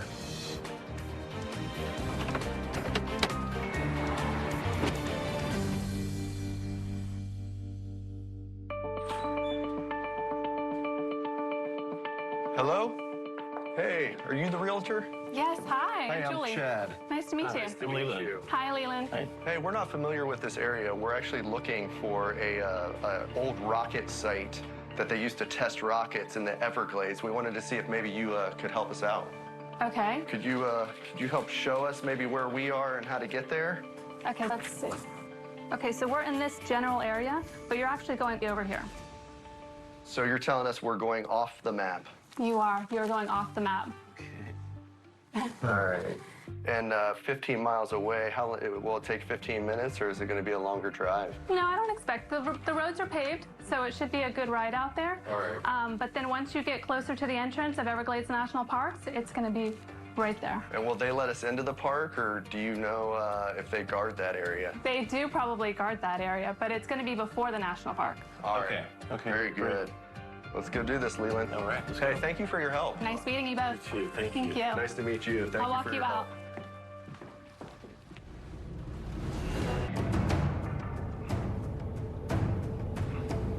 Man, there is nothing out here. That's where you want a rocket test facility. Authorized personnel only. This has got to be it. Yeah. Let's try it. No admittance signs. It's desolate, it's remote, it's got high power lines, so this could be a rocket place. I see a building over to the left.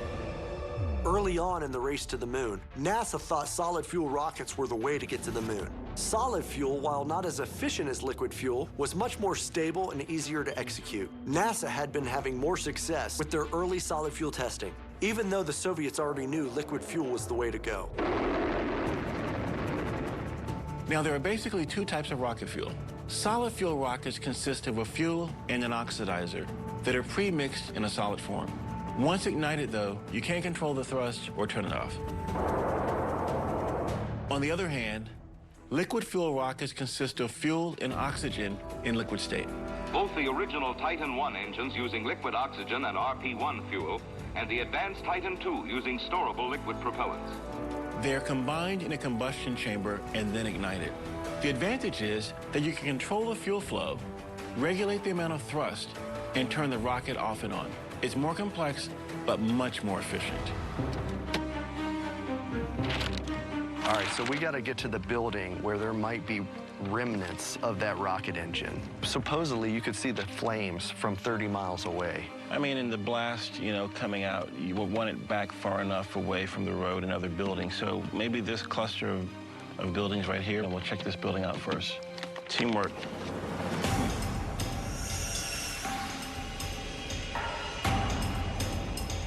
Let's see what testing we were doing out here.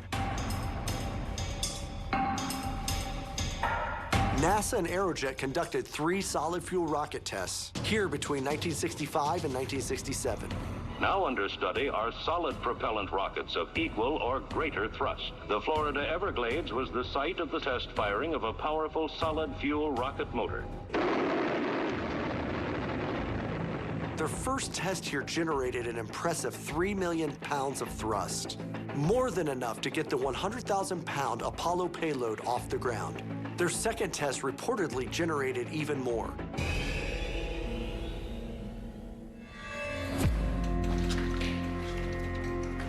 Watch yourself. Yes, sir. Look at this hardware, man. It's all dilapidated. And these concrete pillars here, it's almost like they held something here. See those bolts right there on the corners? Yeah. Like they maybe a strap that came over and held down. I mean, this could be an engine casing that's been held down right here. You think anything could be underground right here? I don't know. We have to keep looking.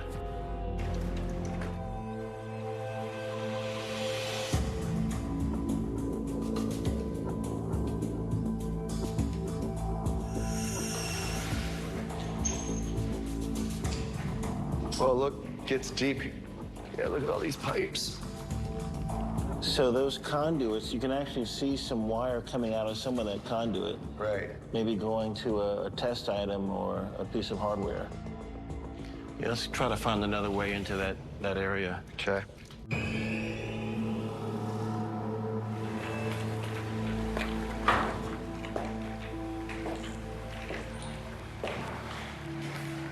Hey, Chad.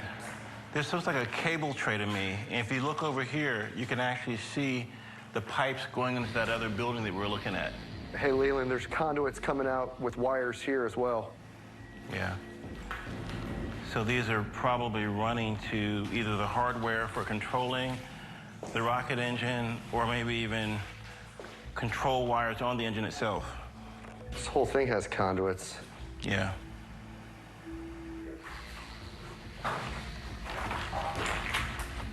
You know, Chad. Yeah. With all of these, bunkers and concrete, there's gotta be something that's gonna give us an indication of test for a rocket engine. If you're testing rockets above ground, you need a lot of area.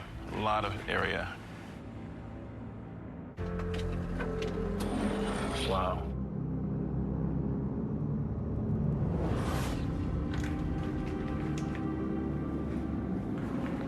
Another dead end. I mean, if you're doing underground testing, it's more contained than if you were above ground. Right.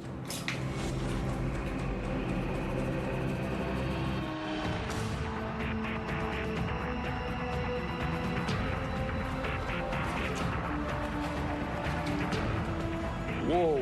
Oh my goodness, look at this. These rocket engine motors. This is where they were burning those rockets. Yeah. These are some huge rocket engines they were burning. Yeah. In fact, this was the SL-3 test rocket, the largest solid fuel rocket engine ever built. It was 10 stories high, 21 feet in diameter. The walls of the silo are 4 feet thick to withstand the blast of this gargantuan rocket engine. I mean, this was an attempt to develop a big rocket that could maybe get us to the moon. By 1967, and after the third test at Aerojet, NASA had finally figured out how to successfully use the more efficient liquid-fueled rocket, and they stopped pursuing the solid fuel option. 2 short years later, after the government funding dried up, Aerojet abandoned the facility and testing with solid fuel rockets. We can see for ourselves that the U.S. tested solid fuel rockets here and shut down the facility because our scientists and engineers figured out that the solid fuel approach wasn't going to work. We just walked away and left the remains. Some technology pans out, some doesn't. This wasn't the path.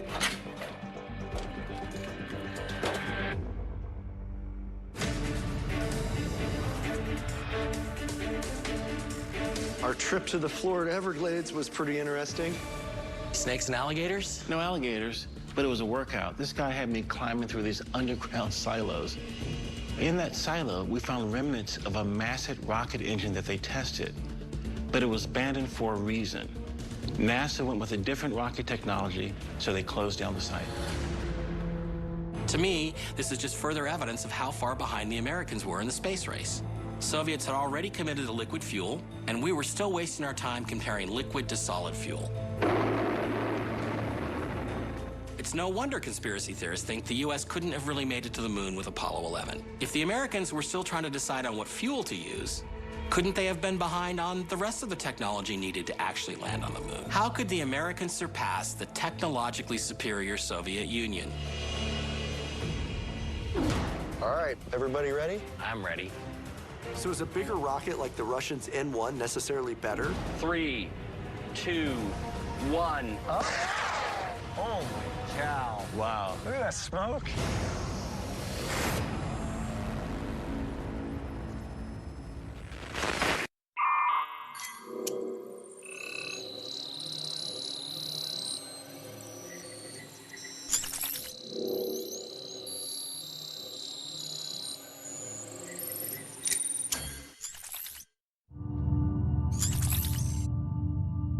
Conspiracy theorists believe that this is shot on a set somewhere. 3 experts. We would love to prove these facts. Their mission. Whoa. Find the truth. There's a bunch of questions still unanswered. What does it take to block the radiation? I've worked for NASA. Why do you think we would fake it? The technology at the time was a toaster. Ooh, wow. The investigation must go on. Truth behind the moon landing. Monday on Discovery Science. When the red phone rings, it's a huge bolt of adrenaline. Covering an area of over 400 miles of coastline. 11-year-old female pulled 10 foot off a rock. Prepared for over 5 million visitors a year. Jump on board with the Cornwall Air Ambulance Service. We had to work very quickly. Emotional turmoil does go home with you. Whatever the emergency, I'm immensely proud to be involved with it. they're at your service. All my family are as well.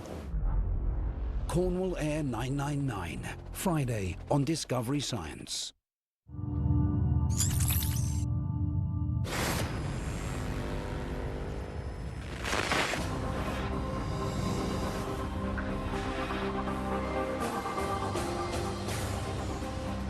What we heard from our Soviet space expert was that the Russians were completely around the idea of building a massive rocket. Yeah, they were the biggest rockets ever built. I mean, their guy, Sergei Korolev, was a master rocket builder. In the 1960s, he was working on this massive new rocket, the N-1. This thing was a 300-foot tall, 6 million pound... 6 million? Behemoth. Yeah, 6 million pound monster that had 30 individual rocket engines built into it. The U.S. gave up on their program to build a really big rocket. So this is where the conspiracy theorists get all up in arms. They focus on a quote from rocket technology pioneer Wernher von Braun. In his book, Conquest of the Moon, he claimed it would have been impossible to get to the moon unless we used 3 rockets, each taller than the Empire State Building and weighed 10 times more than the Queen Mary, or 800,000 tons each. So what happens in the conspiracy community is that they see this and they assume bigger means better, and they're questioning whether or not the U.S. could compete. Well, NASA was learning. They had received secret information stolen from the Russians. They had conducted tests to determine what was the best fuel to get to the moon. And they decided they didn't need a massive rocket like the Russians were using. Instead, the Americans designed the Saturn V rocket, which was more aerodynamic and better designed than the Soviets' N-1 rocket. The Saturn V is the rocket that took the Apollo 11 mission to orbit around the moon. Where the Soviets used 30 engines to launch their N-1, the Americans had only 5 engines to lift their Saturn V from the Earth. But those were very powerful F-1 engines. The 5 engines combined blasted 7,500,000 pounds of thrust, taking the craft to a speed of 6,000 miles per hour. So is a bigger rocket like the Russians' N-1 necessarily better, as the conspiracy theorists believe? We travel to the Mojave Desert for an answer. We are meeting up with rocketeer William Walby, who is going to show us how sometimes better engineering can take a rocket higher than a rocket that is just big. William and his team, they've built 2 types of rockets for us to go ahead and test and to compare. So the first one is bigger, and then we have a 2-stage, smaller, lighter rocket as well. This would be an example of smarter design versus sheer size. The Americans may have been behind the Soviets in developing massive rockets, but NASA refocused its efforts on what it considered to be more intelligent engineering, like creating streamlined rockets like the Saturn, that they considered more efficient than the massive Soviet rockets. Saturn uses the building block principle. It is made up of various stages, each of which will drop behind in space as its fuel becomes exhausted. Saturn can be a 2, 3, or 4-stage rocket. Saturn is the type of rocket that we developed to go to the moon. What we want to prove here in the desert is simple. The conspiracy theorists say a rocket has to be massive, like the size of what the Soviets were building to get to the moon. NASA said no. Being big doesn't matter as much as being intelligently designed. Now, the big thing on this is both have the same amount of thrust or power. And this is a solid rocket. This is a solid rocket. And the 2-stage has the same total amount of power or thrust, just in a different configuration. Vern here has a product that will give us real-time values during the entire launch. Yeah, so during the flight, I'll be tracking it the whole way. Hello, my name is Kate. I will be reporting GPS downlink information in real time during the flight. We're 300 feet away from the pads, and we're going to do a countdown, and our motto is look, listen, and point. All right. Hey guys, y'all ready for this? Yeah. Right. Yeah. 5, 4, 3, 2, 1, go.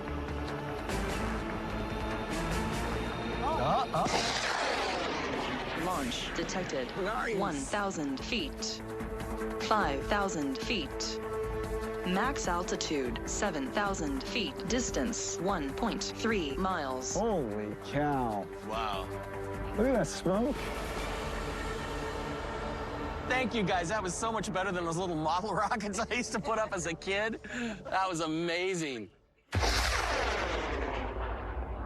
The bigger rocket flew pretty high, 7,000 feet. That is impressive. I can't believe the lighter, more streamlined rocket that's modeled after the American Saturn rocket is going to do any better. So, William, tell us about this rocket and how it's different than the first rocket we had. Well, it's got two motors. Once the first motor has burned out, it will separate, and then approximately 2 seconds after separation, it'll fire the second stage motor, and away it goes. All right, well, let's get this one fired up and ready to go as well. Yeah, let's do it. If this lighter rocket goes further than the solid rocket, it could debunk the conspiracy theorist claims that bigger is better and prove that the US's version of a lighter rocket was the way to get to the moon. So this is hot. Okay. Press A and hold A till the rocket leaves. All right, everybody ready? Is everyone ready? I'm ready. The sky is Here we go. clear. Ready? Clear skies. Range is clear. Light that candle, buddy. 5, 4, 3, 2, 1, launch. Launch detected. 1,000 feet. Yeah, boy. Wow. Second stage, baby. Oh, nice. Oh my goodness, look at that. 10,000 feet. Going back to space. That's sweet. 11,000. 12,000. Come on, Kate. Max altitude, 12,871 feet. Man, it's coming down pretty quick. That was unbelievable. The smaller, more smartly designed rocket still got higher altitude than the bigger rocket. Based on the simulations that we ran, it worked the way it was supposed to. Well, and seeing the second stage come off of the first stage, that was awesome to see that transition take place as well. Yeah, that's the tricky part, even for NASA, to get the second stage to light reliably. 11 Houston, thrust is go. All engines, you're looking good. You don't need the big, giant mega rocket like the Russians were trying to perfect. I have to say that I think that puts a real big crimp into the argument that you have to have this massive rocket to go to the moon. Seems pretty clear to me that this claim from the conspiracy theorists is just wrong. Von Braun may have once said that bigger rockets are better, but that's not necessarily true. It took lots of careful testing, planning, and even some covert espionage for the Americans to design a rocket that possibly could perform better than a rocket from the Russians.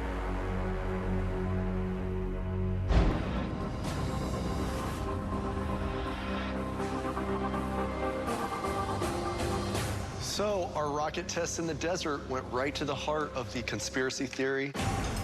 The conspiracy theorists assume that bigger means better, and they're questioning whether the United States could actually compete with that. Both the Soviets and the Americans knew that it would take a powerful rocket to get to the moon. But the United States was able to move ahead of the Soviet Union because we came up with better designed engine technology. We know the Soviets' N-1 rocket never made it to the moon. Since that's the case, then the question is, why did it fail? This video footage, which the Soviets actually tried to keep a secret, shows some of their horrible rocket failures. Just after liftoff, a major malfunction occurred and the rocket exploded on the launch pad with the force of a small nuclear weapon. The rocket's engine had not been perfected and the result was a disastrous one. The wreckage on the floor of the Kazakh desert was telling. The race to the moon was over and the Soviets had failed. The N-1 was the Soviet moon rocket, but they never got it to work. The rocket had 30 engines. The problem for the Soviets was they were never able to get those engines to work together. That was a fundamental problem. They kept shutting off and unbalancing the rocket as it launched. They had 4 test launches, all of them failed. Wow.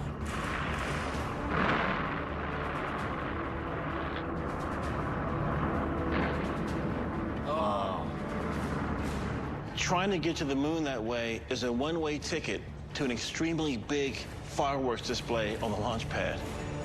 we had a smarter design than the Soviets. Where the Soviets had 30 engines on their N-1 rocket, we had only 5 engines on our moon rocket, the Saturn V.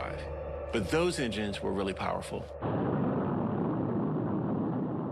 The engines that powered the Saturn V, they were called the F1 engine. They were the most powerful engines in the world. These engines delivered 7.5 million pounds of thrust at liftoff.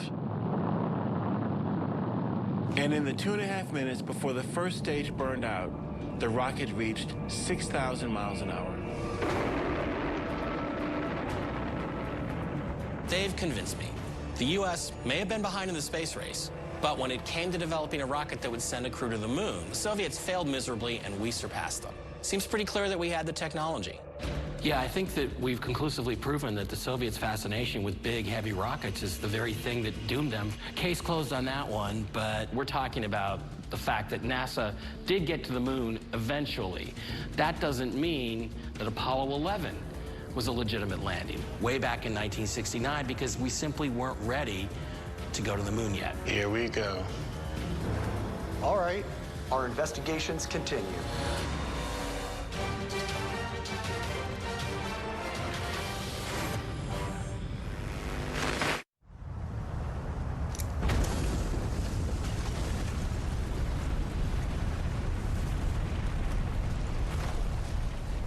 I think you should read this carefully.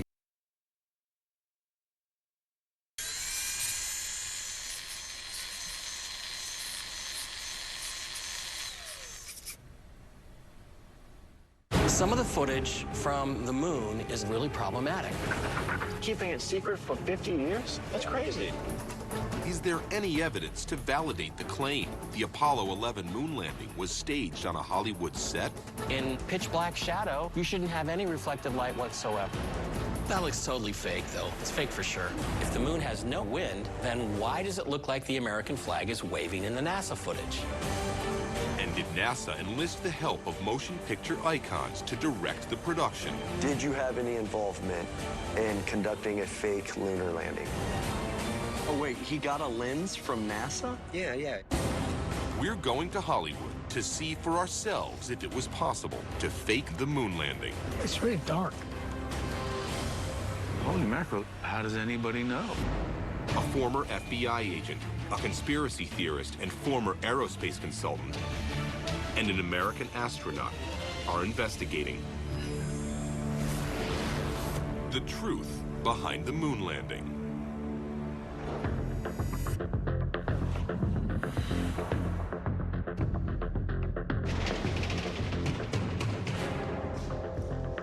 All right, here we go. Go. We've come to a big moment in this investigation. We're going to dig into the most controversial and perpetuated conspiracy theory surrounding the Apollo 11 mission. The theory that the moon landing was staged.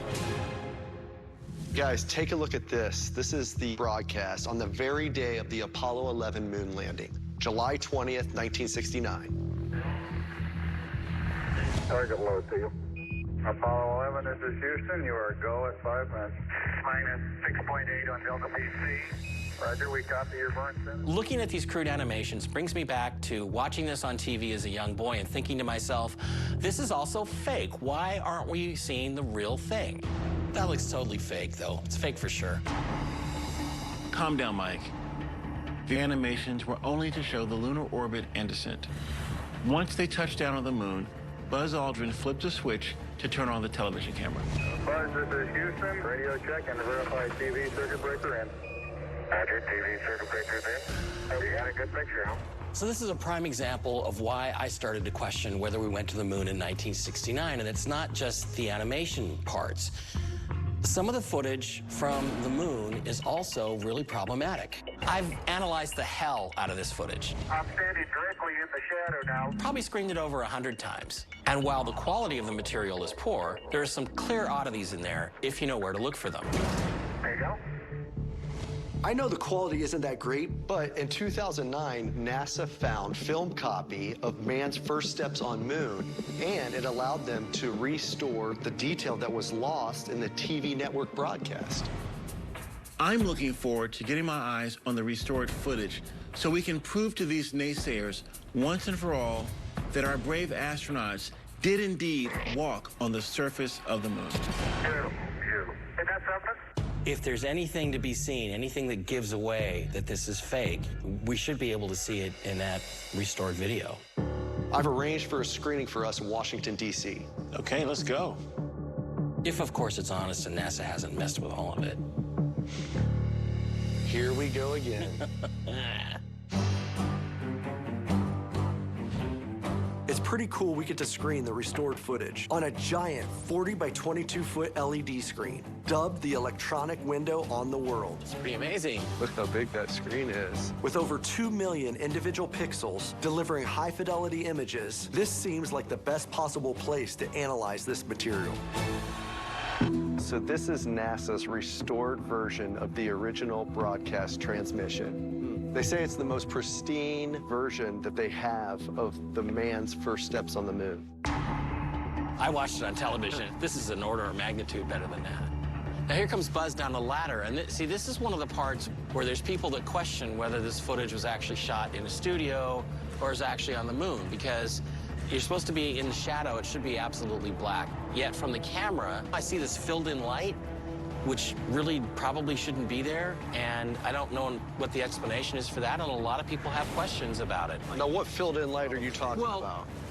Aldrin right there, he's illuminating. You can see his suit, his bliss, you can see his boots, his helmet, and, you know, according to the arguments, in pitch black shadow, you shouldn't have any reflected light whatsoever. On the moon, there's only one light source, and that's the sun, which, as you can see in the footage, was on the complete opposite side of the lunar module. Every photographer will tell you if you point a camera at a subject in complete shadow with a bright light behind him, your lens will struggle to pick up much detail. In fact, that's how photographers are able to achieve the silhouette effect. Yet, in this restored footage, we can clearly see Buzz coming down the ladder illuminated. The argument is that a fill light, or perhaps even a reflector of some kind, was used to bounce light on the subject in a staged environment. So you're saying he should actually be completely pitch black? I think it's a question we have to answer. I don't care what Mike says, astronauts wouldn't lie. John Young walked on the moon. He told me he walked on the moon. He's an honorable person. He doesn't lie. And I'm going to follow along with this scientific investigation because we want to prove that this happened. But sometimes I just feel it's not cool. And I hear you, Leland, but the truth is, you know, you can't shy away from questions. People that don't remember John Young, you know, saluting the flag. Okay, here we go. Big one. Off the ground, on the floor. But think about it from the other side. The people that gave this sacrifice and lost their lives. We owe it to them to try to answer these questions. Definitely. I can't believe I'm saying this, but I agree with Mike here. Let's allow the science to speak for itself. That's what we're here to do. Could this have been produced in Hollywood in 1969 with the special effects that a director had at his hands at that time? And can we go ahead and try to investigate to see if this footage was produced on some Hollywood set? Well, let's try to recreate it. That'd be a great test. Beautiful view. Isn't that something? Magnificent sight out here.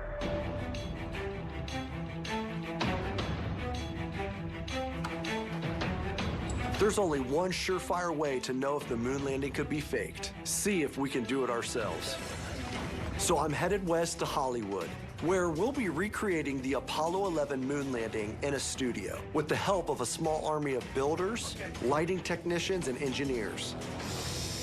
We are way out of our comfort zone here, so we'll need the help of some cinema masters, some of whom conspiracy theorists claim had intimate ties to NASA. And while the crew is off building out the set, I'll be lining up interviews with industry movers and shakers to find out exactly what it takes to fake a moon landing.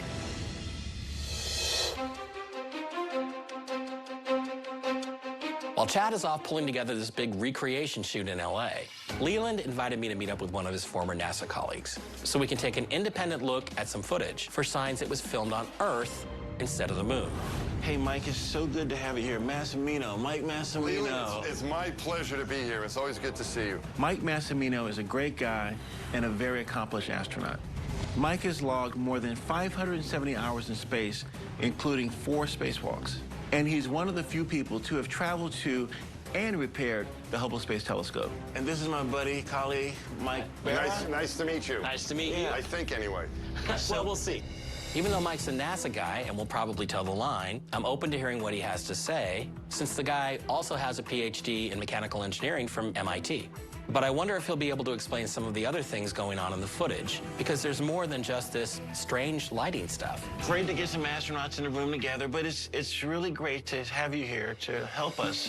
One of the things that, Mike, we would like for you to help us with is this conspiracy theory about planting the flag on the moon and then it waving somehow. Because there's no wind on the moon and there's no atmosphere.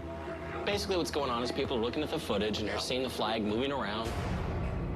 Some of the Apollo 11 and Apollo 15, you look at the flag, it's kind of crinkled, and it does look like maybe it's kind of waving in the wind. So we're trying to figure out what's really going on here. We'll see if we can explain it. Here we go. Good luck getting up that ladder. Could we have faked the moon landing in a studio? Sure. We did it. We recreated the lunar lander.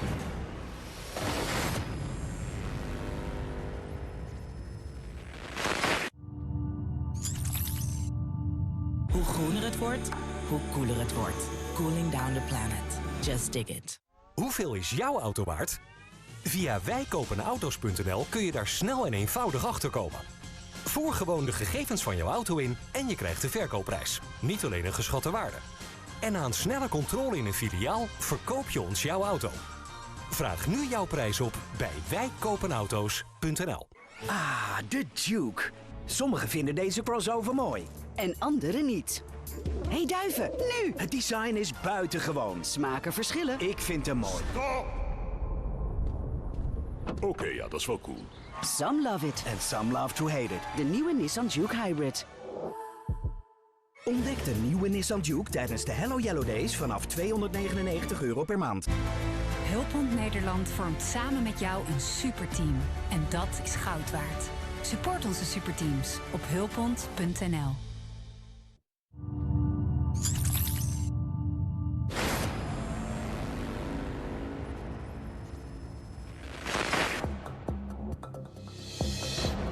So what we need is experts like you to come and give us a straight answer on this stuff. I'm here with Leland and Mike Massimino, hoping these two former astronauts can help answer this question. If the moon has no air, no atmosphere, and no wind, then why does it look like the American flag is waving in the NASA footage?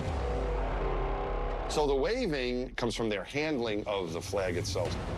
As you see, as they're moving it around, they're shaking the flag. There's no air on the moon, there's no atmosphere. So even things that we have here on Earth, the air we have here on Earth, will slow us down a little bit, right? In air, when we're flying an airplane or we're even running through the air, we have to fight against the air that's there. I know what Mike's talking about here. It's a physics term called drag, also known as air resistance. I mean, this goes all the way back to Galileo. Basically, Galileo concluded that in the absence of air resistance, gravity causes all objects to fall at the same rate.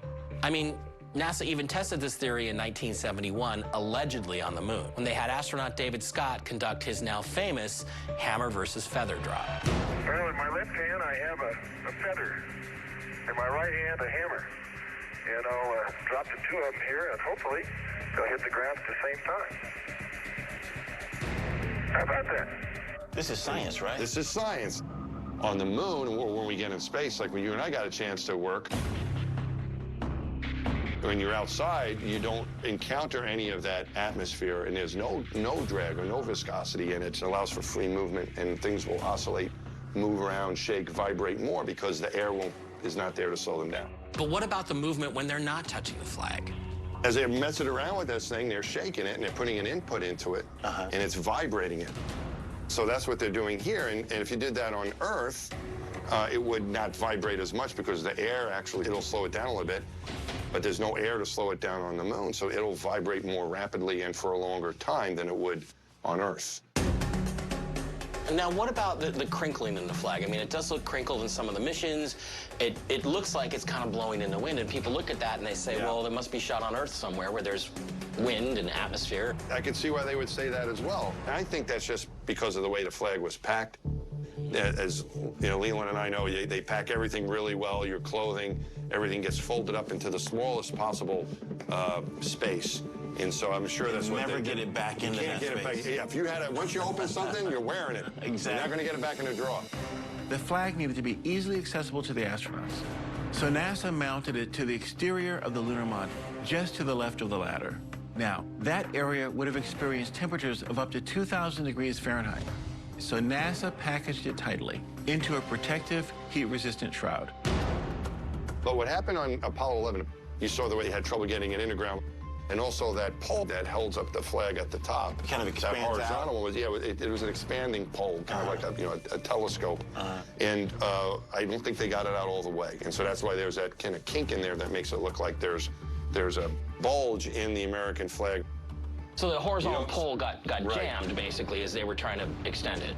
Yeah. Theory squashed. I think I concur that there's no evidence presented here by the flag stuff that indicates that it was shot anywhere but the lunar surface. I mean, it all seems to support that. Good job. Yeah, man. Good job, man. Good questions. Thanks, Mike.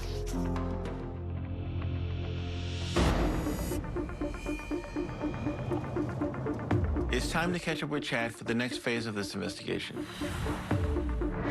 So we're here to investigate one of the last conspiracy theorist arguments that we never made it to the moon. That it was a Hollywood production shot on some soundstage broadcast throughout the world.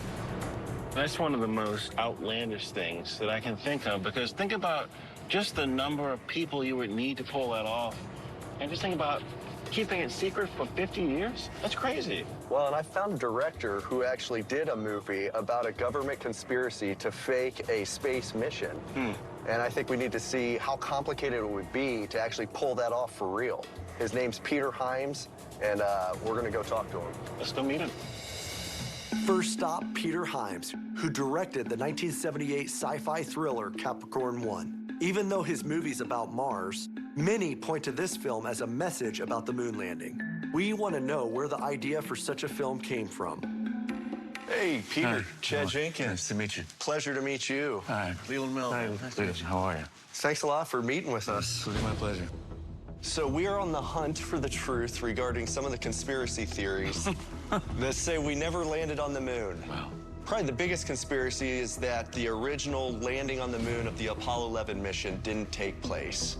And, you know, when you made Capricorn 1, and that was a groundbreaking film that had a government conspiracy about the space mission. Capricorn 1 is about an attempt by the United States government to fake a space shot and how things go wrong and how they ultimately get caught. How'd you come up with that idea? I just remember during the Apollo missions, there they did this simulation of what was going on. Watching this and going, holy mackerel, this is a one-camera story. Wait a second, how does anybody know? It always stuck with me. The concept that because something is on television doesn't mean it's true. How did NASA feel about the plot of Capricorn 1? NASA came and visited because we had photographs from the probe that went to Mars. We knew exactly what it looked like. We had very, very detailed, very high-resolution photographs from NASA. So we did it. We recreated the Martian surface.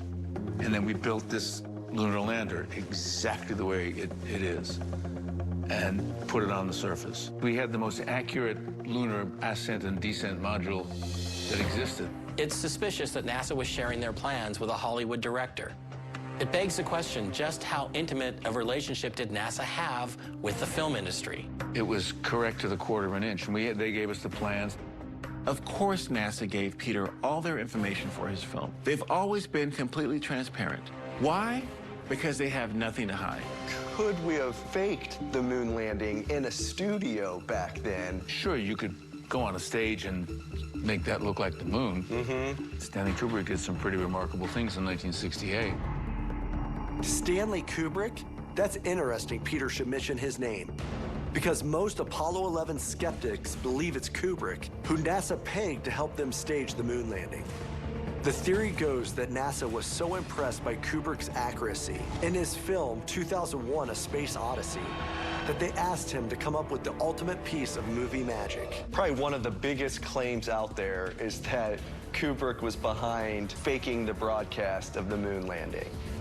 What do you think about those who say he had involvement in faking the Apollo 11 landing. Well, I mean, certainly you could fake that image, except you couldn't fake the other images. You couldn't fake the still images that they had, really complex things of the Earth. But they could have landed in the desert, right? You know, with all of the telemetry that was trained on the spacecraft from other countries, especially the Soviet Union, as we tracked theirs, they'd be delighted in exposing the fact that we couldn't do it. So I am not somebody who believes that the government conspired to fake a space shot. Okay. I think it's absolute nonsense. I worked with NASA. It's actually stupid to think that America would want Stanley Kubrick to do it. It's to not know who Stanley Kubrick was. It's to not know who John Kennedy was. It's not to know what America was and what the people of NASA were because of John Kennedy. It was John Kennedy who said, we're going to do it. He said, we're not going to do it because it's easy. We're going to do it because it's hard. Peter seems like a smart guy, and I'm happy he feels exactly as I do. That this whole alleged scheme of Hollywood trickery is just ludicrous. We really appreciate you letting us come here and spend a little time with you and getting to know you. It was my pleasure. Thank you. It was a pleasure to meet you, Peter. Thank you.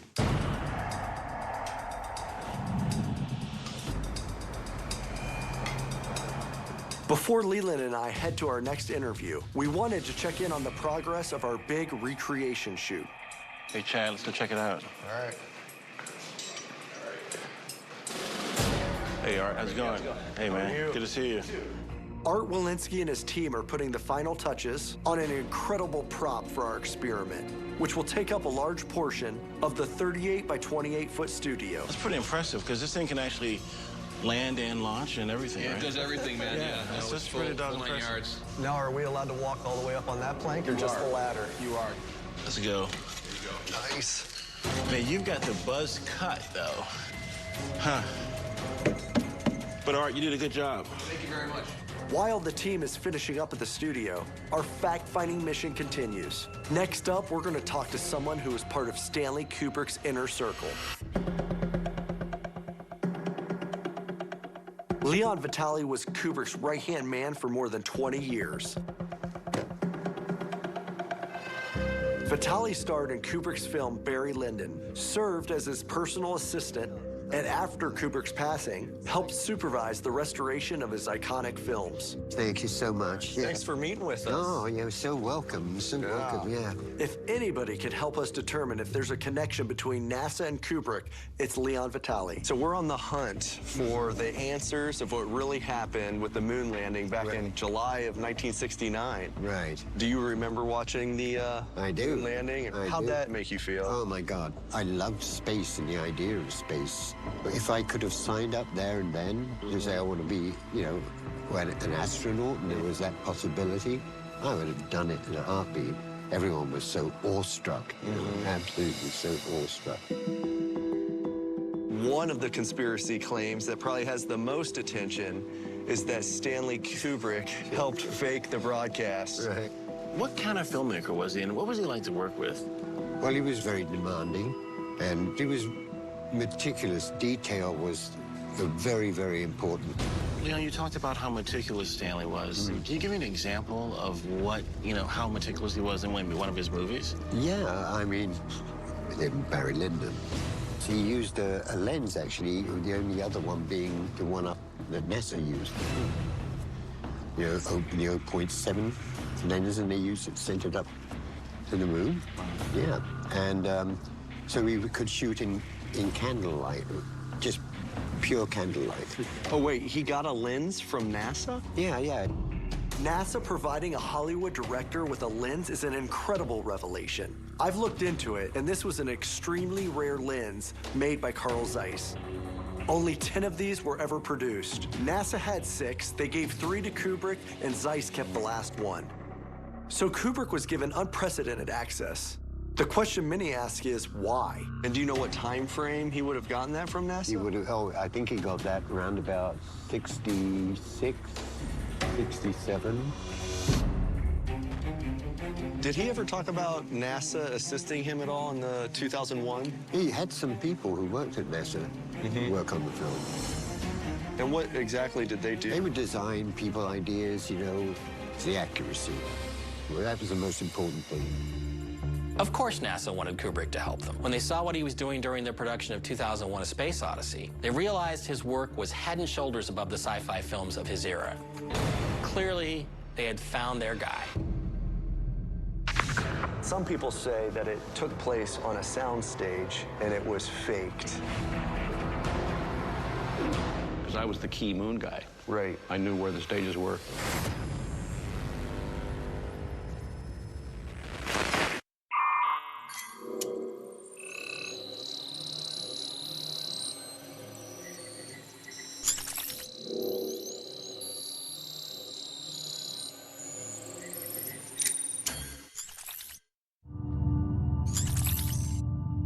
Hoe groener het wordt, hoe koeler het wordt.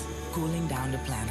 Just dig it. Nu bij Kruidvat alles van Dove, Andrelon of Rexona tweede halve prijs. Plus gratis sokken ter waarde van €6,99. Kruidvat, steeds verrassend, altijd voordelig. Let's go. De Black Friday van de zomer. Dat is Red Friday Week. Let's go.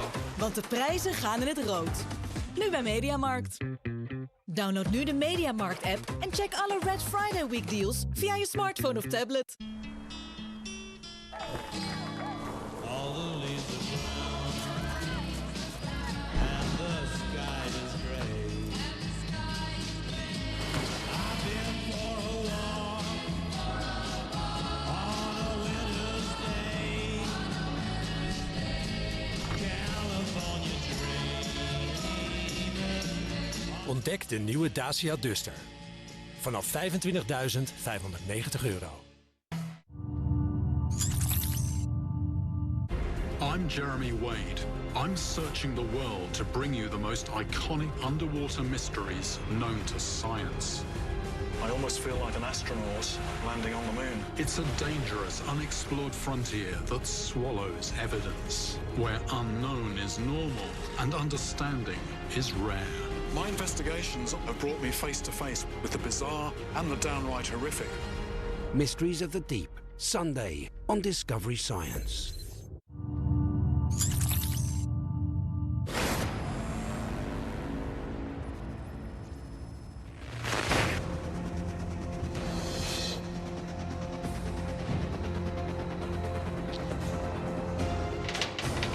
Hey, what's up, Mike? Hey, how was Hollywood? I gotta say, our trip to Hollywood was eye-opening. I'm almost afraid of Mike's reaction once we tell him about our findings. Get this, we were to interview Leon Vitali, Stanley Kubrick's personal assistant for decades. Yeah, Vitali told us how he was such a perfectionist, and he created some of the most incredible space effects of any movie of his time. The classic, 2001: A Space Odyssey. So wait a minute, am I hearing that you might be coming around on this whole Kubrick thing, that he might have had the goods Here we go. to actually be involved with hoaxing the moon landing? Help me here. Is that what I'm hearing? Not yet, but Vitali did drop an important clue. He mentioned that NASA, back in the 1960s, provided Kubrick with a super fast lens capable of filming in candlelight. This so-called NASA lens was a Carl Zeiss Planar, 50mm lens with an f number of 0.7. The smaller the f number, the larger the aperture, or opening, which means the more light can enter the lens, hence the term fast. NASA used this lens to gather images from the dark side of the moon. Now we have a direct connection between NASA and Kubrick. Yeah, but that's still a long way from direct evidence that we faked the moon landing on a Hollywood set. Okay, so what's next? Well, we need to solve this mystery. I mean, Kubrick died in '99, so we can't ask him. But I've located the ultimate source on Kubrick, Douglas Trumbull. Douglas Trumbull was the special effects supervisor for Stanley Kubrick on 2001: A Space Odyssey, which won an Oscar for Best Visual Effects in 1969. If anyone would know about the cinematic trickery needed to pull off a staged moon landing, it would be Trumbull. I'm heading out to meet him and interview him. Okay.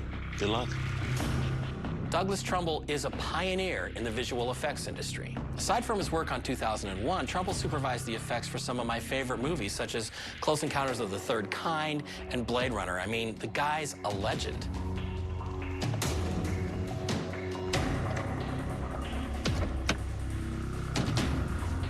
Doug, welcome. How are you? Good to see you. Thanks for having me here. Welcome to the farm. I feel like everything has been pointing to this sit-down with Douglas Trumbull, a master of cinematic visual effects. This investigation now is as close as it's going to get to someone who actually had the skills to recreate a moon landing for NASA. The special effects genius that you are and the illusions that you make, it's tricking the mind for the audience oftentimes. So roughly, I think 1964 to 1968 is when 2001 was being put together and finally went into film. The process of doing these shots for 2001 was kind of a meticulous, creative art form that we worked out. We were just learning, and we were just doing it for the first time. But aesthetically, we were pretty close to the mark on what would look real. And that's why 2001 survives today. 50 years later, it still looks pretty good. Right. You know? Right. How we did the lunar landscapes for 2001, I built a very large model of the lunar surface out of clay. And so I realized I could go up into the ceiling of the stage, 40 feet up, and drop pebbles and big droplets of water onto the model of clay, and it would make instantaneous thousands of craters. Right, it was mimicking that exact It was thing. mimicking the pummeling of the lunar surface, and that looked great. The interesting thing about Douglas Trumbull is he found a way to visualize and reproduce the lunar surface before humans even set a single foot on the moon in 1969. It's just way too convenient that the fictional world he helped create for a movie in 1968 then became reality just a year later. 1969, we land on the moon with the Apollo 11 mission. Martin, science lead for Some people say that it took place on a soundstage and it was faked. And they say, okay, did we have the technology at that time to construct a model to make it look like we did land on the moon in a stage? Eagle, Houston, we see you on the steerable, over. I think we were really close. Okay. So I think that notion, that I can understand how that notion would come up. Right. Because we did such a, I think, a really Phenomenal good job. And so I would say, okay, I can understand why you would believe we could pull it off. Some people say that Stanley Kubrick helped NASA in faking that. What do you say to those people? And do you think that Stanley Kubrick assisted NASA in that project? There's no basis, in fact, for any of that. If it had been, I would have been there, because I was the key moon guy. Right. And I knew where the stages were. There wasn't anybody else around that would have done it. And Stanley wasn't sneaking off set during 2001? No, I don't think so. I mean, I certainly had no knowledge of anything like that. I have to ask this question then, because you were the special effects genius of the time that, as you stated in your own words, would have had to be put on that project to conduct it. Did you have any involvement in conducting a fake lunar landing? No. Sorry, I'm sorry, I don't want to blow your balloon. No. I will admit to you that I am kind of a culprit in this thing. And I never talk to anybody about this because I'm kind of embarrassed by it. Yeah. But after 2001, I came back to LA. I started my own company. I was doing visual effects, contract work, and stuff like that, and trying to direct movies and get off. But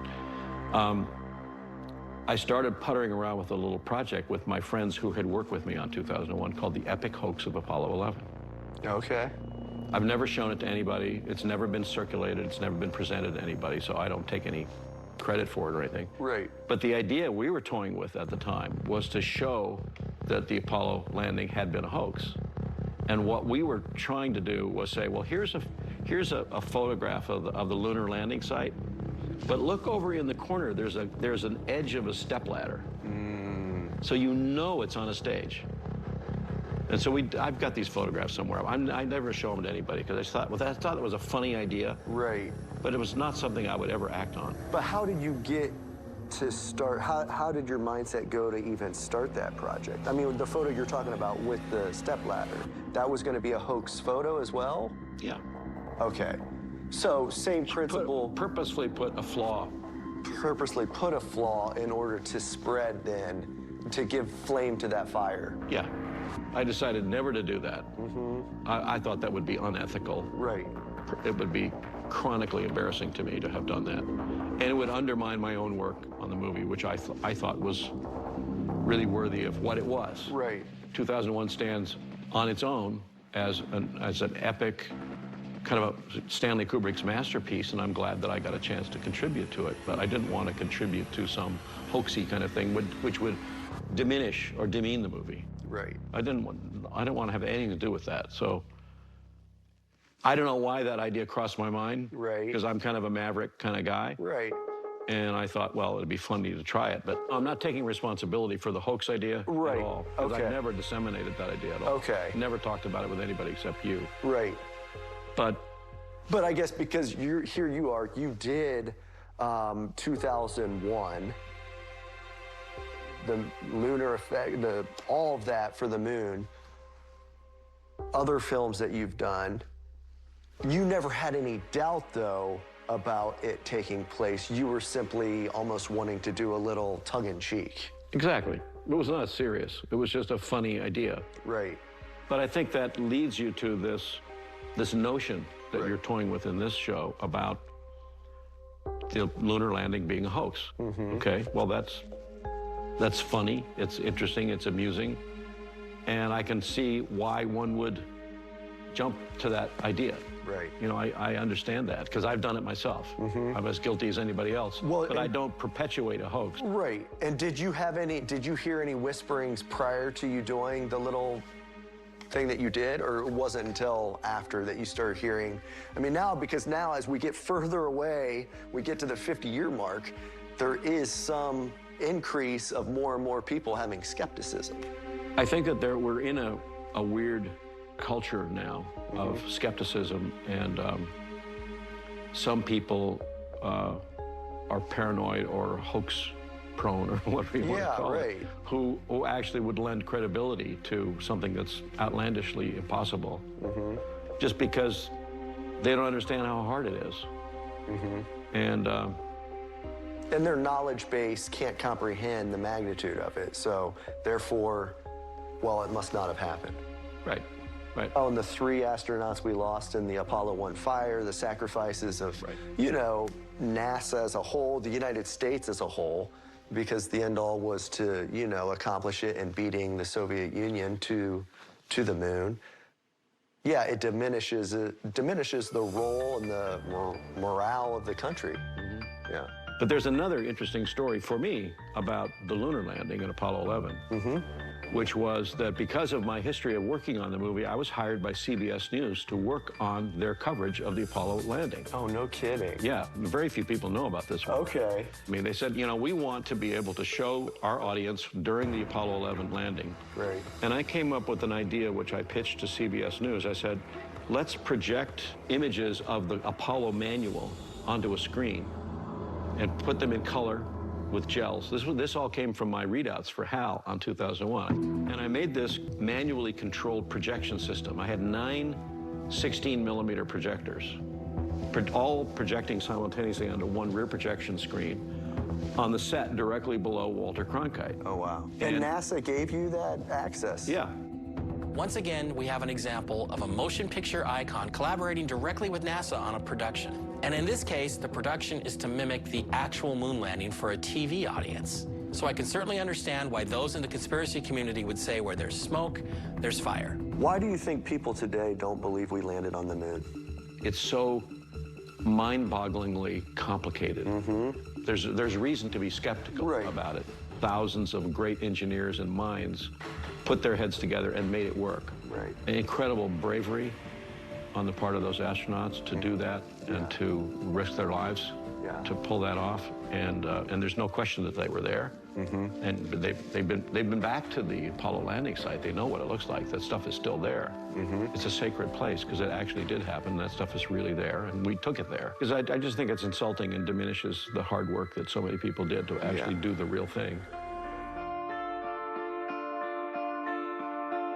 I appreciate you taking the time for this interview and for closing a very open question that leads to a lot of people speculating that it was faked because of the technological advances that you brought to film in 2001 and you're teaming with Stanley Kubrick, I think it does open the door to that skepticism that's out there, but I appreciate you closing the tab and saying, no, we in fact landed on the moon and it was not faked. So Correct. I appreciate you taking the time to be as explicit as you were. Thank you. My pleasure. Yeah. Well, it's good to be asked. Yeah, absolutely.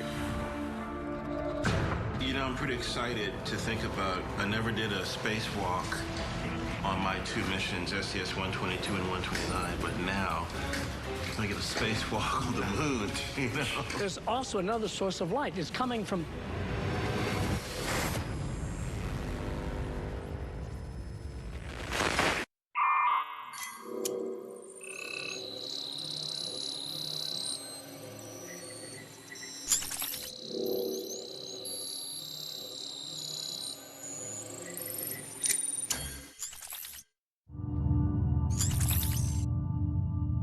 When the red phone rings, it's a huge bolt of adrenaline. Covering an area of over 400 miles of coastline. 11-year-old female pulled 10 foot off a rock.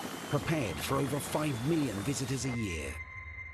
Jump on board with the Cornwall Air Ambulance Service. We had to work very quickly. Emotional turmoil does go home with you. Whatever the emergency, I'm immensely proud to be involved with it. they're at your service. All my family are as well. Cornwall Air 999, Friday on Discovery Science.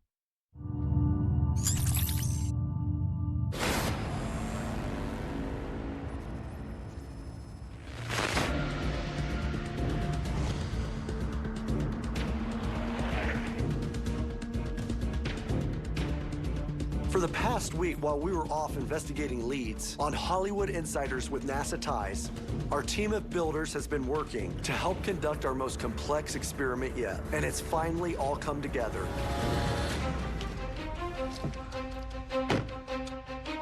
No more talk. It's time for action. We finally get to see for ourselves if it was possible to stage the Apollo 11 moon landing on a set. Okay. The team did a great job. They even built us a 400-pound full-scale replica of the Apollo 11 lunar lander. I mean, how cool is that? Hey, Art. Hey, how you doing? Art, how you doing? Pleasure. I think we're trying to get it right at 11 degrees, which is where the sun was when they landed. Helping us to ensure the lighting conditions are 100% accurate is Peter Schultz, an expert on lunar geology who's been studying the moon's surface for over 40 years. Here are the stills that Neil Armstrong, who was already on the moon, taking the shots of Buzz Aldrin coming down the ladder of the lunar lander. The shadow is pitch black, and yet here we are in shadow, and you can very plainly see the astronaut. It's that contrast that makes people believe that this is possibly shot on a set somewhere with multiple light sources. I mean, it's even more apparent in the still imagery. Buzz is damn near glowing in the photograph. The conspiracy community thinks this is fishy, and I can't say I blame them. So I guess that's the question. Is there enough light kicked up from the moon in order to light Buzz up so that he's actually not in the shadow? The lunar surface is actually very dark. We see this with this light here, but in fact, it only reflects about 8 to 10% of the light that comes in. So if it only reflects 8 to 10% of the light that's actually striking the lunar surface and it's not that reflective, then doesn't that kind of make the point? Yeah, and I guess that's what we're going to test. Right, but let's do this first test. Black ceiling, black walls. Let's do it. Here we go. For this to be an accurate experiment, we need a control. So first we'll do one version with the floor and the walls in black and everyone nearby in dark clothing to minimize reflections. Then we'll change the color of the floor so it matches the reflective properties of the moon's surface. Alrighty.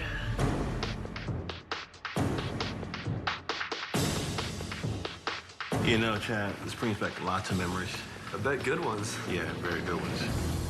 I'm pretty excited for today's experiment because I actually get to go back to my astronaut roots and put on the spacesuit.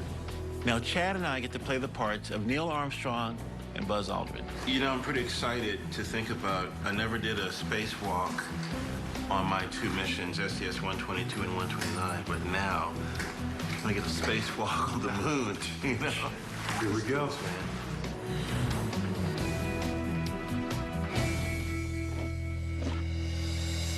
All right, I think we're all in position, so good luck getting up that ladder. Thanks, man. I'm gonna go head over to where Neil was. Okay, let's do it.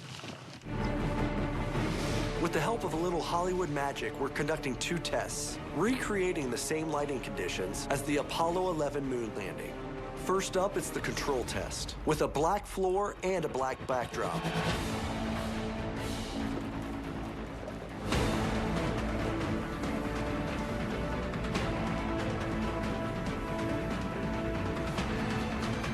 It's really dark.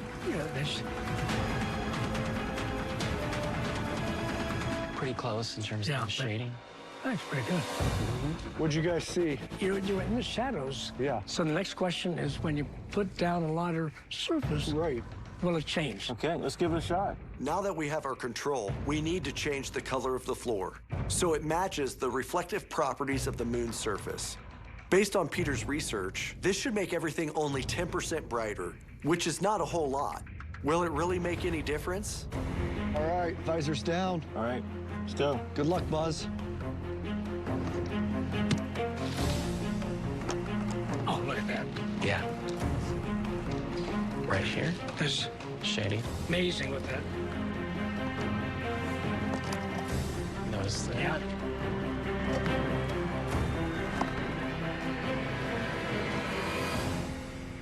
Okay, so right away what I see is that everything, the light's a lot more filled in here. The ground itself is brighter than that black surface. And that's the effect of that scattered ambient light. Right. That's proof right there that the light is scattering. Yeah. This is actually pretty surprising. You can see a lot of detail here. The light seems to be bouncing all around, but is it only coming from the ground? There's also another source of light. It's coming from Neil Armstrong's suit, which is white. I mean, this guy, look how bright he is. He's just like a beacon shining up. So my suit was what was reflecting and lighting up Buzz as well. Big giant Not reflector. just the moon surface. Not just the moon surface, but you were also also a reflection on source. me. Yep. And that's why it could look like there was light on Buzz when he was coming down the ladder. Yeah, that's exactly right. Okay. So, Peter, do you agree with that? Of course. I think this really makes that point. So basically, I've heard this argument for years from the conspiracy community that, you know, you have to have a second light source, or you have to have a bunch of people with reflectors in order to get this effect and get these shadows filled in. But I think we've pretty conclusively proved here. We've shown that the surface itself and even Neil's suit, which never occurred to me before, could act like big reflectors, putting the light, scattering the light into the shadows and making those photographs completely viable.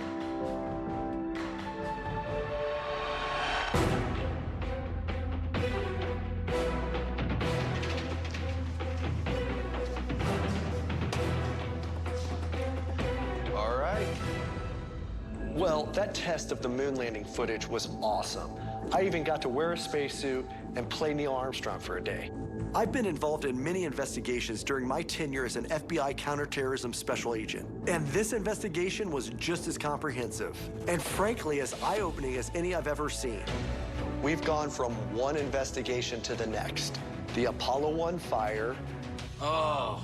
The myth the Soviets had a super rocket.